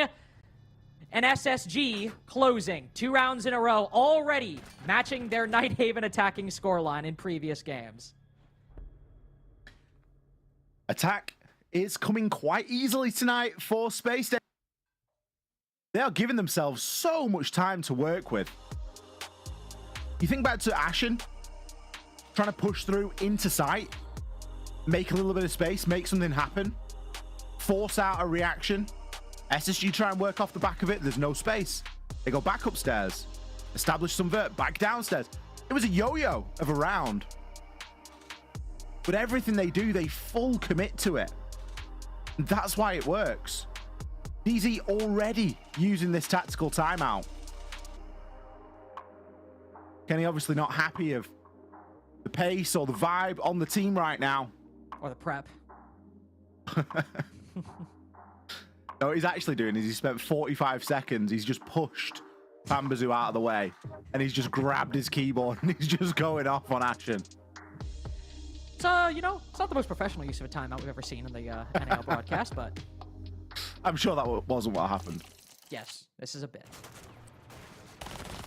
Definitely a bit of a odd engagement for Pamazu right there, trying to get aggressive, but that's one of those spots where it's like, all right, you got no way out and no easy way to fall off that angle. It'd be one thing if he was at the door, like, deeper inside. It's like, okay, you can fall back to garage. But there, it's like, okay, you're going to have to walk in front of him. This is a fight you need to win. Especially the Legion, given how often SSG are going to run the shield. Also, kind of a bit surprising the Dark Zero don't decide to ban one. Not that Ace and Hibana aren't, like, good bans.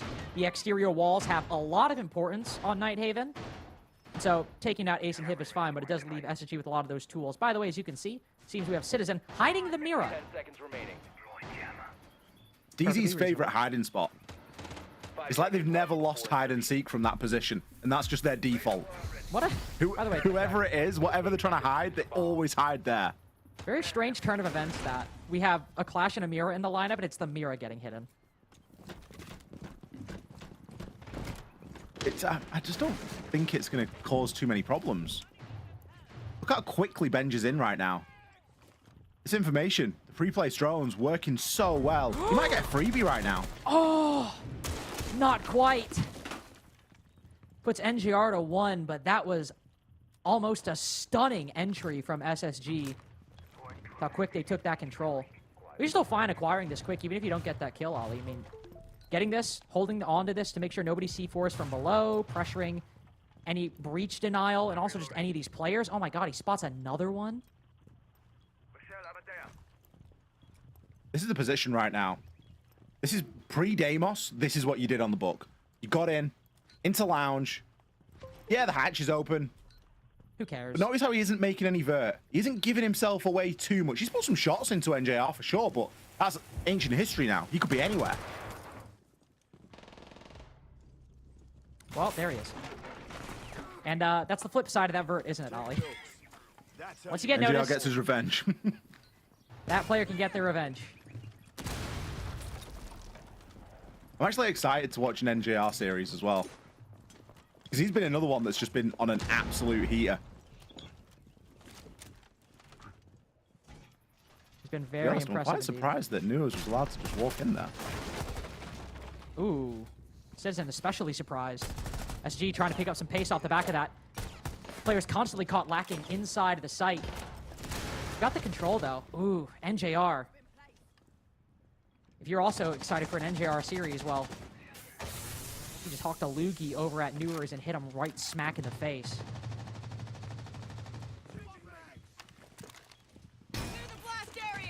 How would they go? Jane, I know, trying to retake where Benja left off right now. Trying to work some of this vert. Got a glimpse there with the pistol. Dude, he's going to find one onto NJR. Didn't need to be a headshot. He's been 1 HP since the opening few seconds. It will do something to alleviate the pressure and give SSG the advantage now. And they've got 30 seconds to work with. Nathan the Clash. It's not the best tool for this job. Still a couple of Toxic Babe canisters on Spirits. Is it going to be enough to hold on? It might be. He's got the shield to watch everybody towards garage, but this does mean the other site is completely vacated, just sprinting across, able to extend at the right time. But Spirit caught with trigger in hand. Makes easy work for SSG. 3 in a row on Dark Zero's pick. Bit of an oddly paced round, but SSG are no stranger to the weird twists and turns of Rainbow Six. And this is one of the advantages for SSG. We spoke about it at the start of the show. They have played a heck of a lot of Siege to get here. But the fact that they've just had another best of 3 before this, and it would be rude to call it a warm-up because Shopify gave them a lot more than that. But it's still game day reps. And they are coming into this fixture very hot. 3 clean rounds. Doing such a good job of picking apart these defenses. I don't really feel like we've seen that much from Dark Zero. No. I don't know if it's just like a bit of observer bias because we've been on SSG more often than not because DZ have just been sat around in sight. But they just don't seem to be getting active at all. Which depending on the round you look at, might not be the most accurate characterization. For example, Panba getting active inside a garage in round 2, just obviously not successfully. But that round, I was literally thinking to myself the whole time how weird it felt. it always just felt like a Dark Zero player was just like chilling, and they're completely exposed to an angle that SSG finds. Maybe it's not like an obvious angle. I mean, NJR's head was barely visible on that vertical angle, and yet J9O, whether it's lucky positioning or what have you, finds it. Then, of course, you have Benja getting him down to 1 HP earlier. Then you have the Azami getting spotted on that long angle in Garage. At least that round, it just always felt like Dark Zero somehow, even if they were exposed to literally one angle, there was an SSG player there. Yeah, that was the angle. And again, it speaks to how SSG are kind of in this flow state right now. DZ definitely coming in very flat-footed. And it just feels like... It feels like part of them believes they don't have to do too much here. But this is an SSG that has got very good at attacking over the last couple of days and are now operating at a very different level to we've seen them previously. Already, Spirits taken down to near 1 HP. Benja knocking on the door of sight. He might just go for a little walk in here. Honestly, a walk might be the play. He doesn't know, but we can see most of the guns are looking around, train on the opposite side. Castle walks out. Doesn't end up going for a walk. Instead, it's NJR who waddles out the breach. And any gun could have been fine there. Doesn't need the M4. A pistol would have done. There's no chance in hell that Benja is missing that engagement. J9O, the clutch minister from that game against Shopify. Considered to be one of the best players in North America, who's been a bit sleepy for SSG, but has not only shown up in playoffs, but shown up in 1vx's when they need him most. He's the one that finds the second kill again! There's no way Pamba is cognizant of that one head hole made in the wall, and yet there's somebody there. Somebody from SSG is watching, and Dark Zero just are not paying attention. 1, 2, 3, and number 4 for Space Station. Nighthaven attack, not nearly the problems it once was. DZ are asleep at the wheel. I don't know what else there is to say about it. They are just getting surrounded instantly. SSG are making lightning pace in the early portion of the round.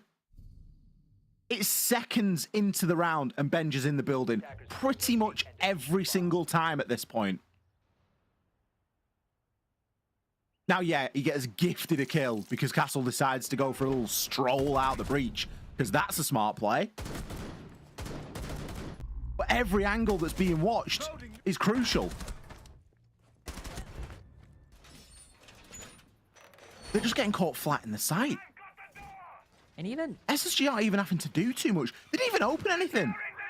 that is true. See, for half the walls were open for them. You spend a lot of focus when you're attacking cafeteria and kitchen on trying to open up that double wall, and literally half of it was soft with a rotate hole in it. So Benja was like, all right, I'll just sit here and see what happens. But you mentioned that we don't really see Dark Zero getting active. Again, there was an attempt there. NGR logically thinks that he's heard no movement and no pressure applied on that part of the map. So he thinks he can wrap around and go for a flank, but Benja's just outplayed him. Just thought ahead. So there is a certain degree of maybe lethargy and coldness from Dark Zero, but to the same extent, SSG are also ready for it, even if it comes and the few times it does.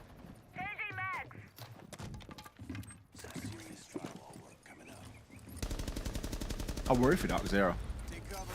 I really do. Already used that timeout. SSG not showing any signs of slowing down right now. They've got a brilliant lineup to deal with this composition as well.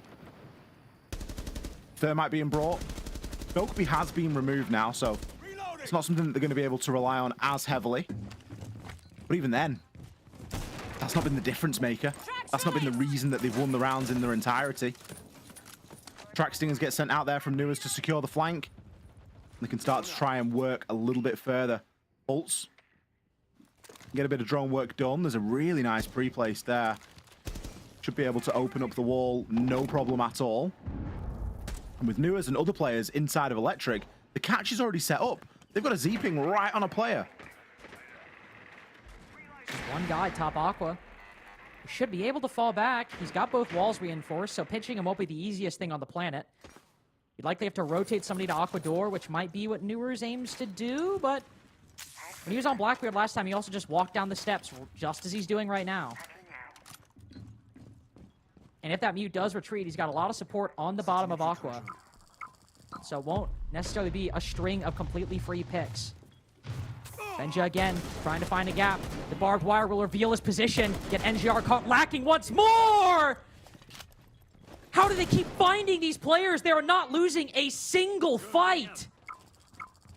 Newers, J90, and Benja looking lethal on Nighthaven Labs. Citizen with a very huge double kill. Won't seem to bother SSG all that much. Fultz falls off the diffuser, gets the kill, back to work. They've got somebody watching this angle as well. I think somebody just dropped down to the bottom floor. Hunting Nave, they are hungry to be NAL champions. We are one round away from a flawless attacking half for a team that struggled with it the entire stage. The timing in that round was enough for me in itself to say that this is going to be an SSG map. Benja is like a millimeter from exposing himself round the corner to where Nath's watching, and he just turns around.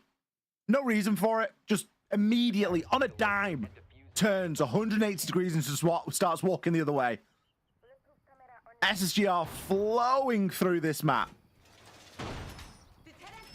And DZ couldn't buy around if they wanted to.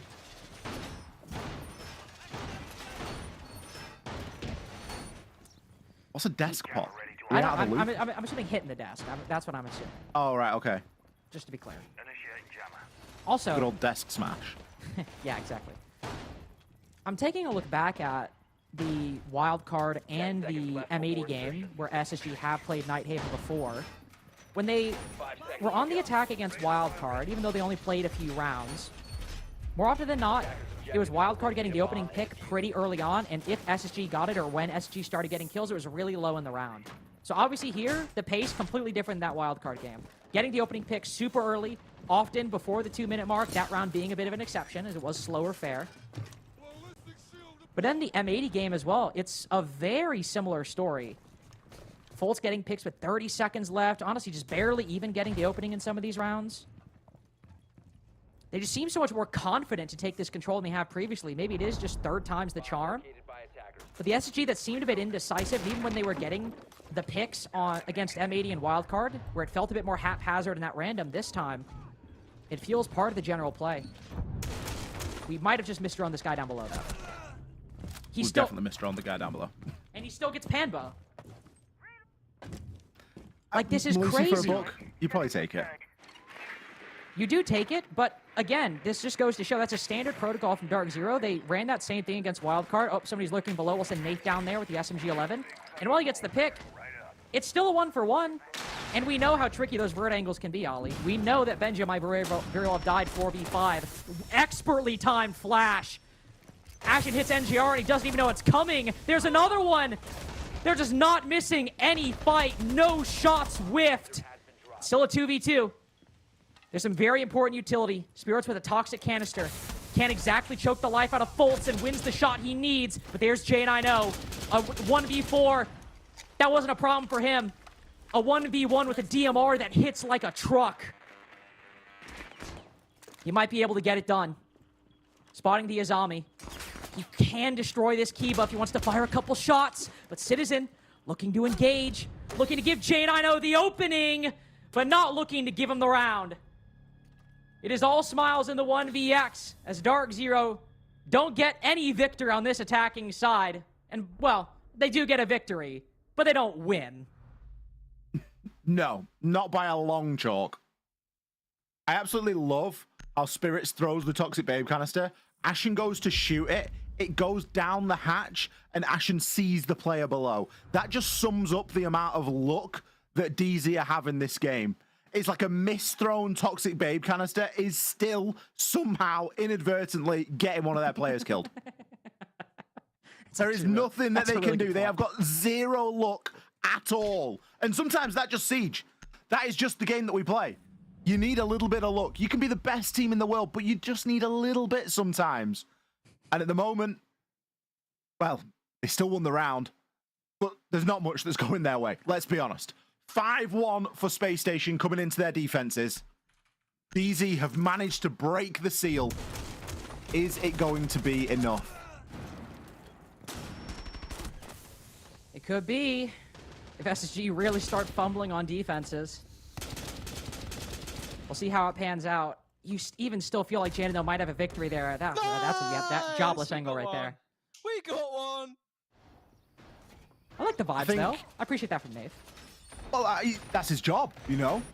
Timeout's been used. You got to keep the vibes high. You get around. Like, that's the angle. How much do they believe in their own attacks, though? Because they, you know, they don't need to be flawless. Let's not get it twisted, but they've not got much margin for error right now. They can't afford to make too many mistakes. Definitely not afford to make too many mistakes in one round, because this lead is... It's just dangerous from SSG right now. Better soldier than I thought. One thing I am excited to see, though, we see Citizen bringing that Nomad. One of the things we've seen DZ run on their Night Haven attacks is they bring this Nomad and put the air jabs in IT to control the swings and make sure that nobody can necessarily peek through that breach or go for those rotates. And I just like that plan. I think it's just clever from DZ, but it's also likely why we see Nurus on the top floor with impact grenades. Probably just to make sure that if they do want to end up rotating, taking an aggressive swing in IT, they have an option to destroy them. It's definitely something that would trip Space Station up if they didn't know about it. I'm sure, like you say, they've planned a little bit for it. But there's still the reality of actually being in the position at the right time to get rid of those air jabs. Shouldn't be too much of a problem for NGR to get this breach open. There is a bandit, but as we know, for the IT wall, there is a lot of different ways that you can choose to use to deal with said bandit. Amber, maybe looking to go below with the Vendetta. Give himself a few options. Oh, they've just missed a player there on that Aqua Cam. It's a little bit unfortunate. Again, a good example of how DZ aren't really getting any sort of timing at the moment. Flick on that camera a few seconds earlier. Bam, you see the player rotating. Oof. That's the doke down for a mute. You still got one C4, though Benja might die to that Deathmark tracker. SSG are just looking so good. The confidence is unparalleled. It felt like Dark Zero were good at shutting out aggressive teams in the past. Even Shopify, maybe not the most aggressive, but still keeping players like Spoit and Ambi not having the impact they otherwise wanted. Benj is 8-3, but he's 4-1 on opening duels on that attacking side. Folt's able to swing and take down one of the most key operators to Dark Zero's attack. Could see there the air job's getting placed out inside of IT. Just gives NJR a little bit of surety. They've got no idea that Ashen's still playing on Catwalk. There's nothing to deal with these keeper barricades.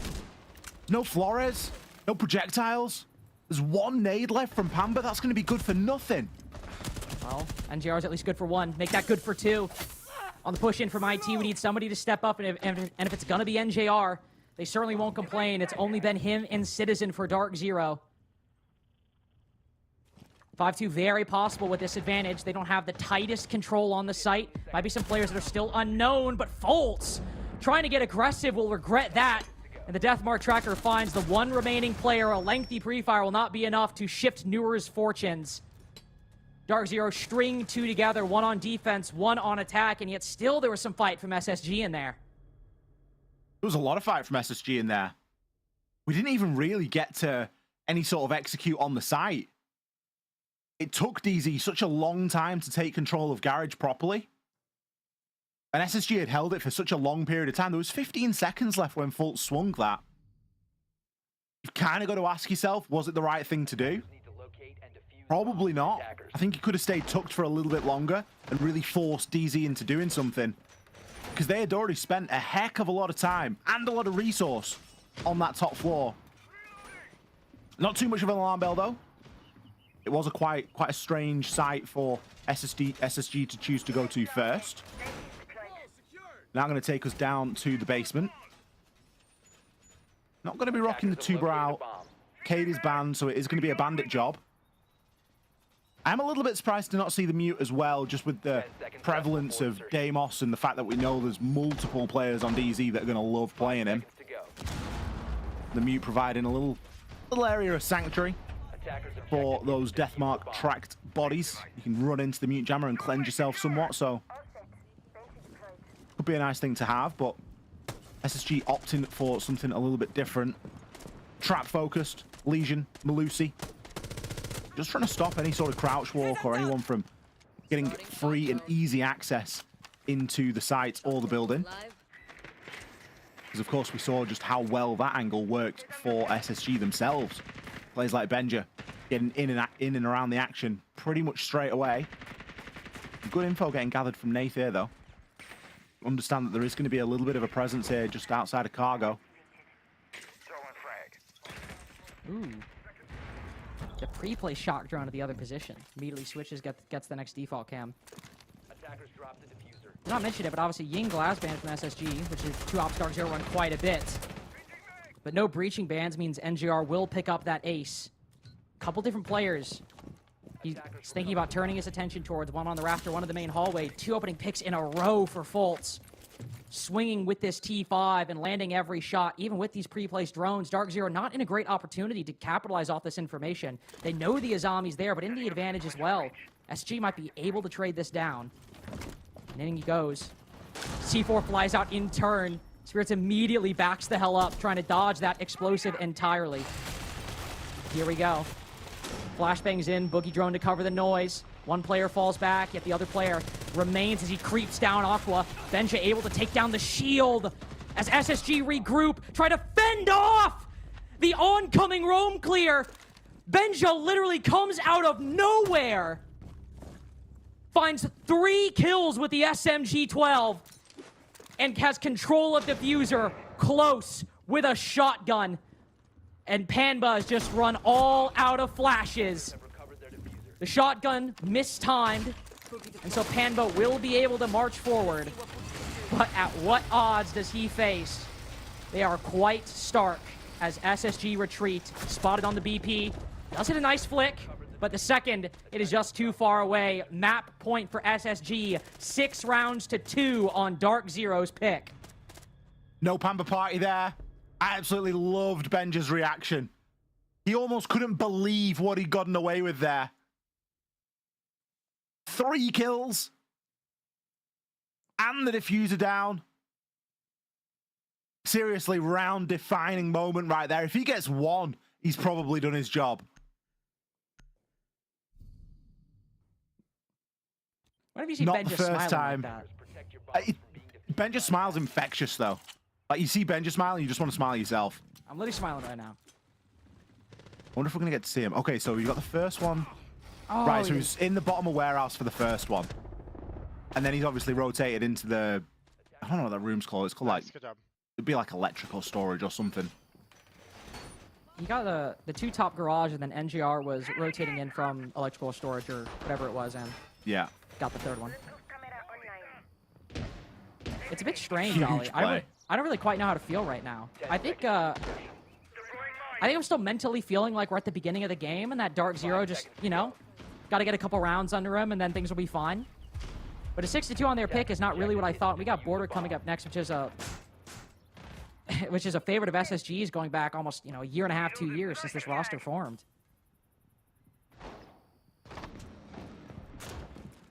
I'm a little bit indifferent about it. I think we were expecting a closer game, but just with the nature of the playoffs and the way that they've gone, are we really going to sit here and kid ourselves that we were expecting it to be back and forth from the start? Or was it going to be just a mess? One game going really one-sided, next 2 games max OT, it's still anybody's.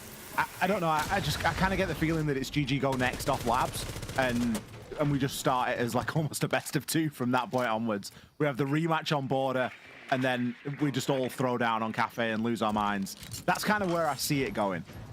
And DZ don't look too concerned either. Like, we're not seeing entirely beaten faces right now on that side. Like, they're recognizing, yeah, it's a best of 3. Like, it might be our pick, but we've still got some good maps ahead of us. We'll have to see if that's what Border ends up being. Game's not done yet. SSG, another one of these many opening victories. They're good at converting those 5v4s when given to them, but Newers, just a bit of a distraction for Fultz, who's also really come alive on these defenses. Only 6-4, but always getting involved in the action. SSG just seem to always have the answers. Dark Zero think they're speeding up the pace, getting a bit of control when they push in that lobby side, and then SSG immediately wrap around, play the trades, coordinate perfectly. So what do they do now?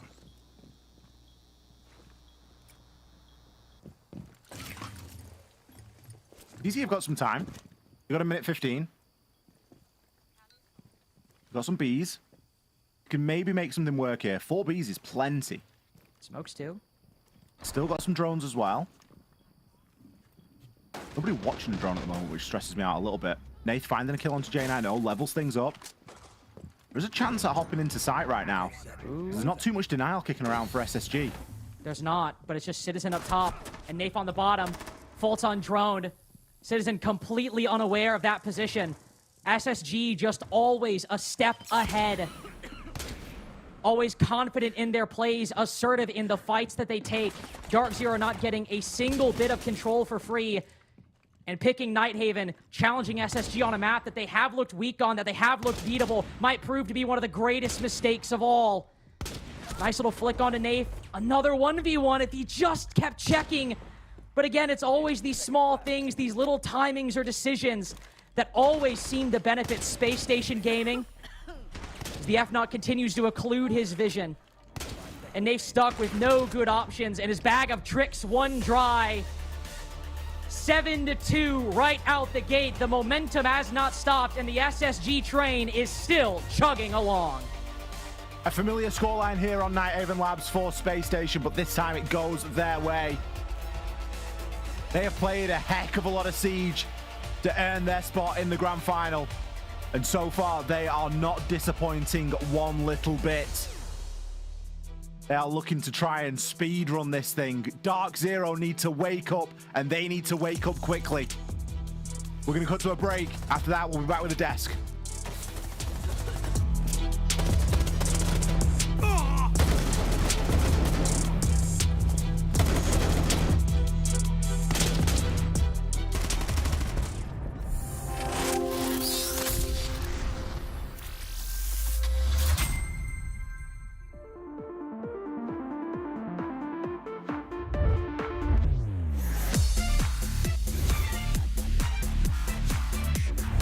And dash together.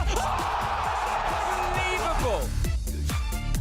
Can he get there in time? Cameraman's going to complete. Big ET finds a huge 4K and gift throw. There's only 4 seconds left. There's no way. Whilst not easy, is potentially winnable. No. Give him a 1v1. And they've given him both down. They find the down as well.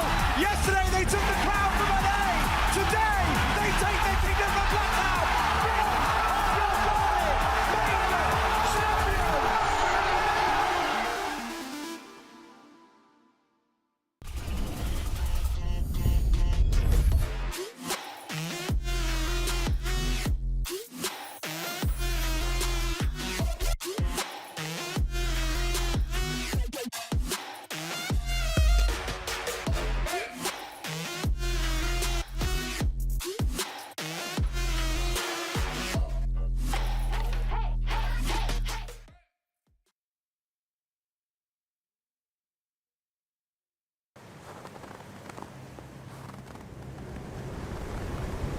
Keep an eye out for contact.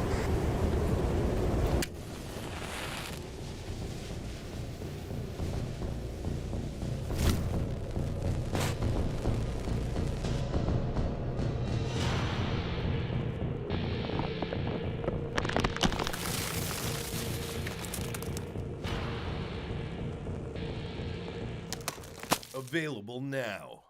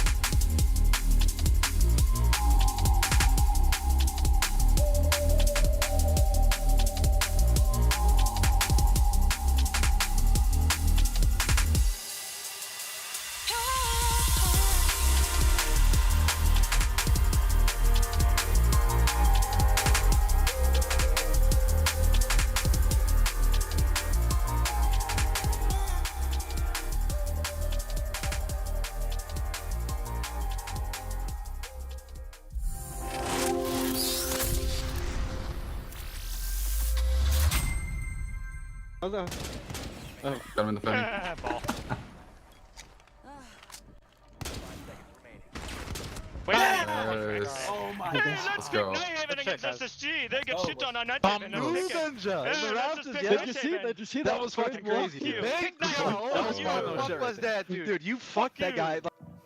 I mean, it sounds like this team is just overflowing with confidence, and they certainly played like it. A 7-2 victory over Dark Zero.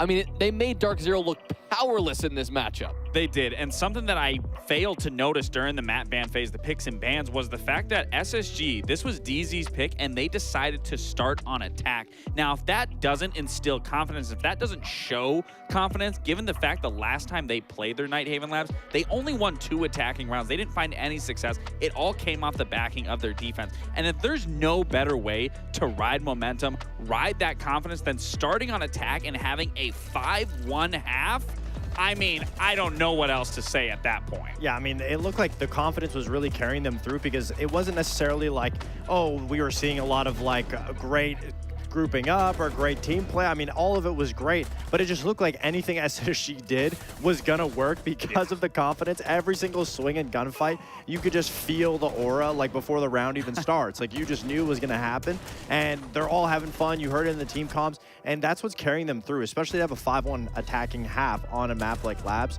Obviously, they were just constantly being able to get that pick onto Dark Zero, and it looked like Dark Zero was just really scared to be able to make moves. They did not want to be able to help each other or get in positions. Every single gunfight that you saw there, somebody from Dark Zero is dying alone. There was no trades. It really looked like Dark Zero was just scared, slow to move, slow to adapt. The team play from Dark Zero was not what we're normally used to seeing. So obviously, SSG really struck the fear into them. I mean, I can't blame them, Fox. I mean, you know what it's like versing a team that is riding off sheer momentum, and it just feels in so many different scenarios, you can't do anything right. Doesn't matter what you do, doesn't matter where you rotate, doesn't matter what angle you hold, you're just going to lose it. And in so many of those kills that we would see, I mean, I don't know what DZ possibly could have done. And Benja was such a thorn in their side, whether he was using that buck, forcing players out of position, make them rotate into those line of sights, or creating that gap in general, finding it. I mean, this is by far the best SSG that I've seen personally throughout these playoffs. And how do you manage to stop them at this point? I mean, if you're Dark Zero, you're coasting like SSG have the most momentum one could possibly have. They've won a bunch of best of 3s in a row in the lower bracket. They're riding all this momentum, as Lax is saying. What do you do when you go to border? It's really simple. You lose. I mean, Dark Zero going at the border against a momentum-heavy SSG team, obviously, it's going to be very scrappy. The 1v1s are only going to get that much greater. Obviously, every single fight on a map like border is going to be that. But one thing that can pull them out was the same thing we talked about in the Shopify Rebellion game. You need somebody to step up. Somebody from Dark Zero has to be able to shut down those initial aggressions, at least to be able to even the man count, and that will get the hope from Dark Zero going. I mean, I think one great thing that SSG's been doing is shutting down the entry from Dark Zero. Like when it comes to shutting down Spirits, when you look at Dark Zero and who's making plays, if it's not Spirits, it really looks like everybody else is stuck. There's nobody making decisions to retake, to do a pinch, to have an aggressive start to the round besides Spirits. So if they isolate him, he's getting shut down. So Dark Zero needs to realize, okay, we needed to back up Spirits here, or we need some more players to be coming alive. We said 7-5 SSG was the last time these two teams met on border. There's no question in my mind that Dark Zero have to have that in the back of their minds. When you go to a map, we've said that they're comfortable here, Lax. When you go to a map that you have lost against a team already this stage, though, are they going in with the same game plan? Are they going to have VOD reviewed that? What would you do in this situation? I mean, more often than not, the team that loses end up, when you come into that rematch, they end up winning it because they know what happened. They know where things went wrong. They know where things slipped away. But honestly, when this SSG coming into that Nighthaven and seeing what they were doing, this is something that reminds me of the old SSG. Something that we knew and we hated is when you allowed that SSG to set up, they would pick you apart. And something now that they're doing very well is they're taking that initial ground very quick on their attacking side, and then they are slowly picking away all of the pieces to then eventually execute on site. Like I said, whether it's Benja opening that gap, creating that gap, or just forcing players into that line of sight, it does kind of replicate that old SSG that found their success once they were able to set up, once they were able to go for that execute. So if I'm DZ in this scenario, it's really just a matter, don't let SSG set up. Throw a wrench in their setup. Don't allow them to get into the building. Fight tooth and nail for every little bit of control on the map until you can fall back, until you can bleed that clock. But again, this is an SSG that's riding off nothing but sheer momentum at this point. So someone has to come alive here to be that figure. To put it simply, DZ, don't die, shoot back. Perfect. We'll end it right there. DZ need to throw a wrench into SSG's plans, stop their momentum somehow, because we go to border. SSG's map pick, they're looking to take the title. Over to you, Lynx and Ali. Honestly, Fox's feedback might be exactly what I would say to Dark Zero in this moment. Not only because Get him one a of the coaching way, role. yeah, honestly, like get this man in the comms. Like, Kenny, not say move over, you're a great coach, but give Fox a second, because that might be it. But like, genuinely, this is not a bit, because you look at how Nighthaven went down. They were dying a lot and not shooting back, and it might seem reductive, but genuinely, that's going to be a defining feature of Border. One of SSG's favorite staple maps is if they don't start shooting back, we're going to see a lot of what we saw in Nighthaven again. It's going to be a lot of the same, isn't it? I think back to the previous time that we seen these two teams play Border against each other, and it was only, what, a week ago, a couple of weeks ago? It didn't go too well for DZ. It was a 7-5, so it wasn't a landslide victory by any stretch of the imagination. However, we never saw DZ get a good handle of those attacking rounds, and that is where on Border you have so much opportunity. So for me, I would expect DZ to know what went wrong. Kind of goes into what Lax said. You're going to pay a lot more attention to the VOD reviews of games that you lost than games that you didn't. That's not to say that SSG won't have gone through and rewatched and figured out how they could have been even better on Border, but DZ have got a bit more fire in their belly to figure out what went wrong, what can we do to fix it, and how can we stop it happening from next time. Even still, despite SSG's victory, community believing in the Dark Zero comeback, believing that Border and Cathay will both go their way, that Dark Zero will redeem themselves from coming out the losers of that 45-round bloodbath, the NAL finals of Stage 2 of last year. They'll be able to stand at the top of the heap as the best team in North America, but a hungry SSG up 1-0 in the series now looks to stop that very thing on home turf. Last time we saw SSG play this map, Ollie, well, not the last time, but the last time we saw SSG play DZ on this map, was a lot of shields. Fultz ran the shield 5 rounds on attack. I have to believe this next band coming up will also be a shield. I think it's got to be the Blitz, hasn't it? We have to see the Blitz removed. Fultz was a bit of a menace on Blitz. We know that BB can be a bit of a problem as well. Twitch? You're going to ban the hello? What? Okay. Give me a second. It's going to be one of the first Twitch bans we've seen this stage. Maybe the first. Now, to be fair, J90 was playing a lot of it, played 5 rounds of it against OXG on his attacking side. 6 rounds, technically. So this map, J90's playing a lot, and if there's anybody you want to disrupt and make uncomfortable right now, probably a good idea, but I was about to say, I'd also imagine we'll see Goyo most of these rounds. We're going to see a lot of those traps with the Twitch off the board. I get it. I really do. But there's maybe other things you can do to make players uncomfortable. I don't think that J90 is a Twitch crutch by any stretch of the imagination. We'll have to see how it plays out. The smoke and the mirror ban coming out of SSG. Again, speaks to them wanting to move quite quickly when they eventually get to that moment. Something that really stood out to me over on Nighthaven Labs was the sheer speed of entry for players like Benja, and a lot of the pre-placed drone work that goes on inside of the prep phase. It's no different now.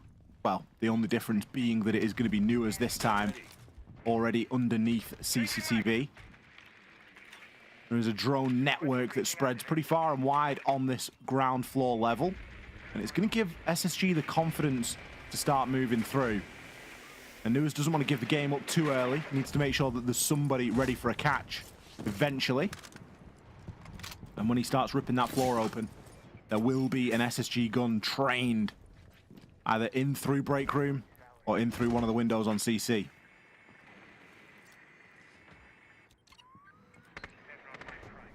The SSG have been quite good at setting up crossfires like that, finding those angles, especially the long ones, and getting those players activated. Continuing with that strength, which we saw quite a bit on Nighthaven, will pay dividends on border and give you a lot of openings where you might not otherwise have achieved them. Big util clear over on the side of East Stairs at the moment, where NJR is playing behind those Kibas. Often the spot we see NJR play, whether it's with the smoke. Seen a lot of different operators picked up by him there. He's not the first to fall, despite the pressure. It's Citizen on the Legion peeking somewhere, apparently around Courtyard.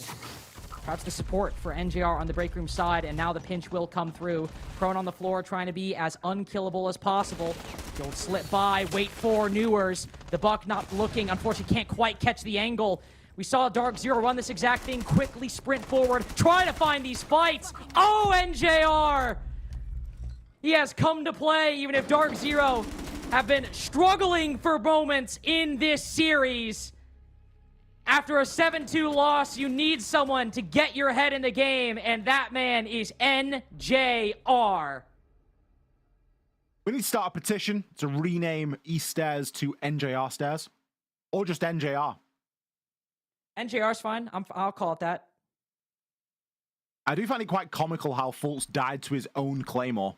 That's honestly crazy trade from Panba. That was... Next level trade. The criminal thing is, that won't go down as a trade, but it actually is. It's also... That's so funny. That... minus the shield, that attack literally went the exact same way that their first Armory Archives attack went when they played DZ last time, except they lost, to be fair. But remember, Ollie? We were looking at the Blitz running through East, and then everybody from Dark Zero just sprinted over to help NJR. Exact same thing this time, except, well, the fights went a lot different. Yeah, except NJR gets 4 kills, and 1 player on SSG dies to their own Claymore. 10 seconds left before insertion. I mean, it's basically an ace at this point. 5 seconds to insertion. That was pretty much almost a carbon copy of the way that the first round went. Different operators, but the action happened in exactly the same place when we saw these two last playing this map. And big difference. Fultz got NJR first in that round. Yeah. Hey, bring the Blitz next time, buddy. Yeah, surprised that the Blitz is up and Fultz still playing for the Monty, but different site. But it's going to be a slightly different focus. Focus will be those East Stairs yet again, though. You better believe that it's NJR playing there. But SSG, quite rightly, might just not need to deal with it immediately and deal with it a little bit later on. And it looks as though that might be the call right now, as everyone seems to be rotating. My goodness. It's going to be J9O to open it up onto Nath. Ashen finding Pamba. What the hell is going on? Newer's on the cut, too. You could see NGR and Citizen both like, we're going for this flank. 5v3. All right, maybe we don't. Never mind. Citizen commits. Oh, he checks that angle. But Citizen, what a shot. Just sent right through his skull. And this round, about as anticlimactic as Nighthaven was. We're here hyping up NJR's 4 kills, the big first round. Well, Spirits at least has 1. But I doubt NJR is going to be 8-0 by the end of this one. SSG resetting, have full control of the site if they only want to reach out and grasp it. They are quite separated, though. One player over on the east side. NJR has been droned, so he'll move back down to site. But now is where things get really tricky. The hard pings will give him a bit of information, but not enough to make a miracle happen on Bathroom and Tellers. Only 1 round for Space Station despite the 2 opening picks, but that round looking a lot similar to what we saw in Nighthaven. Clean setup and cleaner execution. Newers has just hit 2 of the nastiest shots we've seen tonight. That first one on the Citizen was ludicrous. The reaction time was just unbelievable. There was barely anything visible. Look at this. No. Like, hello? That's got to be a free fire. I actually don't believe that. I enjoy how Ashen gave us a desk pop there as well. In his I actually was gonna say, dude, we're so hyped we're hitting our desk after W's. We're literally hitting our own desk. Little desk pop for the fans. Shout out to Ashen. That was a lot of what we saw in Nighthaven, though, wasn't it? We just see them quickly... Well, they consider going east stairs, then they rotate to the opposite side, and sure, they get a pick, but Newers is like, hey, I got vent. Like, let's just move in. I'll hold these cutoffs. You guys can come in behind me. That's basically what we saw in Nighthaven, except instead of Newers, it was Benja doing that. The exact same game plan. It's the gap filling from SSG, isn't it? Yep. It's their ability to do something and do it as a unit, do it all together. There's zero hesitation. And as we've said many times, it's down to the culture in the team, and it's a blessing, and sometimes it's a curse. When the call's good, it's fantastic. And when the call's bad, it doesn't go to plan. But it doesn't mean that it was a bad call. It just wasn't right. It's a really interesting philosophy that SSG seem to roll with. And when the decisions are going well, dude, like they are now, it seems to work. Where are they finding these picks? How are they finding them? 9 rounds, they got 7 of them on Nighthaven. Benja getting 4. Oh, we got this again. Shout out. I went crazy over this in the previous SSG DZ game. Allows you to get the little passport wall. And look at that. Job done. I think Mint did a TikTok of that, and I think it did some numbers. I think it did. Shout out. Oh! Oof. Like, what do you do? Jane, I know. Shout out. Genuinely, what do you do against this team? Like, I feel bad for Dark Zero. Like, they just can't shoot back. And I don't mean that, like, they're failing to shoot back. They don't even have the opportunity. What was Citizen supposed to do when Newers quick peeked him? What was Pamazu supposed to do right there? Janito wasn't even looking at him. Flicked headshot immediately. Spirit swings, gets Benja, and loses all of his HP in the process. There's really nothing going DZ's way today. And the longer that it goes on, the more you wonder, what is the reason for that? There's only so much bad timing that one can experience. And then you've got to start to question other things. Ashen, currently inside of the smoke, looking to see if he can find any glimpse or glimmer. Despite quite a speedy opening pick and some things going their way in the early portion of the round, SSG have stalled out a little bit here. And it really does look like they are trying to search for an answer at the moment. Drones, still there to be used. But at the minute, DZ, they are tucked. And they are not given any reason to move. If they do, Ashen will undoubtedly make them pay for it. Ooh, this angle's got to be tricky. Spirit's looking up at the hatch. Ashen might just expose himself. But Spirits gives away his position in turn. And so that's when Folt strikes. Opportunity given. They can start moving in with the diffuser as NGR and Citizen both off-site. Citizen trying to find the striker. Moving in through. Rora goes down as well. They can easily deny this plant if just one shot connects. But Ashen, who's still looking to go big.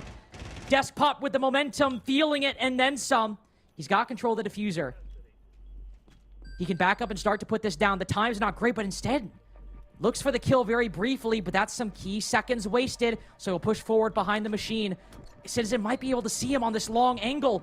Just has to turn around the corner, could spot him quickly, but no! Runs all the way around, and Ashen gets a bit too scared. He might have been able to secure that defuse, but the nerves get to him and allow DZ to retake their lead. I'm really surprised to see Ashen come off that there. I thought he would stick that and just see if he could make something happen. Citizen, there's a couple of options. Is he going to plant default? Is he going to push in and plant deep? Kind of just got to go with where the diffuser was last. You don't always know when it was collected. So I feel like Citizen makes the right play there. But certainly surprised to see Ashen come off the plant. Glaz and the Nazami as our round 4 bans here. The Glaz having a big impact in the previous round, but not a decisive one. Not enough to win the round for SSG.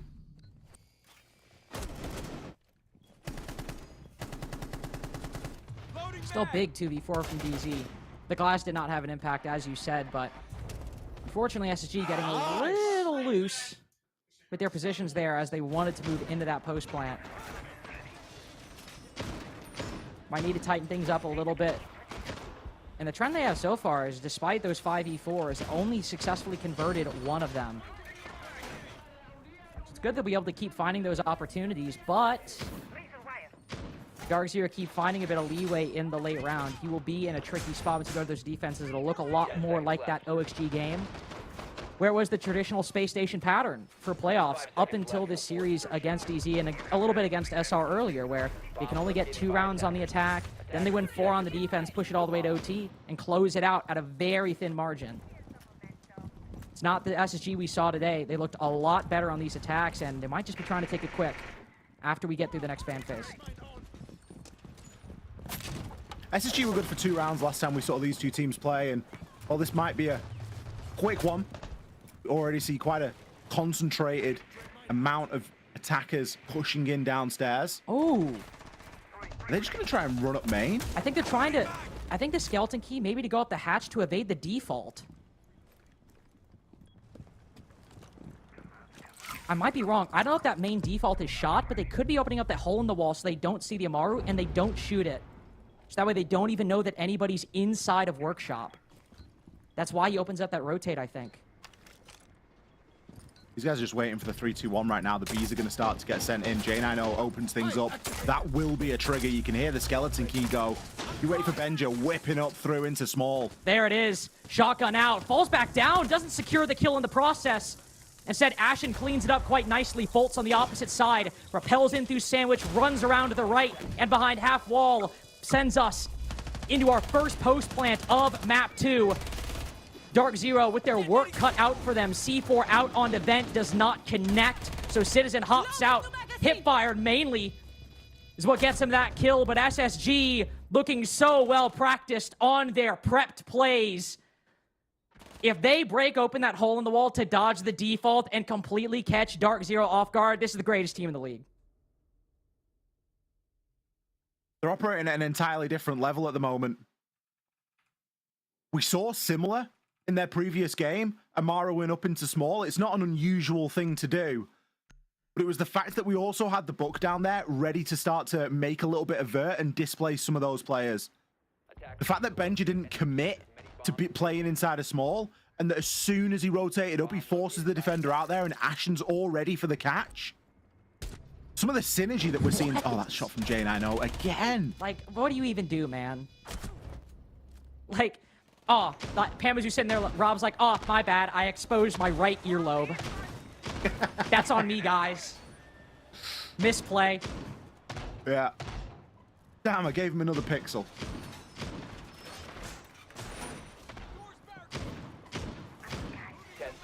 Two. 2 rounds is the same amount that SSG were good for last time they won border against DZ. They might be set to take a few more here. And this again, operating at different levels. We've seen them go slow, we've seen them do pocket play. Now we're seeing them with the blitz. Looks like it could be, again, something that's a little bit more concise, a little bit speedy, as that jail wall will be opened. It's going to allow nice, easy access. And you can sort of tell when it's going to be a quick round because you've got one player just on the other side of the map, and then you've got usually a fairly heavy stack up in and around the same zone. This moment it's Benja and Foltz. Nua's not too far away either. And again, just looking for that trigger, looking for that reason to go. If they can find an opening from outside to in, you better believe that it's full steam ahead from that point. And based on all the players, when you see Benja holding a long angle like that, no matter who peeks him, no matter what the odds, you're like, yeah, he probably wins that. It's just the level that SSG are playing at right now. The mechanical proficiency so excellent. We've seen SSG do this East Stairs play before. Blitz goes in, C4 goes out. Ooh, the mechanics so good from Foltz. Those C4s are not the easiest to survive, but if you keep your head, keep your cool, you might just make it through. But Benja loses his life in the process, and there's still too many guns trained on him. The bullets will do the trick. NGR trying to get aggressive. He'll pay for it. As even though it's not the cleanest opening, Dark Zero maintained their advantage, though. Spirits wants to try to get NGR, will make the cross successfully, but Nave put to 1 HP in the process. Still swinging.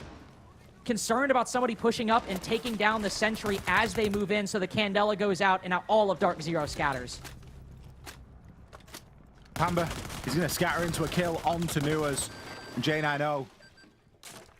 We've seen him hit some pretty nasty shots. We've seen him really nail some fine pixels.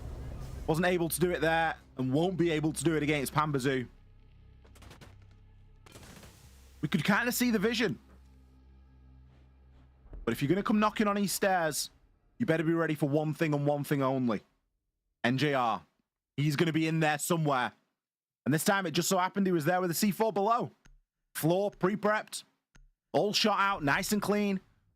Ready to sail a C4 right through. Pretty much onto Benja's lap. In another world, honestly, he gets 2 there and the round's over even quicker. Honestly, I was so pleased with Fultz's mechanics, I didn't realize Benja died. C4 blew up and I looked down, I'm like, oh wait, he's gone. Dark Zero have played a good defensive half so far, though. It is a bit of a hard one to gauge.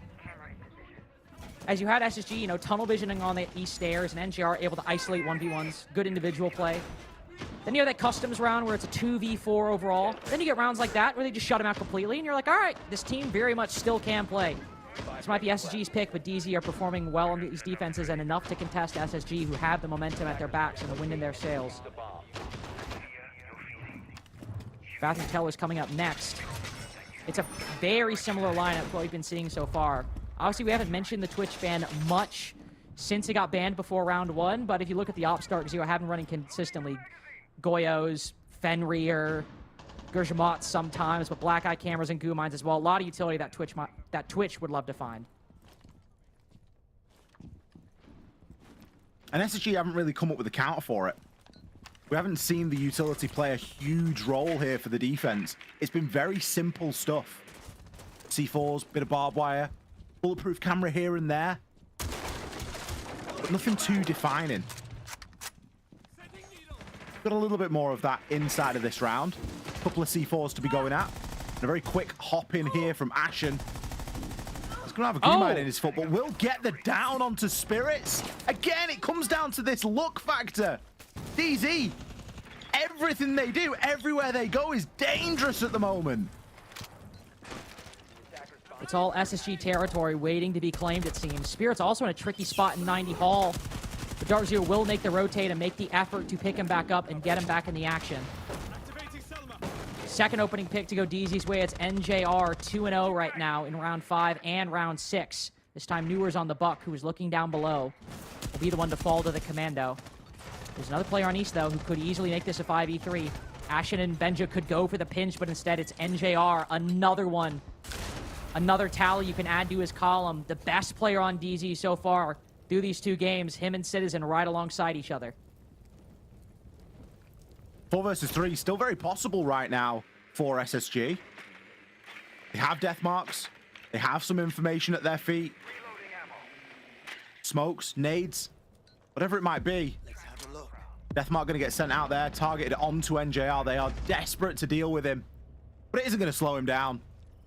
Finds one, onto J90. And honestly, with the way he's been playing, I wouldn't put it past him to grab a second. Quad kill, eventually downed. But Benja now in a super difficult spot. But 4 kills to find. NJR to confirm, sure, that's the first. 30 seconds, he can collect the diffuser. All this still under the gaze of the default camera. Not going to be an easy one from here for Benja. Oh, not going to be an easy one.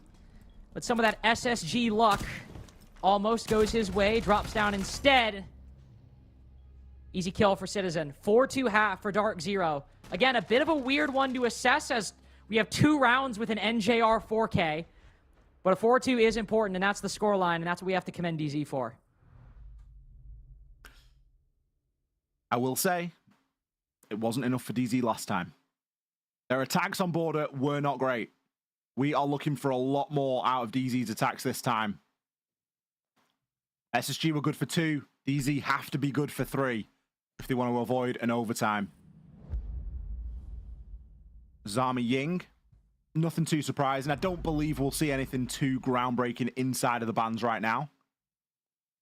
Doesn't really seem SSG's style.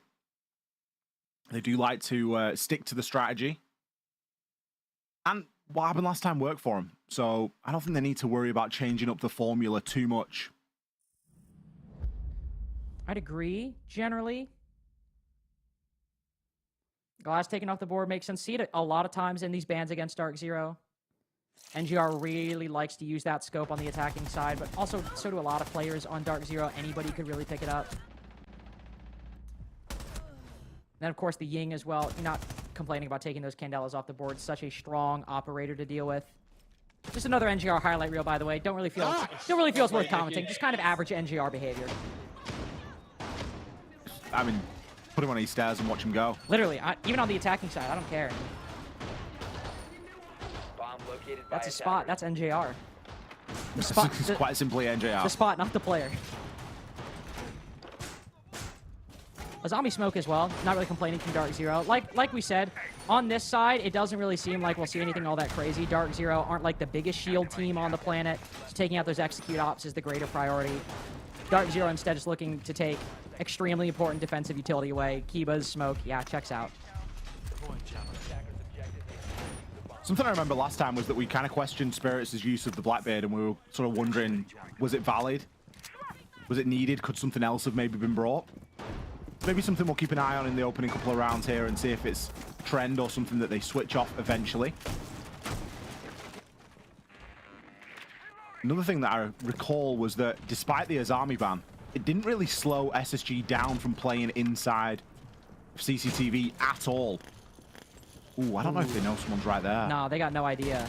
Just sitting on top of the mute jammer, but that's why you get the Blackbeard to check that angle. Oh, the nade!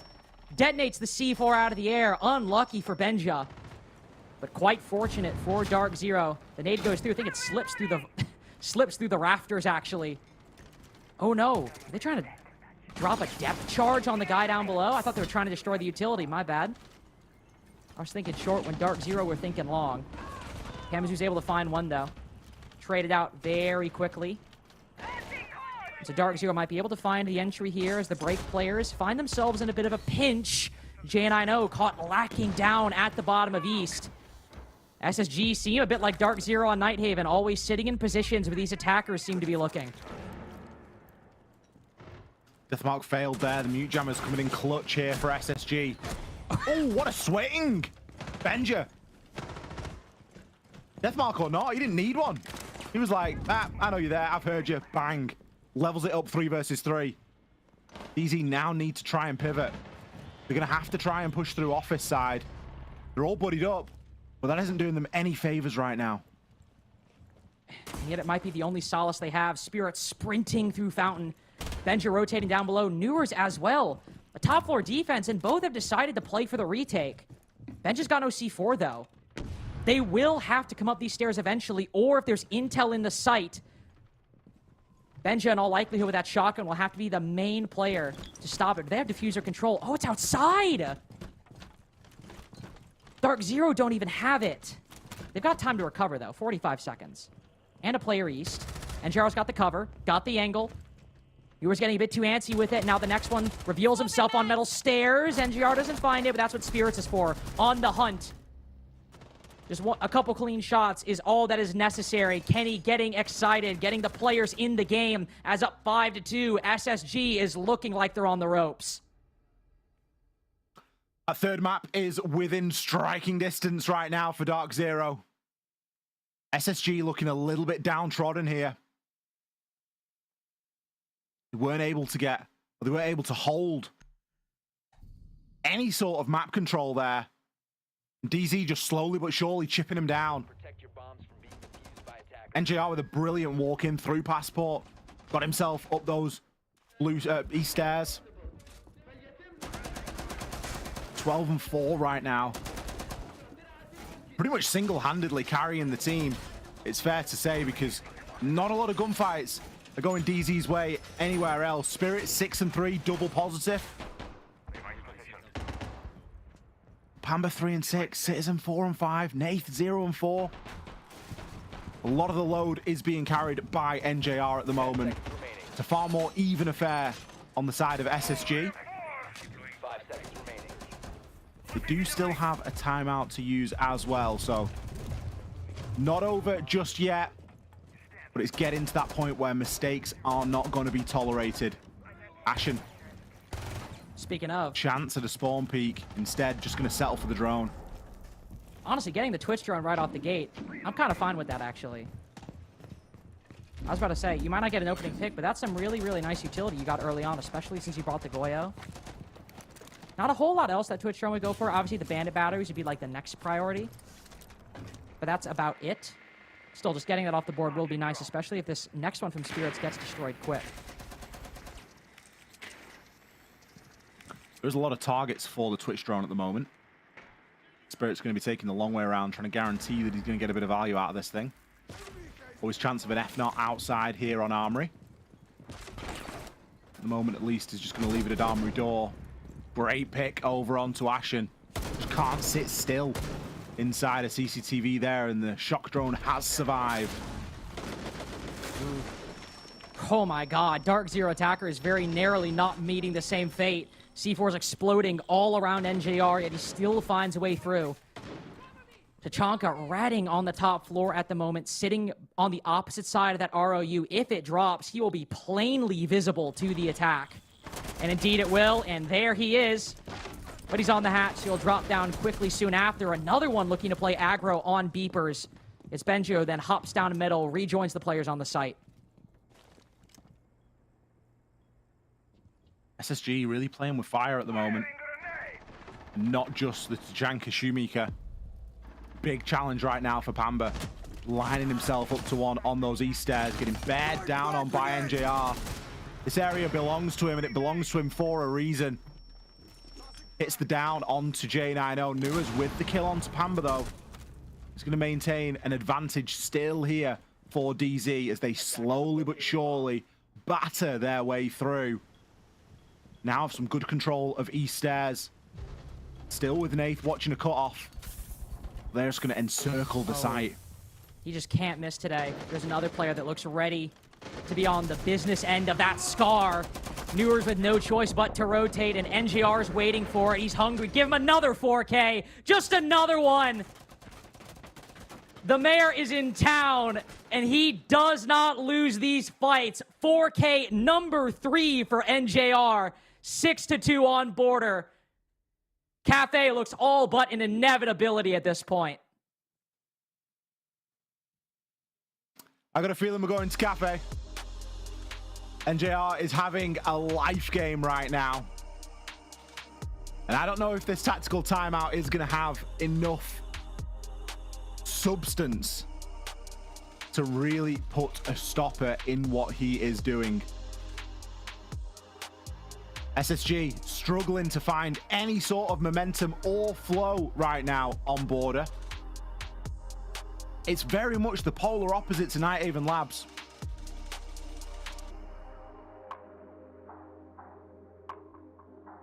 Well, polar opposite in terms of what team is winning, but polar opposite in terms of the scoreline, the dominance. After Nighthaven, you were like, oh, that was a bit anticlimactic, you know. SG just coming out the gate, 7-2, giving DZ the business right out the gate. What the hell is this series going to be? And, well, it will be a long one. But you and I, when it comes to our, like, super big, important games, Shopify DZ, SG DZ, it's like, what if we had the two most one-sided maps you've ever seen, but then we still go to map 3? And it still goes to an overtime. And it still goes to an overtime. To be fair, DZ Shopify game, that was a 7-4. That was not OT. No, it wasn't. I will say though, we are in kind of a weird spot where NGR is 16-4, and 12 of those kills have been in 3 rounds, which I guess has been a third of the game. So, and all of them have been on East Stairs. like that's his spot, man. You put I understand that we're kind of stretching the comm a little bit there. Like, he says has grown a little bit into Passport and stuff, but it's close enough, you know what I mean? We've laid down a map of border, and like there's just a Sharpie drip drawn to cover courtyard and part of Passport door as well. It's like that's the east side of the map. Yeah, why not? It counts. 16-4. If math is not your strong suit, that's a 4-0 KD. seen SSG a couple times bring out this Solus. Seen it from Nafe once as well, I believe, on this map. SSG feel a little bit more keen to that Specchio scanner, considering the past couple maps in the series we've seen from them so far in the playoffs. Potentially the final round, we'll see what Benja can do. Will he jump out when Ashen did not earlier? Only time will tell.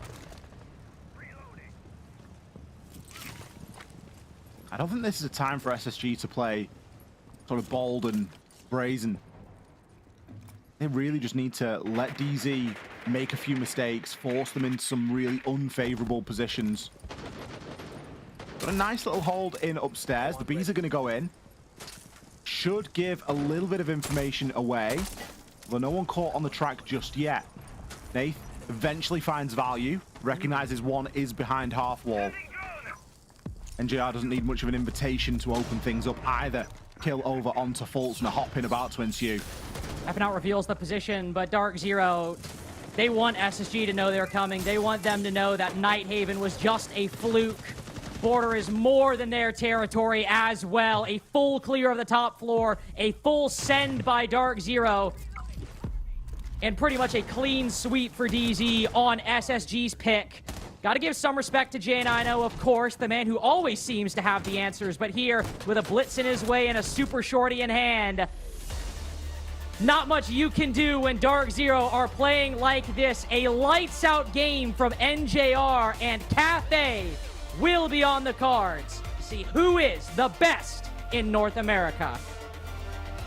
We asked for all three maps. It's a grand final. It is only fitting that we go to all three. It might be 7-2, 7-2, but we still require Cathay to determine who is going to be the champion here inside of North America for Stage 1. We'll be back right after the break.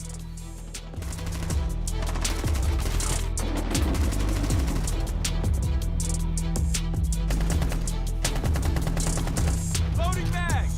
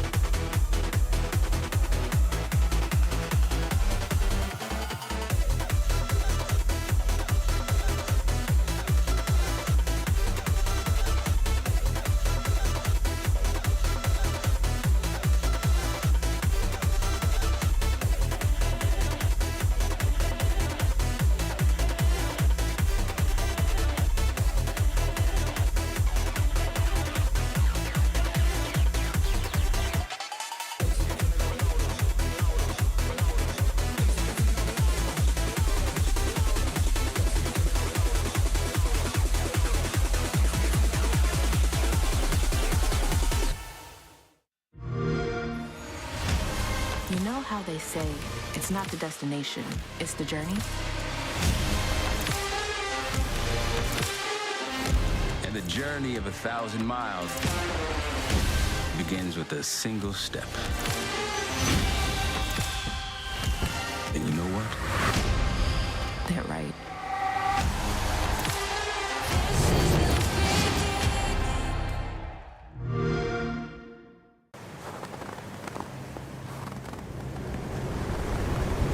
Keep an eye out for contact.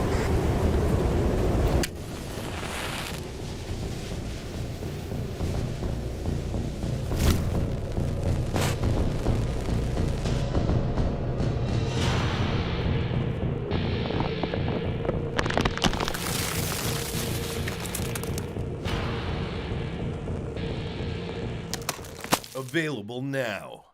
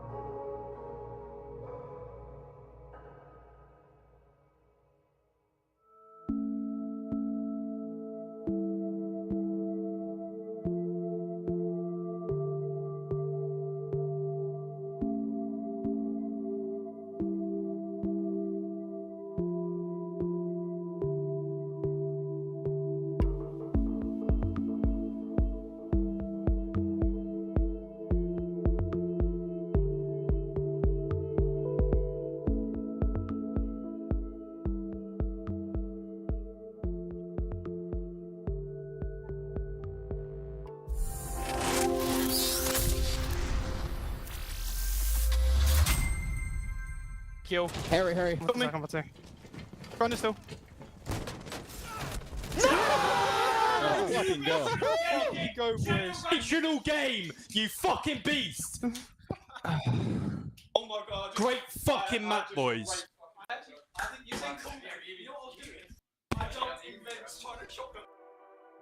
That is how you come alive and take this thing to a map 3. DZ putting on a textbook performance to take us to Cafe.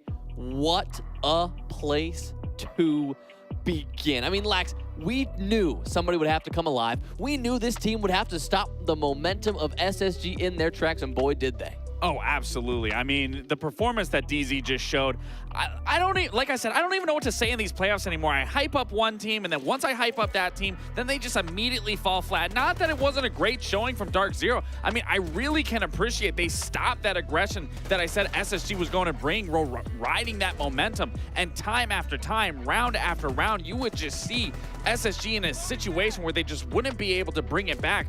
Dark Zero was just doing such a phenomenal job at being able to maintain and clamp that aggression. I wish we would have saw that first map, because then we don't have to be pushing it to map 3. Dark Zero could have already clenched this, gotten it done, but it's going to need all 3, and of course, we're going to need in all 3. It's the grand final. Of course it is. I mean, this is the game that we wanted. This is the battle that we wanted, and one man came alive in the biggest way possible. We said it, Fox said it, you said it, I said it. Somebody needed to ignite. Somebody needed to be the catalyst for Dark Zero to shut down SSG.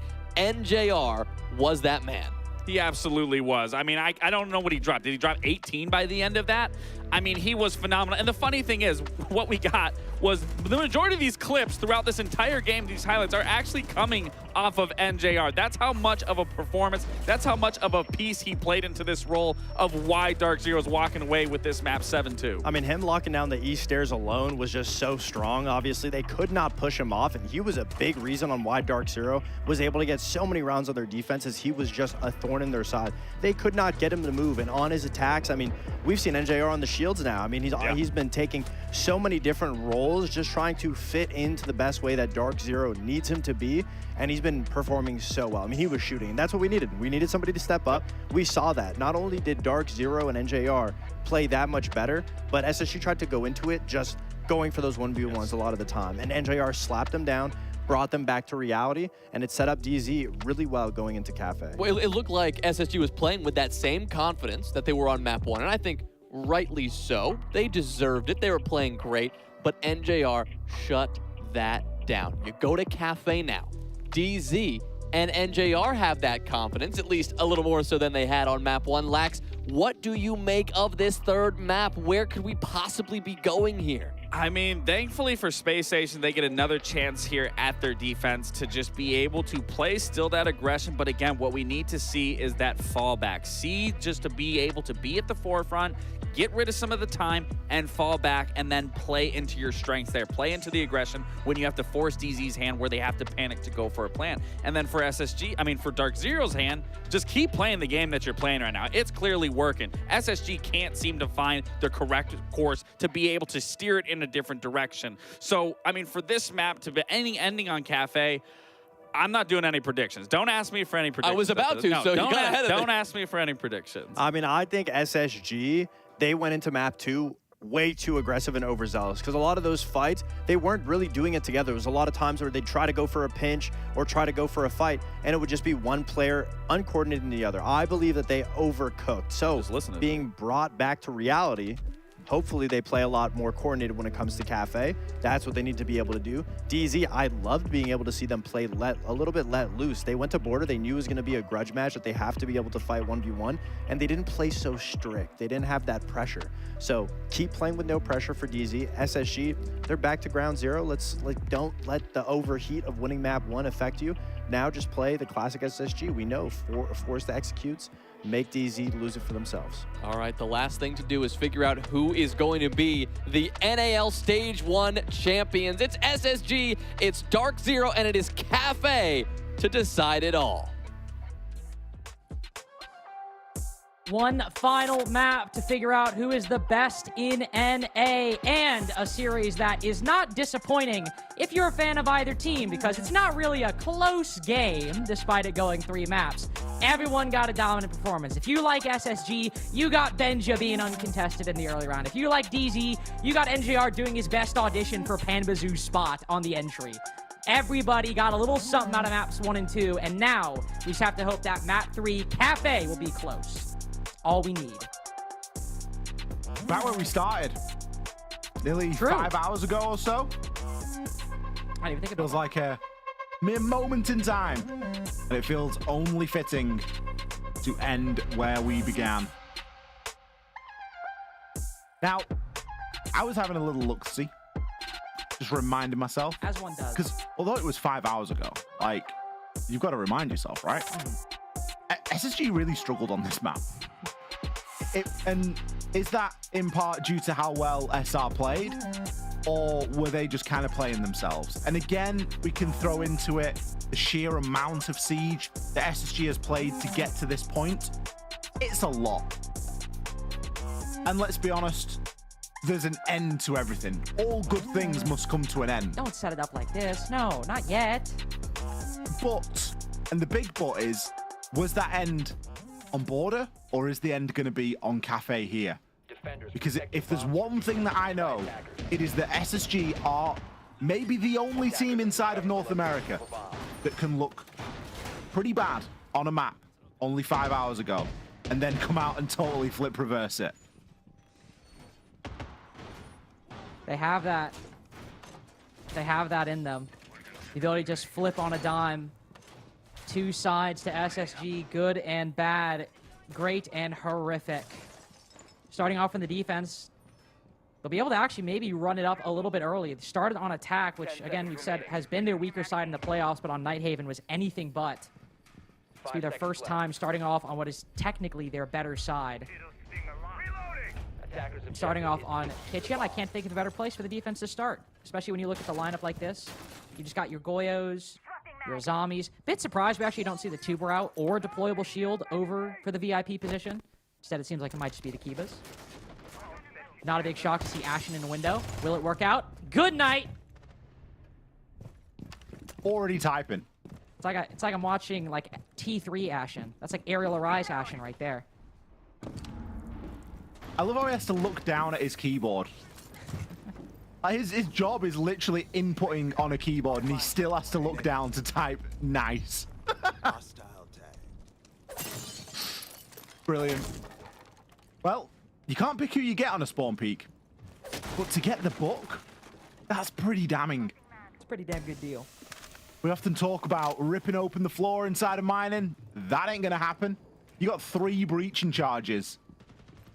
Good luck, have fun with making meaningful vert with that. Okay, we've got spirits and we've got the vendetta, so we can make something happen, but it is by no means ideal. Look at this from Newers. I see people go for that run out sometimes. I'm like, you can't really see as much as you think you can. You can obviously look at the rappel, but if nobody's on that rappel, you're simply not getting anybody sitting on vent. Also, it's funny, you're like, they have the 3 breaching charges, and it's like, yeah, and 1 breach always gets used to make the rotate hole between dining and red, so really only have 2 breach charges.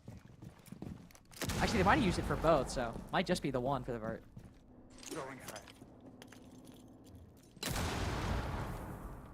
All I know is it isn't going to be enough. Now, Nath is rocking the Roarer. There is a strat where you can run through Freezer, Roarer offsite, and get the diffuser down.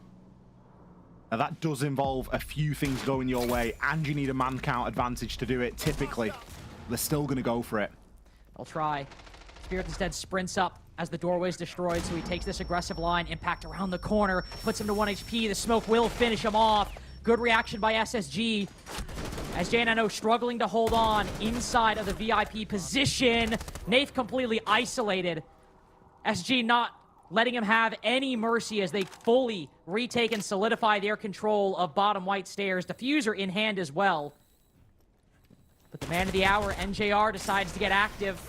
Unfortunately, too many angles. He gets stunned, brightened by the lights shining from SSG's shuttle. First round on defense will go their way in flawless fashion, bouncing back from border. All that off the opening pick that Ashen was able to get as well. If he gets anybody else, yeah, the plan changes, but you probably still go for a bakery-sided push. The bakery push was the intention, but as soon as you lose the book, it becomes very difficult to complete. And then you're forced into something that you haven't really planned for. You've got ops like Ace. You don't need an Ace if you're going to do that backside push. You don't need the Ace if you're going to go for Freezer. Devastating. But that is the risk you run. And it's unlikely that Ashen will get away with it every single round. Although knowing Ashen, he may try. Yeah, I don't really know Ashen to not do things like that when he's feeling confident. Now, that's part of the issue sometimes, but we don't really have time for that conversation. It's map 3 of the grand final. 5 seconds remaining. If he wants to peek, let the man peek. I'd rather you cater to his instincts and his confidence than try and diminish them any bit. Literally in another window. Nobody really spawns River Docks for this exact reason, so I don't think you'll actually find anybody. Ooh, News is ready as well, though. Might just be waiting for somebody to get out there on the rappel. Will get droned, though. That is a no can do, unfortunately. You get droned, it is a bit of a death sentence. NJR is doing his best to try and bait that out and switch around on the rappel, but DZ aren't going to get caught out 2 rounds in a row, it seems. Instead, likely set up for this full clear. All right, well, lose it. Jeez.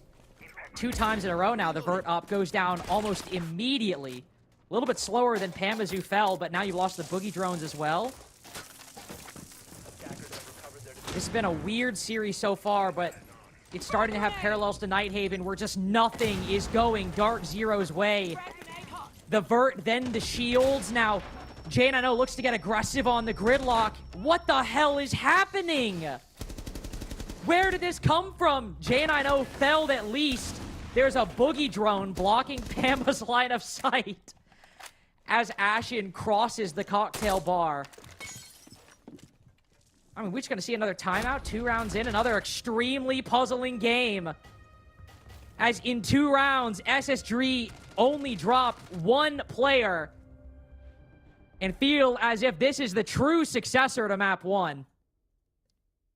This is what Map 2 should have been, based off the way we saw Map 1 go. SSG's mental resilience, by the way. Can we just talk about that for a moment? Because they have played so much Siege to get to this point. We've seen them have great maps. We've seen them had really grueling, difficult maps. We've then seen maps like Border where it just never really looked like they were present. And yet they can come out in Map 3 and just immediately hit that reset again. Bomb located by attackers. The mental fortitude on these 5 players is incredible.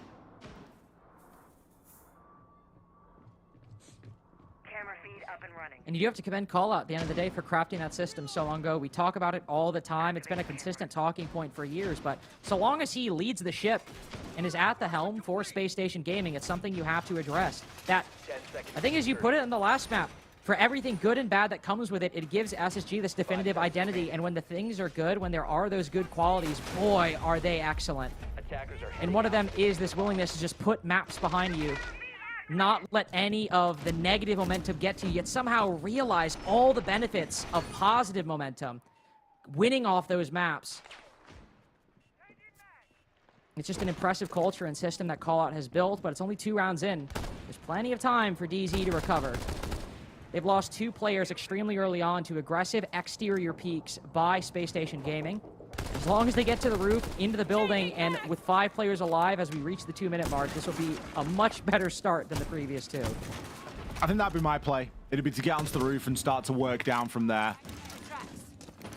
I'm not going to say that you're 100% safe on the roof. There's always the chance of a C4 getting thrown up, but it's usually a good place to start, and typically where a lot of these attacking rounds base themselves from, or base themselves off for Cafe.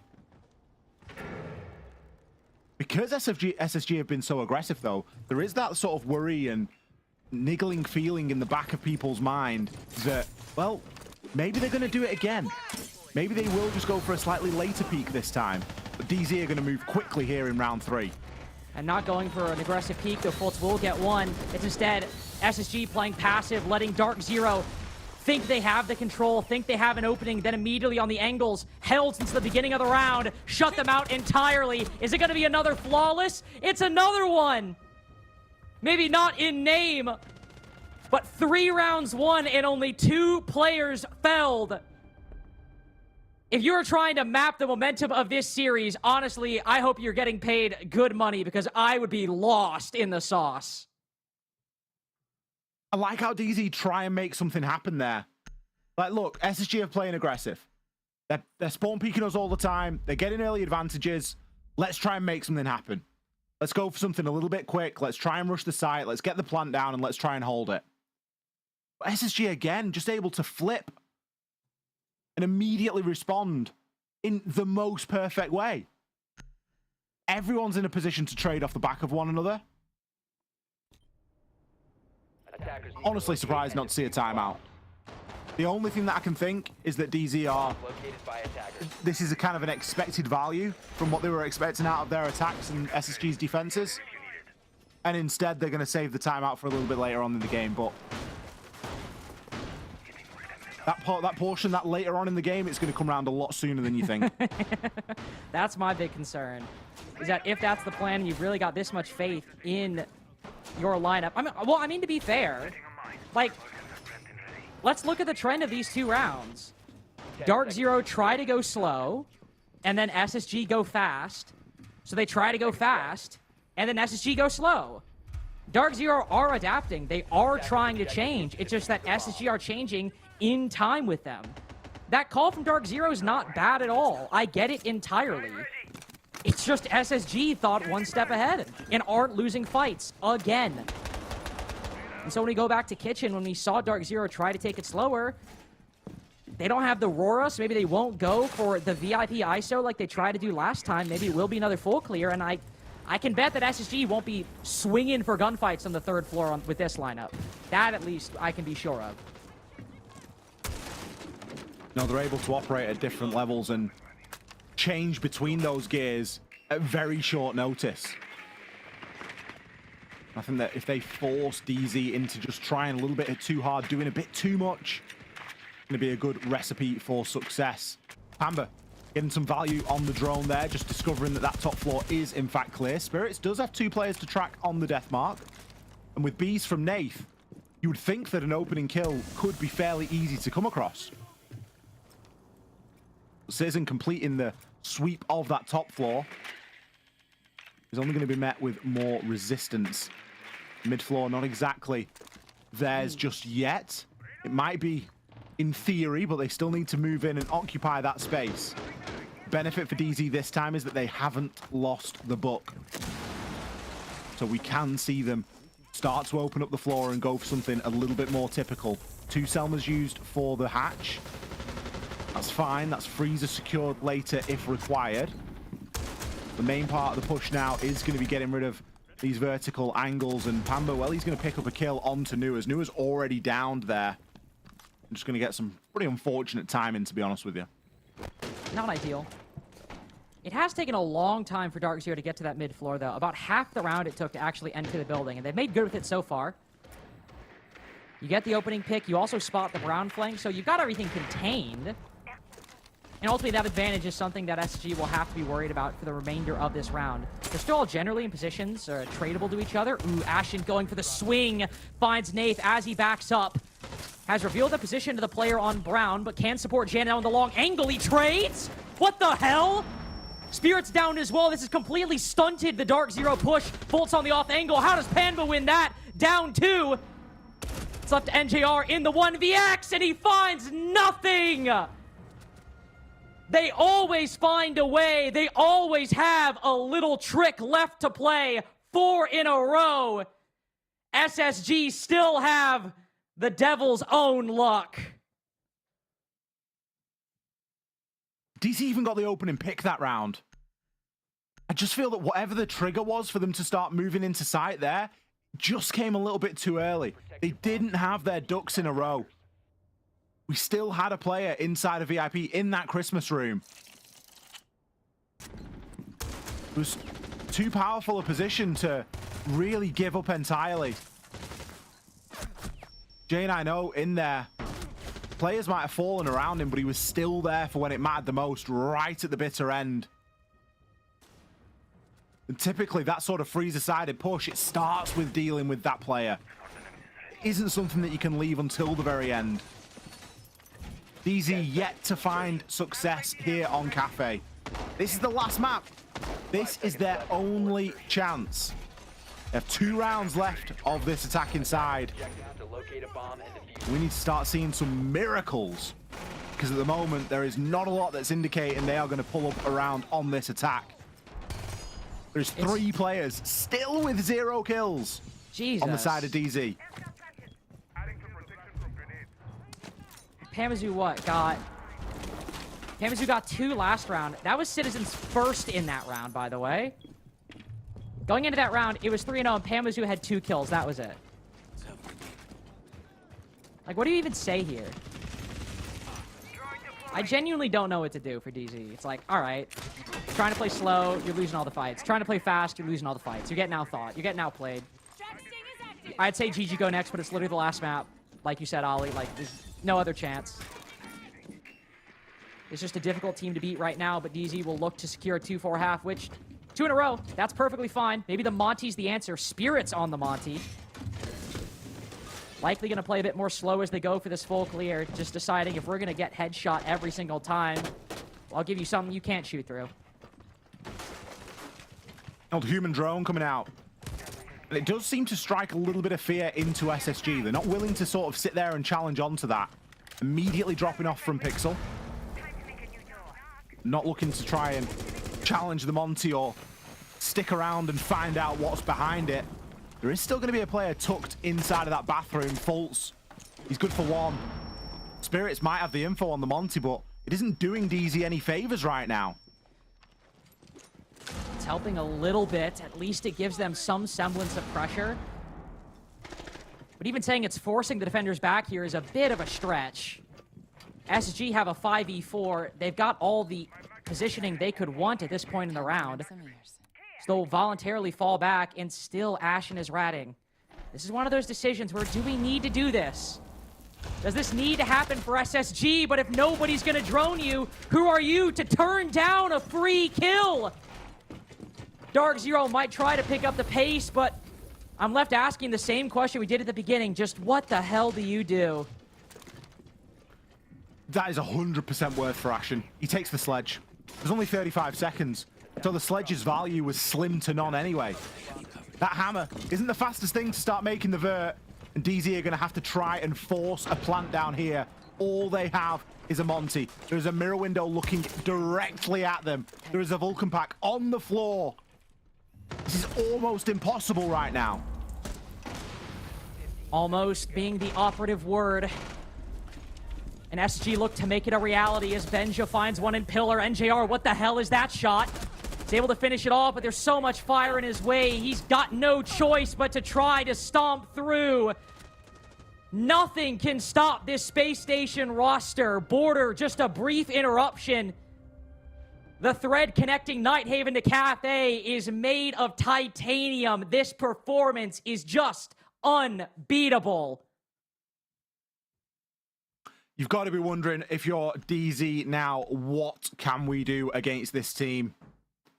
They have tried just about every single response. They've played slow, they've played quick, they've been considered.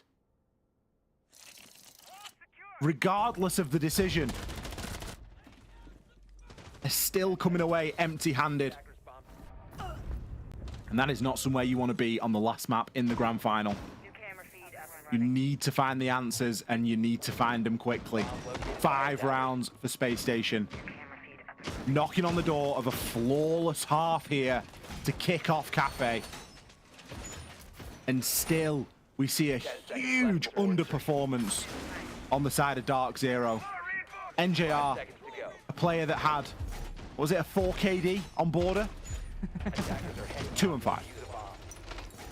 17 and 5 the end of the game. Between maps 2 and 3, he's got 19 kills. Just, where's the consistency? And it's not fair to just pick on NJR, right? He can't be expected to do that every single time. That's a performance that is meant to rally the troops and make everyone believe it's possible, and then it's maybe somebody else's turn to take over the baton, or it's shared out amongst the team. Well, I mean, somebody has to start finding these kills. Well, let's also be even-handed. Where's the consistency? SSG literally disappeared for a map, and we're like, actually, we remember how to play Rainbow Six. We're fine, guys.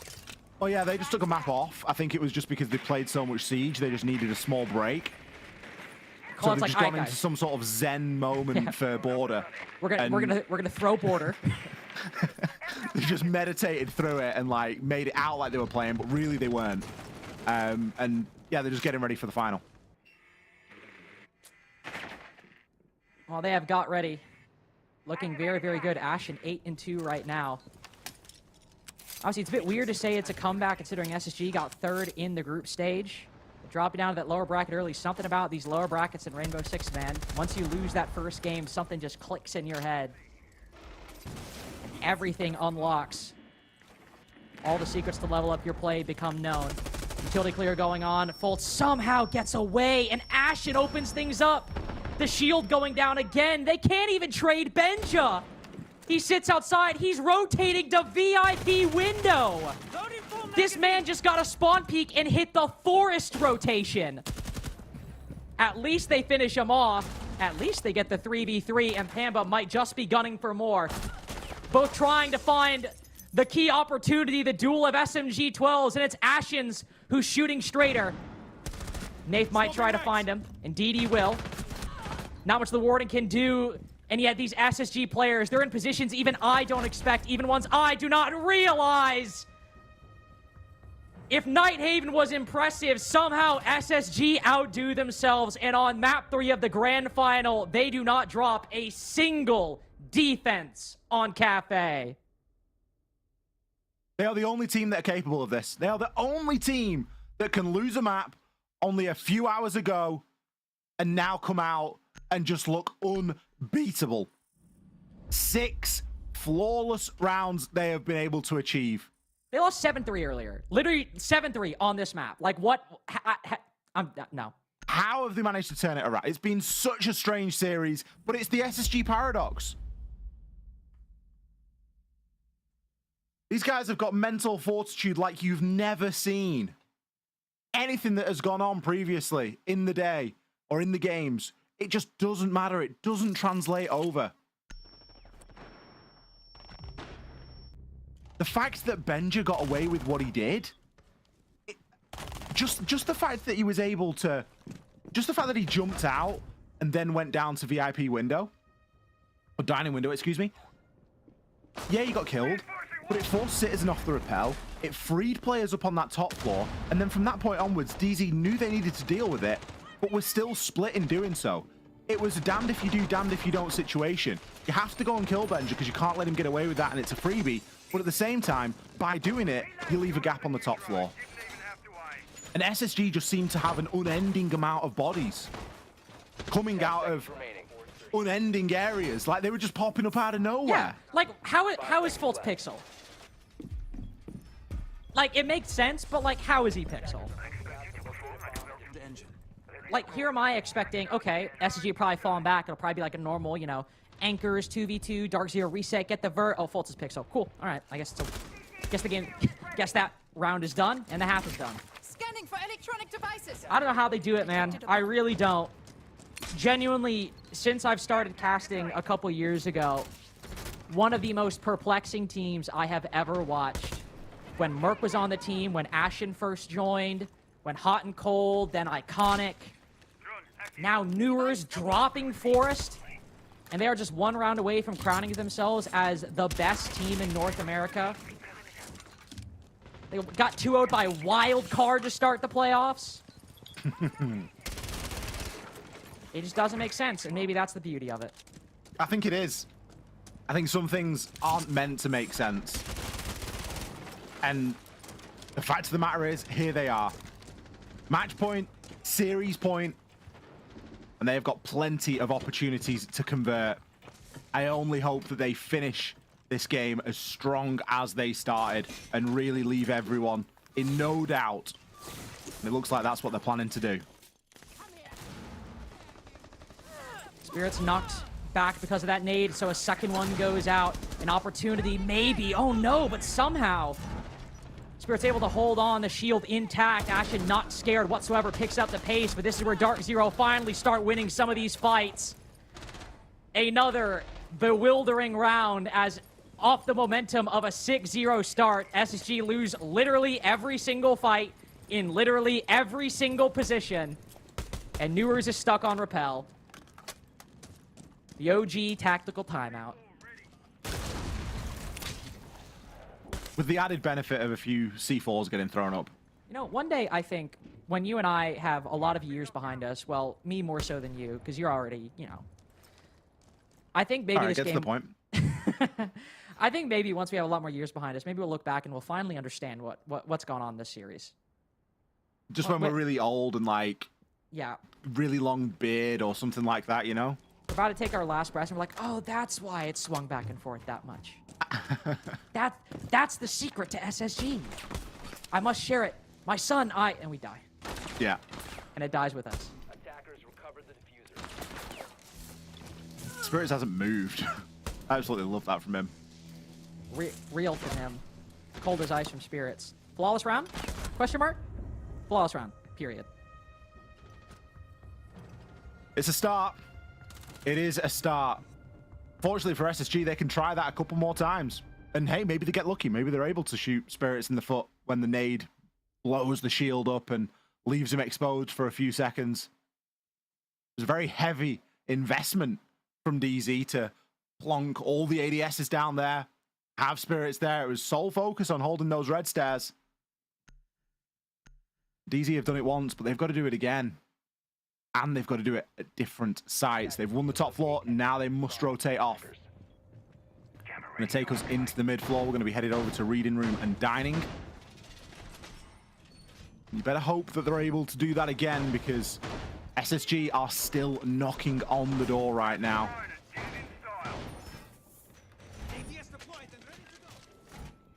And will be for the next 5 rounds. How SSG would it be to just take this to OT just for the love of the game? Oh, I mean, I honestly expect nothing less. Maybe I should sit down. We might be in for a long one, actually. 6-1. That's a deceptive scoreline right there. I've been here before. That's a deceptive scoreline. Yeah, it really is. You think the 6-1's easy. You think it is. But I saw OXG play. And I know how this can go. I mean, there's a few fingers that we could point. There's a few games that have gone a little bit weird inside of the playoffs this weekend. A few? Maybe all of them. Just a few. Wildcard It's been good, though, because it's not been expected, right?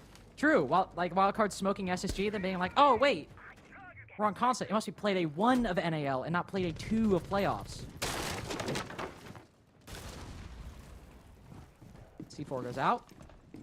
Easy immediately back up. Don't want to give SSG any of these openings. No clash on the board, as we saw it trip up Ashen with those IQ nades. Ooh, but one. The Doc is spotted inside the bathroom, so one will actually go out, but caught by the ADS. So Pamazu with that shelter after stimming himself back has the mirror window to play behind. There's levels to this for SSG right now.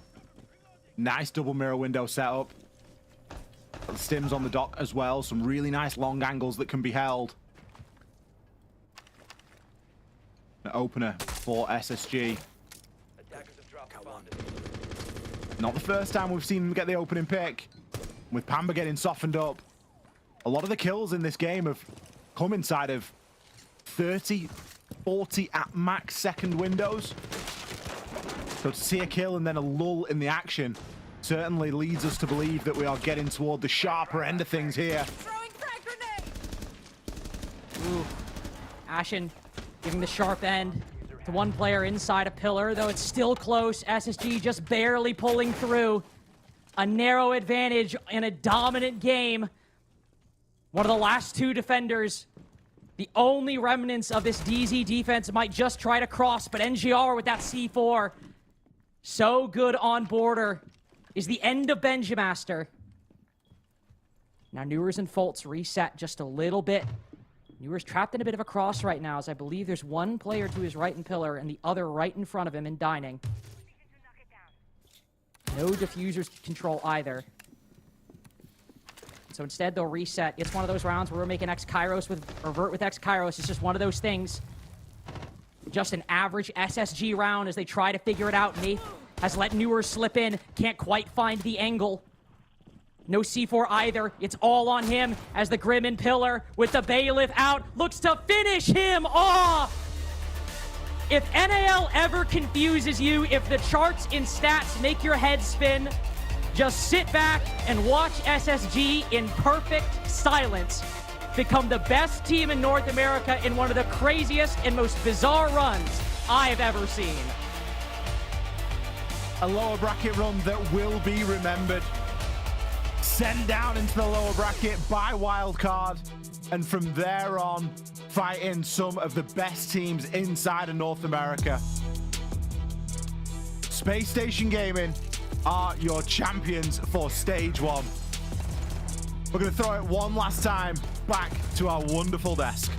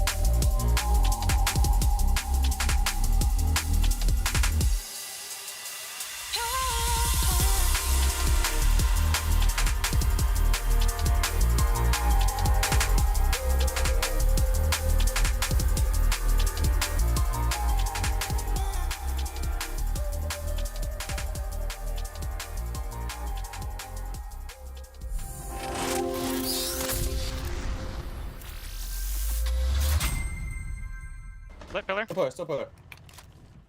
He's fun. Down, 2v1, 2v1. Let's go. Pillar, play kill. Kill. Wait. Let's go, Fucking guys. go, boys. Way to bring that. Way to do it, Oh fellas. my Way to do it. God. Way to get it That's how done. we Way to take get it some done. fucking souls. That was I just hard. want some fucking souls. Took some fucking souls. Little clear voice there, bud. That was hard Oh, enough. let's go, fellas. Cool, calm, and collected SSG are your NAL Stage 1 champions, dominating Dark Zero in the grand final. They destroyed them on Nighthaven. They took them down on Cafe, and they sit here the victors of the NAL. What a way to finish out the playoffs. What a finish for SSG. And we've got Newers standing by to get this thing started. Newers, welcome in, my friend, and congratulations. What a finish. Couldn't have done it sooner. How does it feel to be in your shoes right now? I mean, it feels great, you know? Brand new team. Got it done. Couple months of practice. Speak from the heart, New. We want to hear something crazy. I mean, let it fly. I mean, there's a lot of people hating. You know what I mean? A lot of people didn't believe in us. A lot of people thought we were just ass after Reload. And you know what? That's fine. Maybe we had a couple upsets during the stage, and you know what? That's fine. But guess what? When pants start shitting, guess who comes on top per usual? SSG. Take the dub. Yeah, of course. I mean, you know, after 2 years of OXG struggles, your first stage, making it with SSG, obviously, and you guys get first. I mean, as you as an individual, your history in the game, from when I picked you up, you know, how does it feel? How has it impacted you to be number one? I mean, it feels pretty great, to be honest. I thought, like, I mean, there's always a certain point in your career, you're like, will you ever, like, you know what I mean, be at the top again when you have, like, such a low, but it's just all about, like, resetting your mentality about everything. And I think this team just really, like, helped me do that in that sense, I guess. Well, Newers, obviously, congratulations. You guys had a huge resurgence to go through the lower bracket to be able to get it done here. I kind of want just, again, to highlight on what Fox was talking about. I mean, what's been the biggest takeaway for you as a player and then all of SSG throughout this entire stage? Biggest takeaway was probably like finding the way we want to actually play the game with me involved. I think in the beginning, they just kind of tried to fit me in to like a role where we had the same style as they did with Forrest, obviously, and it didn't really pan out as we thought because Forrest is a really good caller. But now that we like, I mean, Call Out and AD are such great coaches. They just like knew what what we wanted to do, and like we just had to execute it in a month and a half, short, maybe less, and we just got it done. Hard practice every day, lots of reps, just get it done. Well, and I got one last question for you. Which player or which team in particular, whose diaper's the fullest? M80. Yeah. Wow, you said that with confidence. Like you knew you were going to be asked that question. They know they're really good too. They know they have crazy potential.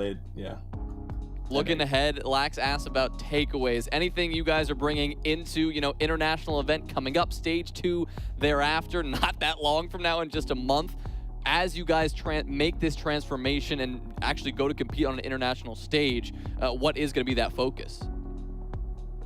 Just keep dialing in the same system we've been training for a month now. We just got to hammer it. Once we get everything down, our peak potential is insane. So that's all we need to do.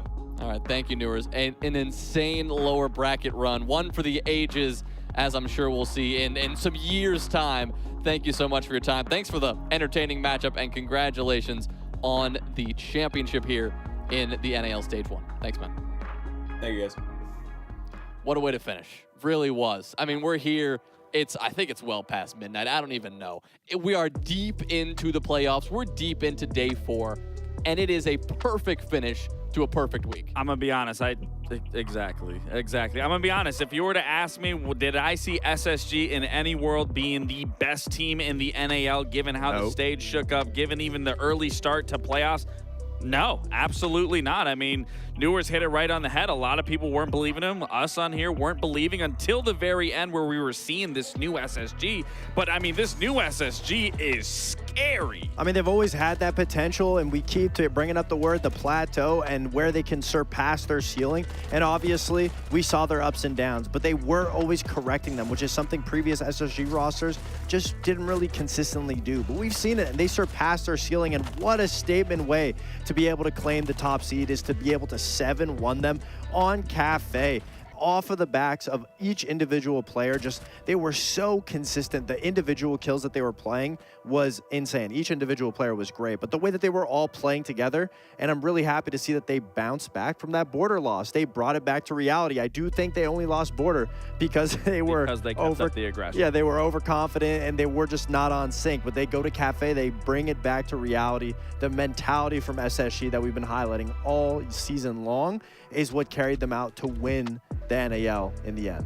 Well, they always did it in 3 maps. You asked them, why didn't they do it sooner? But SSG, they become the champions after we said was a insane run through the playoff bracket. Take a look, upper quarterfinals, they get knocked out by wildcard in the first round in what was one of the very few 2-0s, the only one that Space Station was a part of on either side. At that point, they take down M80 2-1. They take down Oxygen 2-1. They take down Shopify Rebellion and Dark Zero, their final victim. I mean, what a story. They played more maps than anyone here, and it's not even close. Yeah, and it's also hard-earned. Every single one of those games was a 2-1, and on the way through, they filled everybody's diapers up. I mean, essentially all the teams were just losing. They had so many situations where SSG was in a 5-2 round count loss or a 6-2 round count, and the mentality to be able to step it back one round after one round after one round